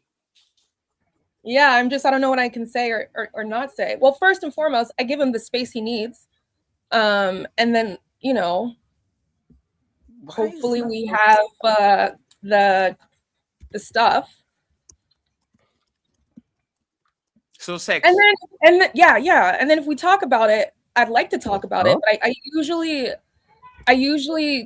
give him space, allow him to decompress, and then if he wants to talk about it, I generally let him lead. He'll usually bring it up and say, you know what, actually, yeah, that did piss me off when you did X, Y, and Z. I'm like, okay. But I don't want to add more to the situation when he's already elevated, because you can't actually get a productive conversation when we're both here. Someone has to be the grounding force. So if he's up there, that means I have to bring it down a notch. Otherwise, it's not going to be productive. So you are not the type of person that when you are inside of a relationship, you want to talk and you want to figure it out and you be dwelling on that, and like you're not the type of person. No. I definitely am that person. I also know though that I can't confront you with that straight off the bat, because then that's just going to feel overwhelming. Yeah, but how is that peace then? Because if you are, so there's one type of woman that usually is kind of more problematic. Is the woman that thinks 1,000 things on her head every time. She goes to the shower, she's thinking about what she's going to say. She's driving when I get to work. Like, are you one of those women that overthinks a lot? Oh, absolutely. But that's just because I'm highly intelligent. I'm always thinking. I'm never not thinking. I'm always wondering, how can I do better? That's the brain I have. And so if I have a conflict with someone that I love, yeah, I'm going to think about it. But that thinking I also consider his perspective too. I also think about the other person and how, and so that's why I'm willing to not immediately approach him, because I'm thinking of him and what he would probably need, despite me wanting to figure it out right now. So just to get clarification, if you are a pile of nerves and you have something to say and you see your man, you are not going to say it. You're going to hold your breath and you are going to leave it alone, and you're going to say it in 2 days, or you're going to say it because that's what you feel and he needs to know how you feel. Okay, wait, give me a scenario. Are we fighting or not? I said something on the phone you didn't like, and it's something that bothered you, right? It was 2 p.m. Yeah. You leave work at 7. You were thinking from 2 p.m. about 7 p.m. When I get home, because he shouldn't have said that to me. And then you get on the car, and you are in traffic. You stop. You're thinking, when I get home, and you open that door, right? And it's peaceful. You can hear the butterflies and the birds. Are you saying what you need to say? So we understand that what he said was wrong. Or are you saying it's a peaceless environment, I'm going to restrain myself, and in 3 days I'm going to tell him how I felt about this? What type of woman are you? Yeah, the latter. Damn. I'm still waiting somebody to give specifics on this piece. With you, because honestly, truly, I just want connection. And if he's there and things are good, even though I feel bothered, I'm very honest, I don't think I'll be that mad. And then we do the stuff. I don't know. I'll bring it up to you for sure, but not like when I was heated in the car. Not like that. So you just care about connection? Yeah, absolutely. You see how y'all just say, so you don't care about his money, you don't care about his height, you don't care about y'all just be y'all. This what I mean. How it's so disingenuous, Jazz. It's so disingenuous. This what I mean, and that's why. No, it don't come without. No, you can't do it. Comes without saying, and that's why. Even what your man was saying, he'd rather have affirmations from you than intimacy. Most men are with their women for intimacy. They want the affirmations. And that's the problem, because y'all don't look at women as human beings. You look at things as for them to use. Jazz, you realize you cut me off every time, Jazz. You don't know how to connect. You realize you cut me off. Jazz, I don't cut you off. You cut me off every. Oh, I get cut off all the time. No, I don't. I don't cut you off. Who cut you off? I cut you off. Not today. I never cut you off, Jazz. No. So let's start today. Go ahead, Ali, and interrupt it. See, it's just the cat that happens over and over. They can't give you specifics about peace. They know men make their lives easier, but they won't admit that they really don't make a lot of men's lives easier, and they get lazy in relationships. Is it possible that you were dating someone who actually wanted you for your performance and the outcome, and not because she genuinely loved you? She loved what she got out of you. So it makes sense when your relationship is toxic like that. I need to be manipulative. I need to play games. I need to do all of these things because actually I'm not here for you. I'm here to ensure that I keep getting my benefits. But when I simply want connection to you because I love you, it's different. It's a whole different way I move with you. You don't connect to enhance his life and bring peace to him. You connect so he can do something for you. It's not about enhancing his life and making his life adding peace to his life. It's when y'all say equal and partner and 50-50, it's about how it benefits you. It has nothing about what happens for him. It's something he agrees to. He becomes your cheerleader that takes you to the mountaintop you want to get to the top of, that you're going to drop him off of anyway. But it's never typically to enhance his life. It's about enhancing you. No, it's not. And the issue, and you know what? Then why you can't? And if it's not, hold on. Since y'all keep, thank you so much. Why can't y'all tell a man how you add peace into his life? Fatty talked about adding peace to his life. Then y'all move the goalposts about helping the man with emotional regulation. It's not your job. He didn't ask you to bring peace. He didn't ask you. Jazz and I are two different people. You interrupting just like Jazz. If y'all both two different people, you interrupting just like Jazz. Yeah, y'all always say y'all different, but then you interrupt them too. Y'all so submissive and cooperative, but y'all interrupt the man that's on the panels, but y'all don't interrupt y'all man in real life. Maybe. Well, all I'm saying is that, I feel like you would have to ask the men how their women bring them peace. I think that would be a better opportunity to know what that woman brings, because it's subjective to every person. Like I said, we can complement each other and I can add to your peace, but I can't create peace for you. You already have to have that on your own. You did it again. That's not what that wasn't Fatty's point. Fatty didn't say he didn't already have peace. He's saying, how can you add more peace into his life? And you know how we identify who actually brings more peace? Anybody who got mothers on a panel or met other people's mothers, when we go over their house, when we be around their moms, they bring light into the room. They bring peace into the room. They want to provide something to what they're doing, something for your friends, something for the husband. If my when my father's so y'all want daddies and you want somebody to be like your father. I have a father. And I don't need a father in my man. You keep interrupting too. Like just keep interrupting. It's crazy. Go ahead, Jazz. Go ahead. Nothing. I was interjecting. My bad. No, you're interrupting because you do it consistently. If you interject, that's fine. But you're doing. And when you leaving, didn't you say you had somewhere to be? Don't you got a damn? When I leave when I'm ready, nigga. Don't worry about what the fuck I got going on. Go fast. Just stay over there and be quiet until I get ready to leave. Don't worry. Don't worry. Don't worry. Don't worry. Don't worry about what I got going on. I stay as long as I feel like it. The fuck you gonna do about it? Nothing. Yeah, of course. A liar. Liar, Ditsy.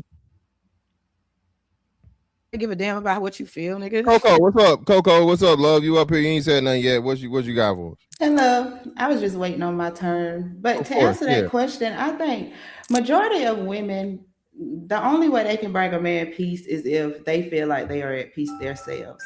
And even if the man is making them happy, if she's not happy in that moment, she don't care anything about his peace whatsoever.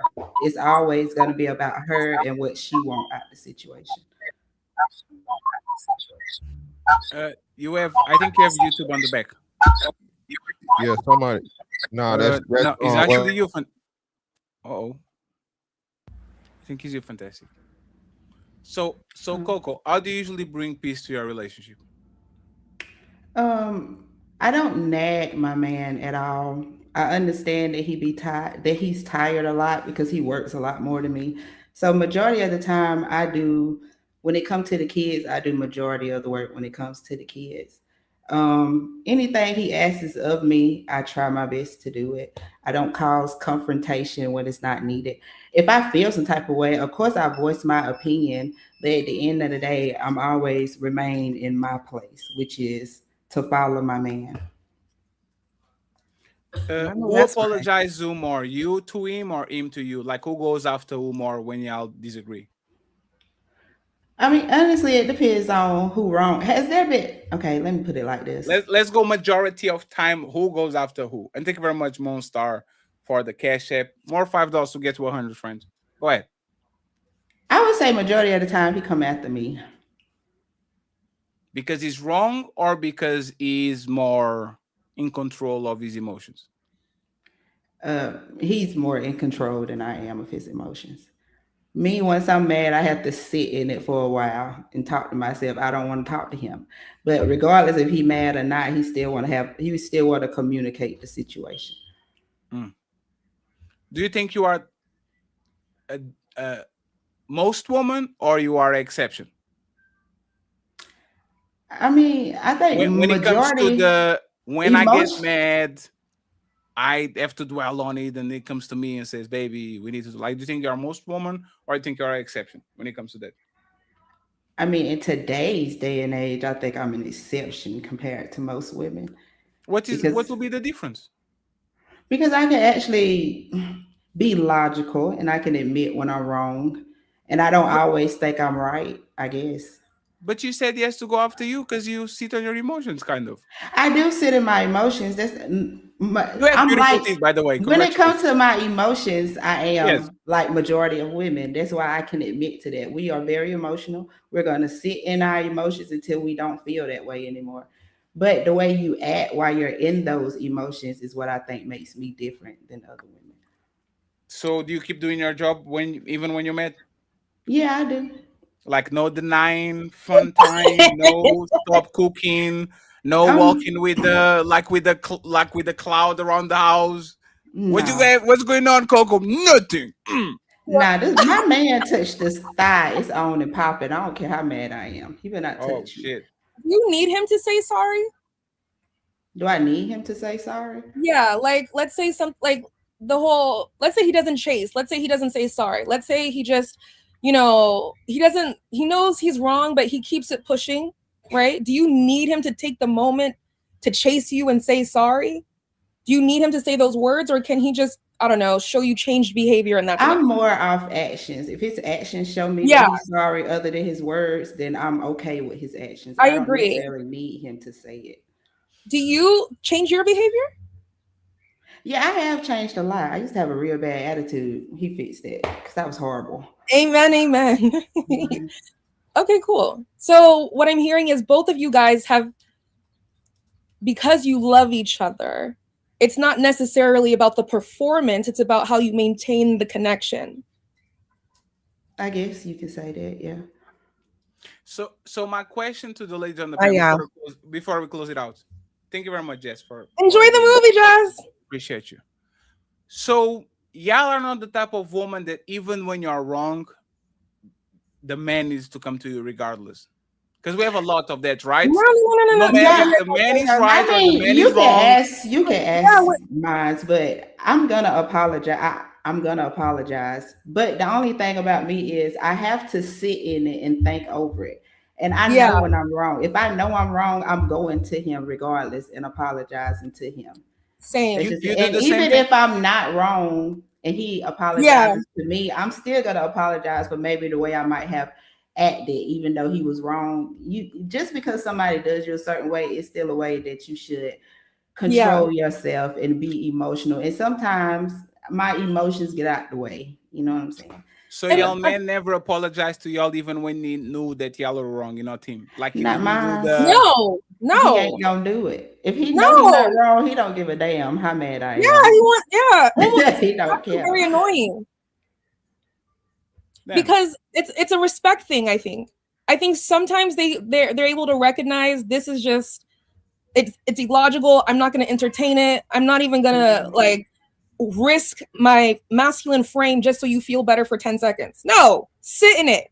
Sometimes he'll even punish you and not even he'll ignore you on purpose and shit. It's like, you know what I mean? Like when you enter a relationship with a man that you respect, you will actually see, oh wow, I'm the problem here. I need to work on myself if I actually want to maintain this relationship. In relationships where girls are playing manipulative games, et cetera, it's because she's trying to have emotional leverage over you because it's a form of control and power in that sense. But not So everyone. Y'all never did that? Like stonewall somebody so they can come to y'all, or deny sex No. so they can act No. right, or pouting, like I don't want to talk about it, leave me alone. Like y'all never did that. But that's not to. But that's not to gain leverage. It's because I actually can't talk to you. Y'all have a sister or Why? like a Why do you cousin think? like y'all? Why do you Because think men? y'all I are mean, y'all are listen. seeing one unicorn is rare. Seeing two unicorns sitting next to each other, that's lots of. Why do you think it's a Majority of the Jesus women in my family don't too much deal with me because they say I'm male centered. But I mean, I have 4 brothers. I'm the only girl, and my dad was in my life also. So I can understand how men feel, where they're coming from, and how to be empathetic with a man.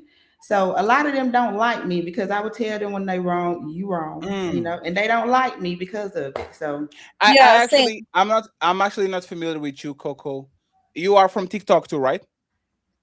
I guess. Kind of. YouTube, TikTok. We're going to promote both. But there's the thing, Coco. For example, if you are married, like for how many years are you married? I've been with mine 6 years. Like, is this the first husband or second husband? Or third one or fourth one? What the fuck? No. I've only been in 2 relationships my whole life. The first one was 8 years, and that's my son's dad. And then I'm in this relationship with the love of my life, 6 years, and we have 2 girls together. Only relationships I ever been into. Well done, Mama. So you got it good the second time. That's good. That's actually great. And I'm not going to over pursue, even though I want to ask questions. Oh, somebody said my dad was a simp. Wait a minute. I'll leave it for Sunday for the ladies my dad didn't first. play no games with I have a nobody. question, Patty. Go ahead. Not even my mama if she played. Do you think that when men enter relationships with women, they have to have their emotional guard up in order to navigate relationships because they assume that they're going to be manipulative and dramatic, et cetera, et cetera? Do you think men, you said earlier, men are more emotionally, I think, intelligent, right? Is that emotional intelligence or is that just walking with your guard? What do you think that men mostly do? You have to walk with your emotions in check because you are going to be a danger to you and yourself. The same way you protect your coochie, men have to protect their emotions. Men fetishize woman's body, woman fetishize men emotions. Because the first, the last thing a woman wants to give you is her coochie. The last thing that man wants to give you is their emotions. They'll give you their wallet, their sex, their whatever, but they don't want to give woman emotions. So women are definitely less regulated than men because not just biology, they're being trained to do so. They've been trained to cry on demand. They be trained to every time they have a problem to sulk on it and all that because they can get away with it. A man that did what y'all do on average.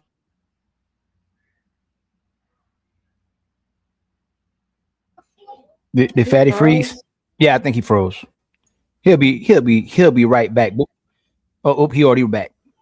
There you go. He right there.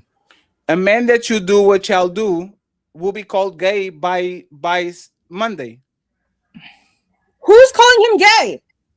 Society and any woman that, oh my God, always crying, always complaining, always this, always that. Oh, yes. And I agree with you. You're definitely correct, but I think that's exactly why we have the dysfunction we have in society today.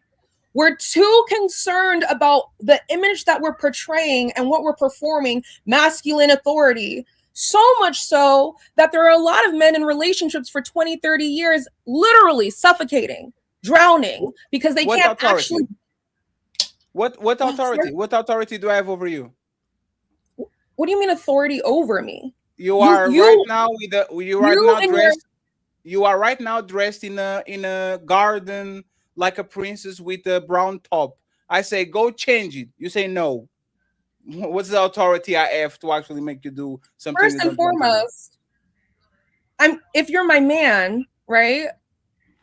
Before I even get on live, I'm gonna run it by you.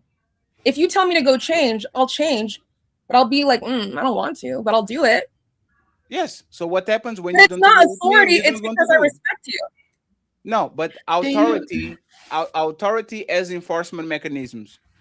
My mom Okay. has authority. If you live on your parents' house and you don't do what they want you to do, they have authority over you to put you out. There's authority. Is No, I they don't. can punish you for something when you don't want to do what I want you to do. What authority I have over you if everything I say is optional and you can say no and nothing happens to you?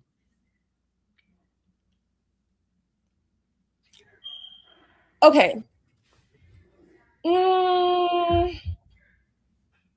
You do have the ability to enforce boundaries by withdrawing and pulling back. Withdrawing It's not what? necessarily forcing my. It's not necessarily. So let's say you. And that's not the point. you- He's and you you're do going away from his point. He can't get you No, no, to do. no. You talk Hold about on. what Let he me can do. land. Let me land. Let me land. Let me land. Please, please. I beg. What I'm saying is, if you ask me to do something and I don't do it, you have every right to withdraw your masculine presence and the benefits I get from it. That's the punishment. Not having access to you.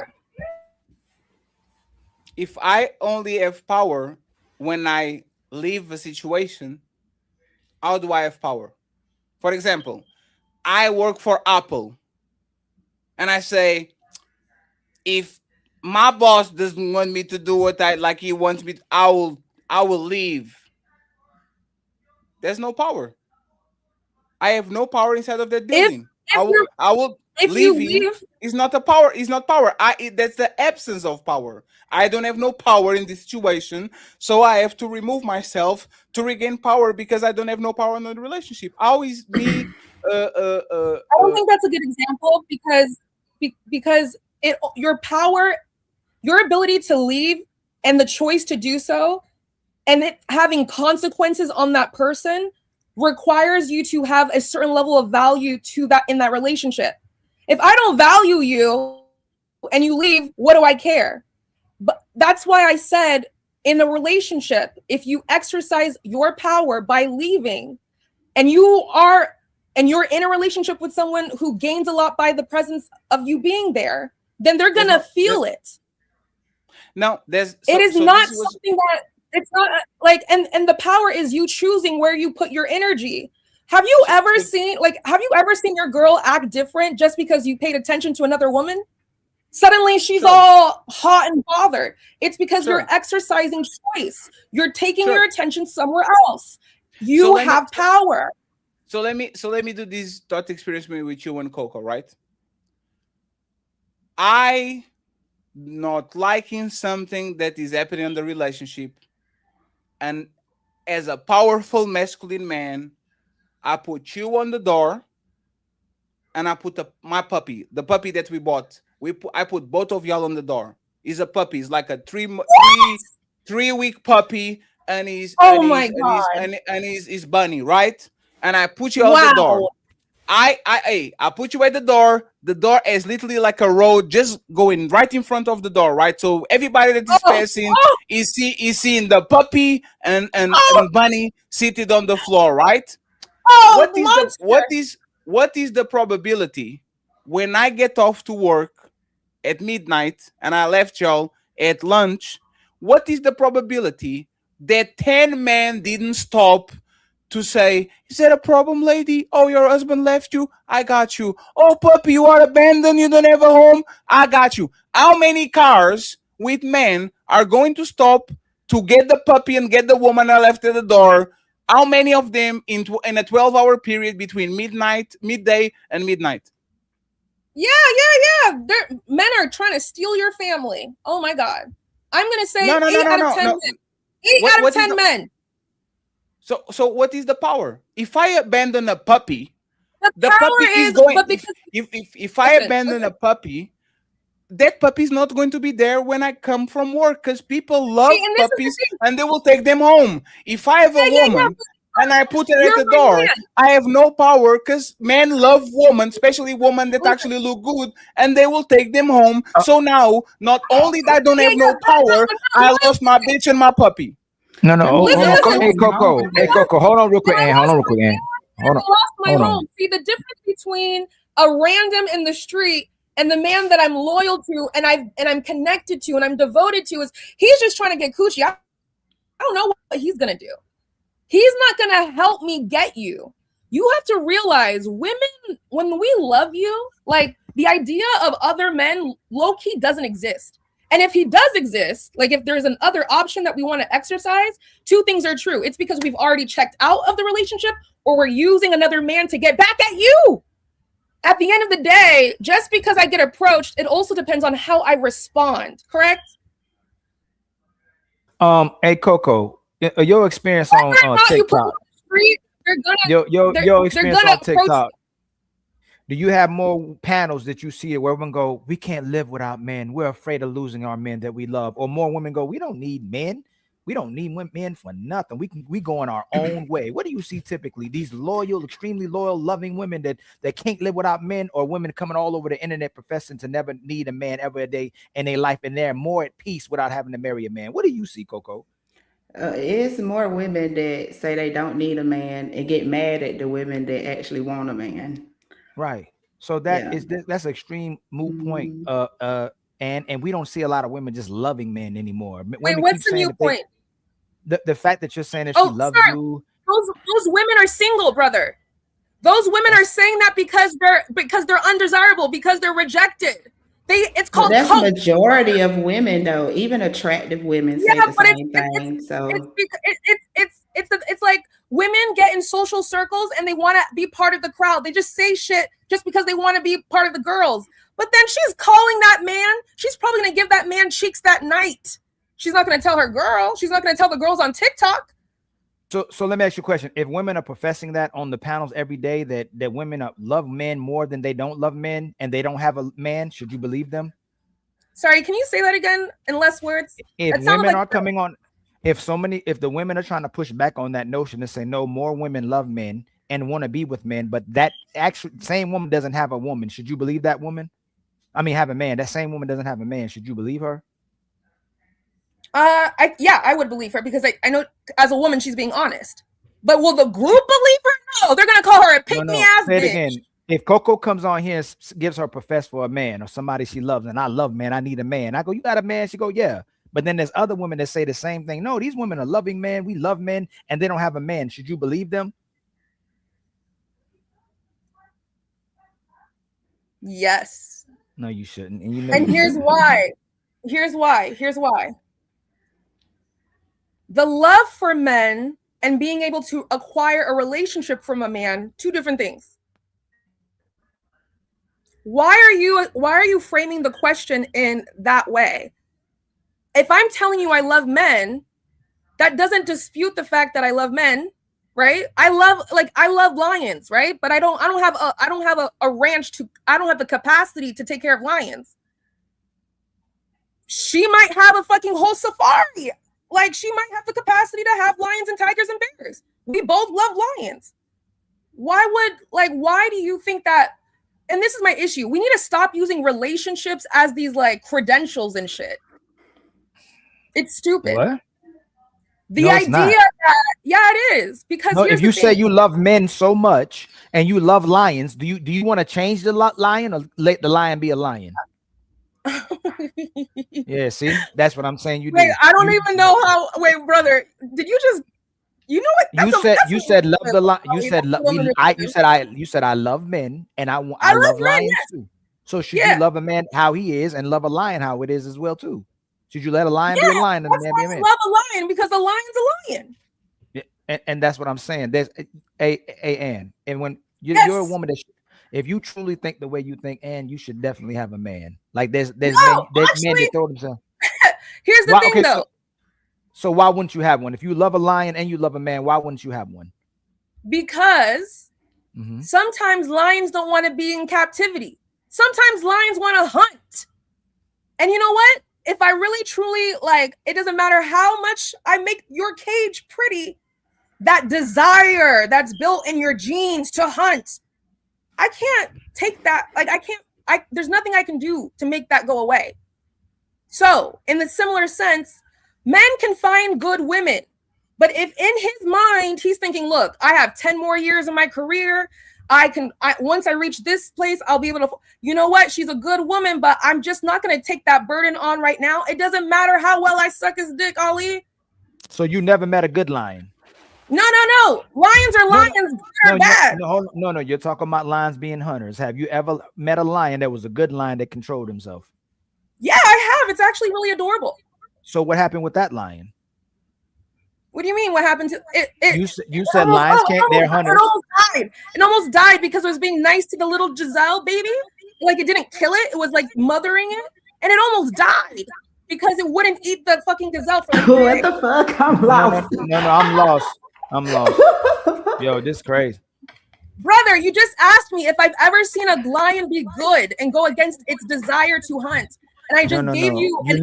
You're metaphorically speaking, calling men lions. Have you ever met a man Brother, that was good? I'm responding to you logically. Why doesn't that make sense? Because you're talking about gazelles. Have you? Because you asked me if I've ever seen a good lion. Because you're talking about. Were you equating a man to be a lion, or were you talking about actual lions? No, I was talking about actual lions. No, and you were talking about actual lions now. Yes. So how you putting it on me? And you started talking about lions, so now you're talking gazelles. You asked me specifically, have you ever seen a good lion? He's talking about a man. That's no. She was talking. I meant it literally. Yes. You were talking about men being lions, but now you're saying you weren't talking about men being lions. You and I were talking about men and lions. Okay, we both. Okay, so let's start over. Let's start over.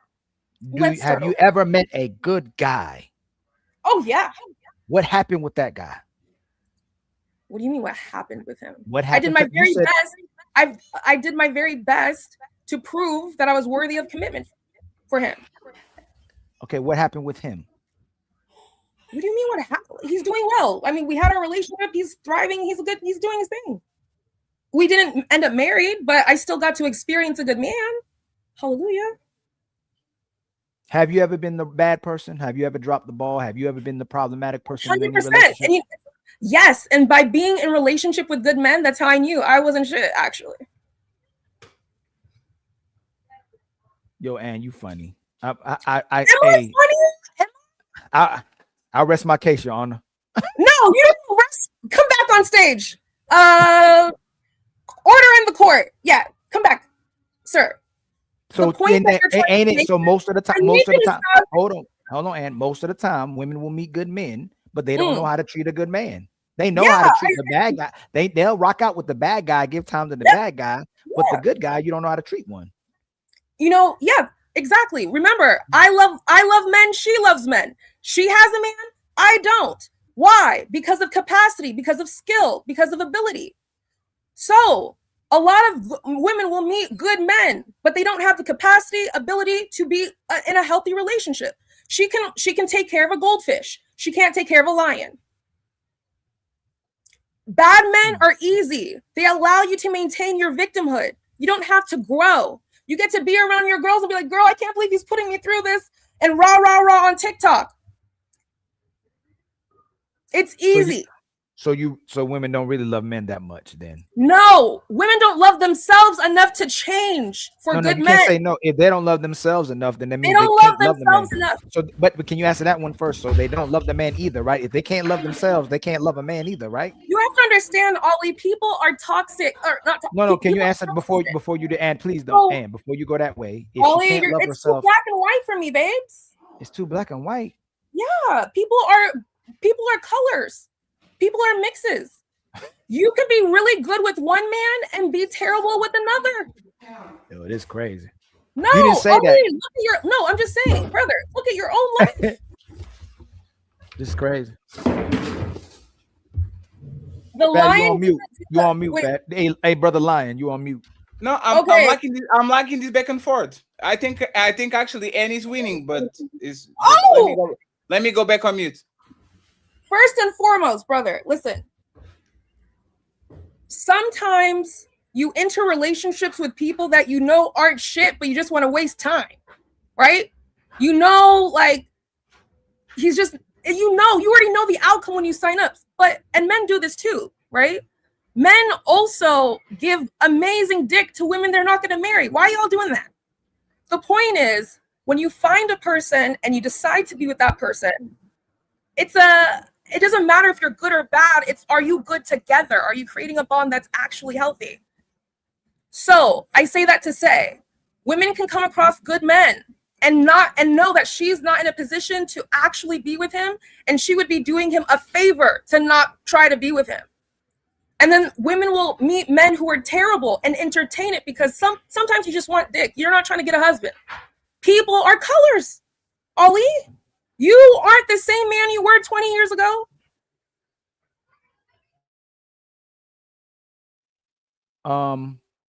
You know what? Coco, Hey, go ahead, and Coco. you are a Go ahead, good Coco. woman. You are a Stop. good woman. You are a sexy woman. You are a beautiful woman.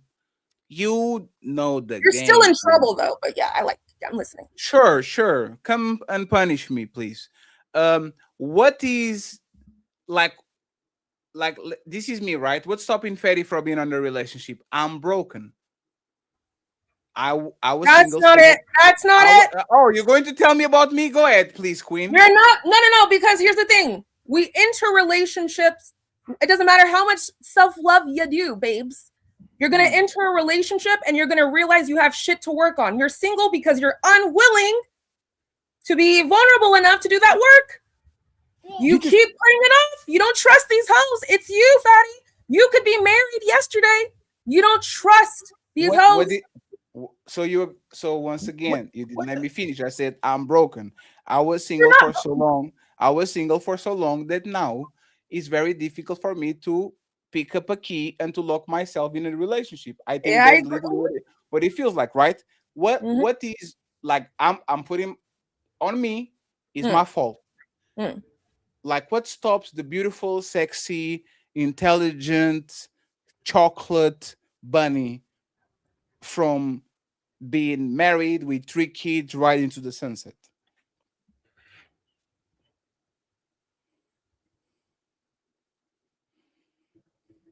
Wait, I thought we were talking about you. What the fuck? What does this have to what? Okay, well, I will say yes, there are parts in me that I need to work on, but I would never stop not trying to get married and have kids. The issue is, you know what? Maybe I'm the problem too, fatty. Wait, what? Maybe You cheat? No, you're beautiful. You're a princess.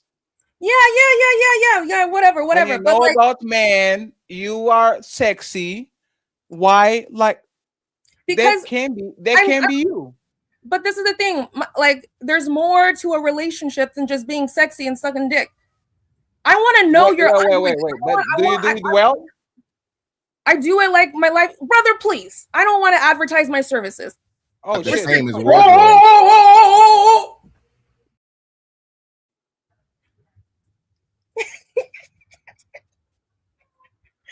I'm joking. It was a joke. Relax. My God. That's racist, by the way. Racist. You put monkeys? Really? I'm just kidding. So what stops the beautiful Anne from finding the pot of gold? I think there's because what I'm looking for is someone with character. I'm looking for someone who has spiritual presence. I'm looking for someone who has. I'm looking for someone who's emotionally intelligent. I'm looking for someone who believes in monogamy. And unfortunately, the men that I choose and I'm chasing, and even the ones who I'm giving chances to, all of them struggle in those core things. I refuse. I thought you said that. So all of them were cheaters? Ali, I didn't say that. I said they Ali, struggle. I'm trying to get a girlfriend. Hey, can you So give me a here's the chance? thing, like, Can we start This over? crazy. I can tolerate cheating. I can tolerate cheating. I can't tolerate you emotionally shutting down. I can't tolerate you weapon. Hey, sorry, Coco. You're pretty, I'm not, but I have to come over here. I can't tolerate a man who is spiritually empty. Who doesn't like? I can't do that. Cheat, fine, whatever. You can move and go. Anne, can you give me? Can we start over? I'm not even going to go there. Hey, Ali, stop. You know, Because I'm not going to invite you for my wedding, Ali. Come back, and then you'll never return because you love it here. Bunny, can we start over today? Can you give me a chance? I hate you. I hate you so much. Why are you doing this? You know, I wouldn't be here if I didn't have love for the Fatty Untouchable show. I love you too. Brother, please. Can you give me a chance, Sam? Listen. Can we start no, over no, today? No, you're still please? in trouble. You're still in trouble. No. I apologize I apologize for everything I did to you. I want to start over. And can you give me a chance? We're gonna have to see. Obviously, Fatty. There's no need to give. There's no. I'm here for you. So Can we talk on the back? Can we talk on the back? Sure. But I have only one thing and one thing only. I will FaceTime you. I will be like you can be No, on no, the no, show. no, I don't no, because this is performance. See, this is women. Listen clearly. Don't tell men. No, it's not. Hey. Am I laughing? No. Look at me. I'm not laughing. You're totally. I fucked up. I did too much. I apologize. Can we FaceTime each other and let's talk about us? Yeah, Fatty. Yo, this is crazy. Chat, what should I do? What help? Okay, you all right? Thank you for carrying my brother. I appreciate your apology. I receive it. I don't ever want to hold a grudge with someone that I respect. So let's see where things go.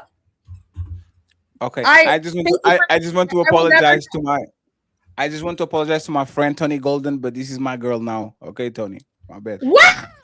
You know what? You see, this is why you can't trust these niggas.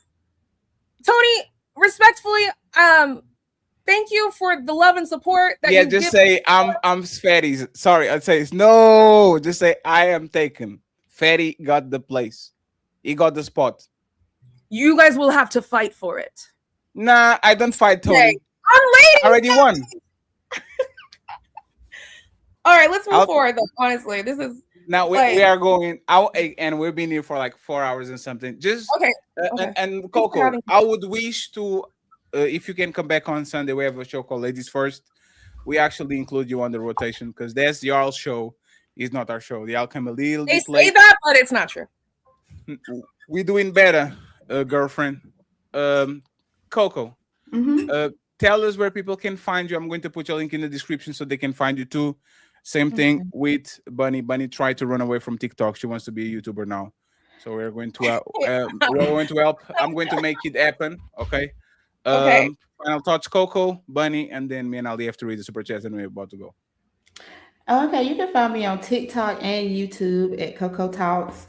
And I make sure I come back because I didn't get to talk this time. I guess I'm sorry, Coco. There's a lot of sexual tension in the air.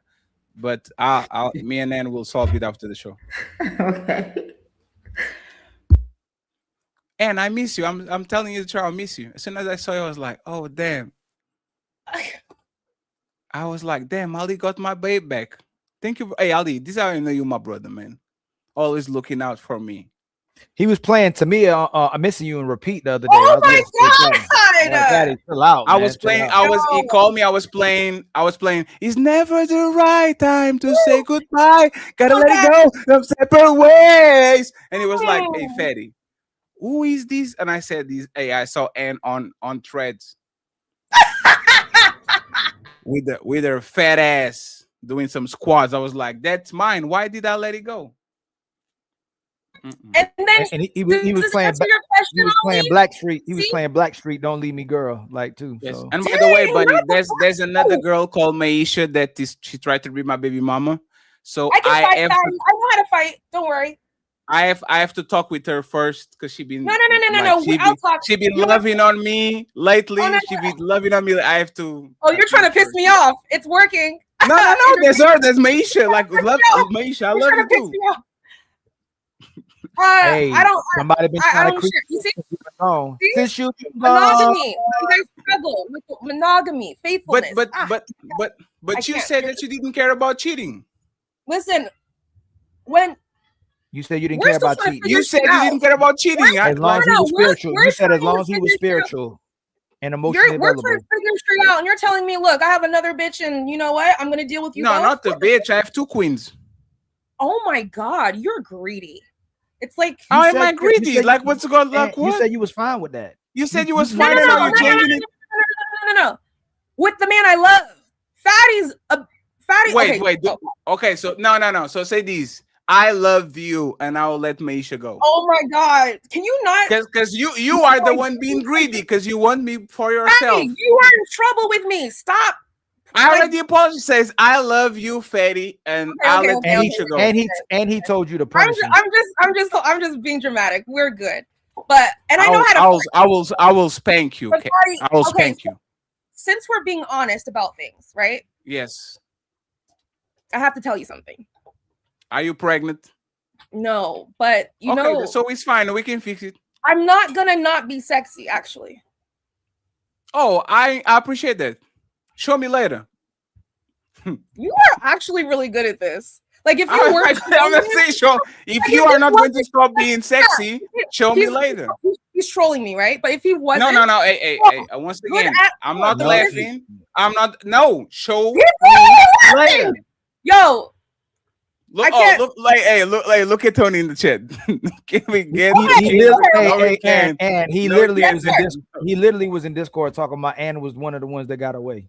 You know what's so crazy? I'm in your Discord, so like, what the fuck? But that's the point. Who tags you? Men work. No. Who tags you? I tagged you. I'm the one tagging you, saying please and come back. Okay, Fatty. And he's asking me to email you, so I'm like, hey, I got you. Oh, so you weren't doing that on your own? You weren't doing that on your own? No, I would do it. No, I would do it. Hey, he wanted you to come on.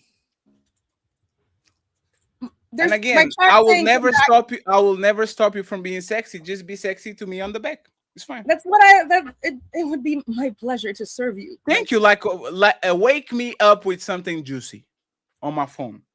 Listen, like you know what? Like, this is all you're totally bullshitting me right now because this is my specialty. This is the equivalent of putting like a piece of meat in front of a lion who hasn't eaten for 90 days. You're fucked up, Fatty. And you're fucked up. And just so you're a lion now? I'm a lion. I'm a lion. And final thoughts, just say this, fan. And Fatty, I missed you. I'm glad that we are awesome. Fatty, I missed you. Fatty, I missed you.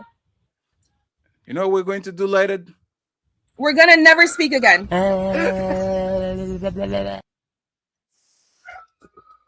Sorry, Tony. Bye, guys. Thanks for having me back. God bless you. Good night. Not the same as wardrobe.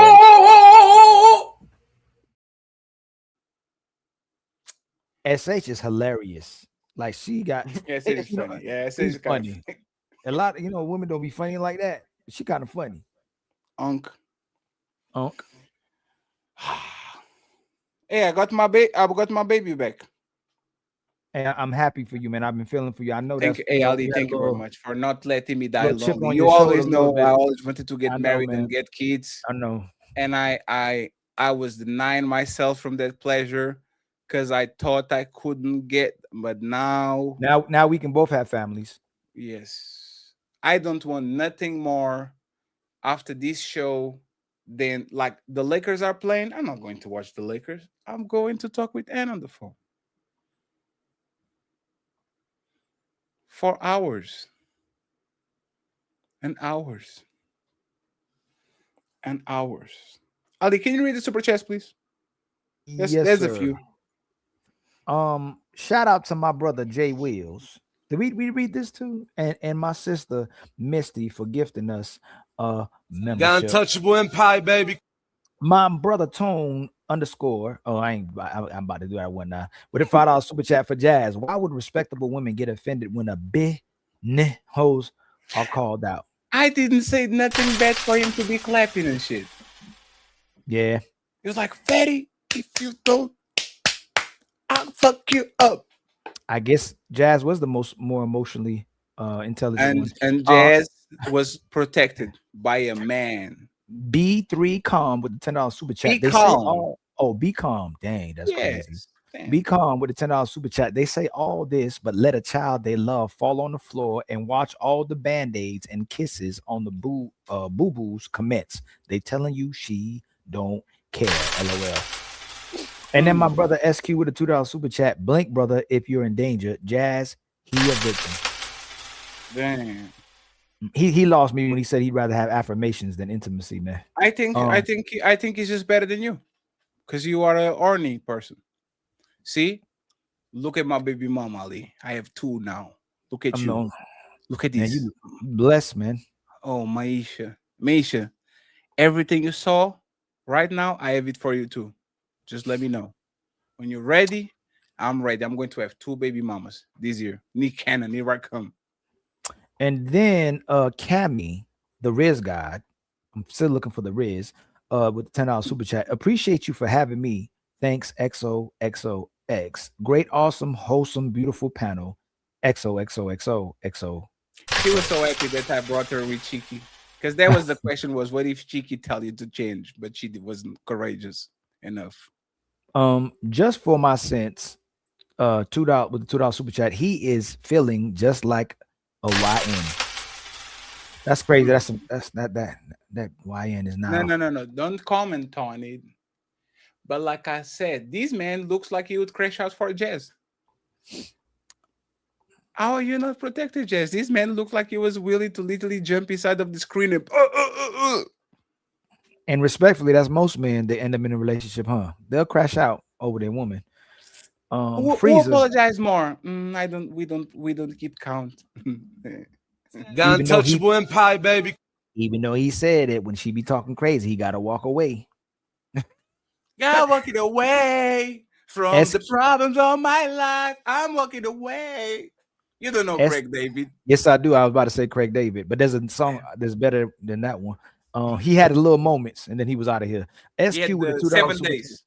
Was it 7 days? 7 days. Monday. Tuesday. It might be was that. doing the video clip. He woke up like hey, that video clip is awesome. That might have been the one. Yeah, he wakes up, he sees a girl, and then she asks for time. He doesn't have the watch. Then he wake up next day on the same day. So now he has a watch. Right. He stumbles now, he's on the last day. He was good, man. He was decent for a little time. He was pretty good, man. Craig David. He might have made it if it wasn't for Maxwell. Because almost had a little similar style. Seemed like SQ with the $2 super chat. Chicago, Romeo and Juliet. Oh Lord, Chi-Town, Romeo and Juliet. Hold on. Again, just for my sense with the $2 super chat, I think Jazz knows how to push his buttons easy. Hey, he sound like if she pushed them buttons, boy. Chef, my brother Chef Trapino, been a member for 24 months. Salute the fatty, the entire panel and chat. The Untouchable Empire, baby. And then my sister Red Lipstick Vibes with the $5 super chat. Did she forget her last appearance on the show? Let's clap for the character performance. Hey, time out, Fred, for being nosy and getting in my relationships and shit. And then Fatty y'all want to talk about Maisha and y'all want to talk about Anne, okay? And then Fatty gives 10 memberships. The Untouchable Empire, baby. To myself, because he's May already. And then Twisted Pup with the 5 gifted memberships as well, too. Much The love Untouchable Empire, baby. And then Red Lipstick Vibes with the $5 super chat. Hey, Ann, where did you get your Manosphere Chameleon handbook from? Damn, hey, Red. I'm going to Discord after this shit, Red. I'm going to put you in your place. I thought she was keeping it real, man. My brother John Henry with the $2 super chat. Beautiful doesn't mean she isn't problematic. And then my brother Day with the $5 super chat. I always say women today have no clue what it is to be a good woman, but they pretend they don't know how to be. Oh, hold on. What it is to be a good woman, but they pretend they know how to be, but they say it's no good men out here. Shaking my, you know what, my brother? I accidentally keep saying that. They know exactly what to do, but they just refuse to do it, man. It wasn't that crazy. He's just have sex with the dude, get him some food. Stop being demeaning. They always want to be fake deep. Oh, I want to give you this is the Bible, Versicles 13, 14. Booty walkadooty. Like, come on, man. Just do the bare minimum. What can you want? They want a slave. They want a maid. They want sex. What can he want? Like you can't want nothing. I'm saying on TikTok all day long, they just talk about what they don't want to do for men. They can never tell you what they want to do. And peace is the last part, the last, like, I guess the last episode we got, and they still don't want even to do that, man. Hey friends, if y'all want to know what we do on Discord, you have to join the Patreon. Okay, thank you very much. My brother John Henry with the $2 super chat. You get what you qualify for, Bunny. Now when her name turned to Bunny. Red Lipstick Vibes with the $2 She was Bunny super last chat. time she came. Remember, she had the bunny hairs, the bunny ears. I wonder what reminds me of bunnies. Red Lipstick Vibes with the $2 super chat. They shut down because you can't shut up.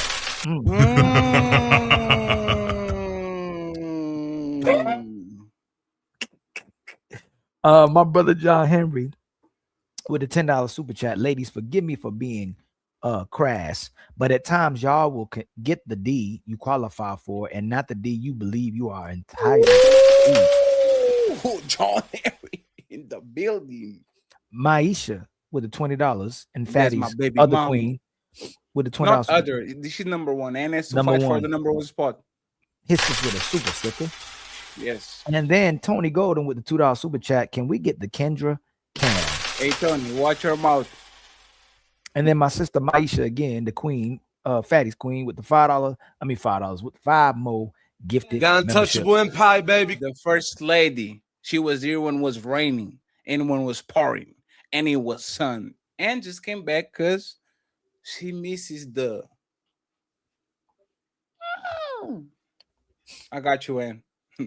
That's the last one, my brother. On the Cash App side, friends, and I would love to have a hero that sends $105 so we can get the gold, but I guess we're not going to get. Monstar is in the building, and he says, Ali can never get this point across. Ali, you need to be more.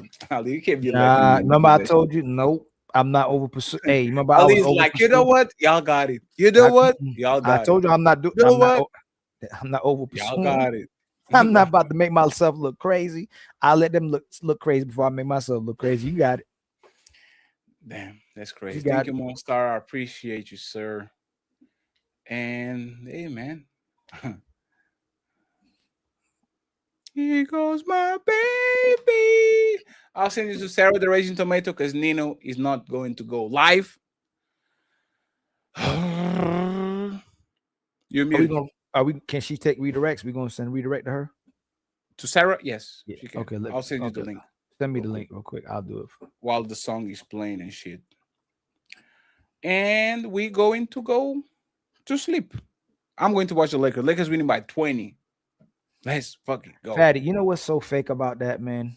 If LeBron was hurt, oh, the Rockets are winning because Lakers don't got LeBron. They ain't saying nothing about the fact that Rockets ain't got KD. They just, oh, look how great LeBron's playing. But they ain't nobody talking about they trying don't to have downplay the yeah, Kings definitely. They just, Boy, you don't sit your stupid ass down. Who the think you is? It's not because KD not playing, right? You watch your mouth. It's crazy. Tony Golden. No, Uncle Rick, them. Sorry, everything I told you was true, Ali. I don't know what you're talking about, but Uncle Rick is shooting 90% from the field. So I appreciate it. Friends, if you want to catch this song, join the Patreon. You can download it. I'm going to watch the Lakers. I'll probably see y'all on Discord. Team Fatty, Ilkan Ali, the Untouchable Empire. Signing out. Peace. You see it, Ali? Everybody talks about the day one, but nobody talks about why we can't get past hour two. Papi Chulo, Untouchable Empire. Let's talk about this piece y'all keep mentioning. I'm looking for a harbor in the middle of the storm, but I walk through the door and the greeting feels warm for a second. Then the questions start, the prodding and the pokes, like you're looking for a fire in the middle of the smoke. I'm a healthy man, I got my mind on the prize, but I'm seeing battle plans when I look into your eyes. Is this the peace you promised? Is this the sanctuary? Or is loving me just another word for making life scary? We said day one, but but we back at day zero. You want a partner? Or you want a superhero? Security stands beside you, but you're pushing me away. Trying to find a light in a world of shade and gray. Is there peace in the building? Is there peace in the building? Untouchable. You talk about security like it's something I should feel, but you're moving like a ghost. Yeah, you're never being real. A man who knows himself doesn't need to dominate. But you're using your silence just to manipulate the state. I bring the peace to the table when the table is set, but you're bringing up the past and the things I should forget. A healthy man receives it, a broken man deflects. Maybe it's the mirror, not the piece that you reject.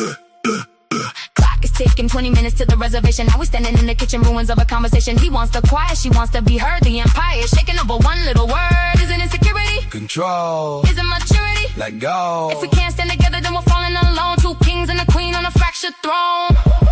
We said day one, but we back at day zero. Security stands beside you. But where did the peace go? Fatty in the building, Ali on the crown. Super panel live, yo, we never going down. 5 p.m. EST, the empire is here. Put the weapons down. Or get out the gear. We are locked and loaded for 5 p.m. This song will set the perfect tone for the empire.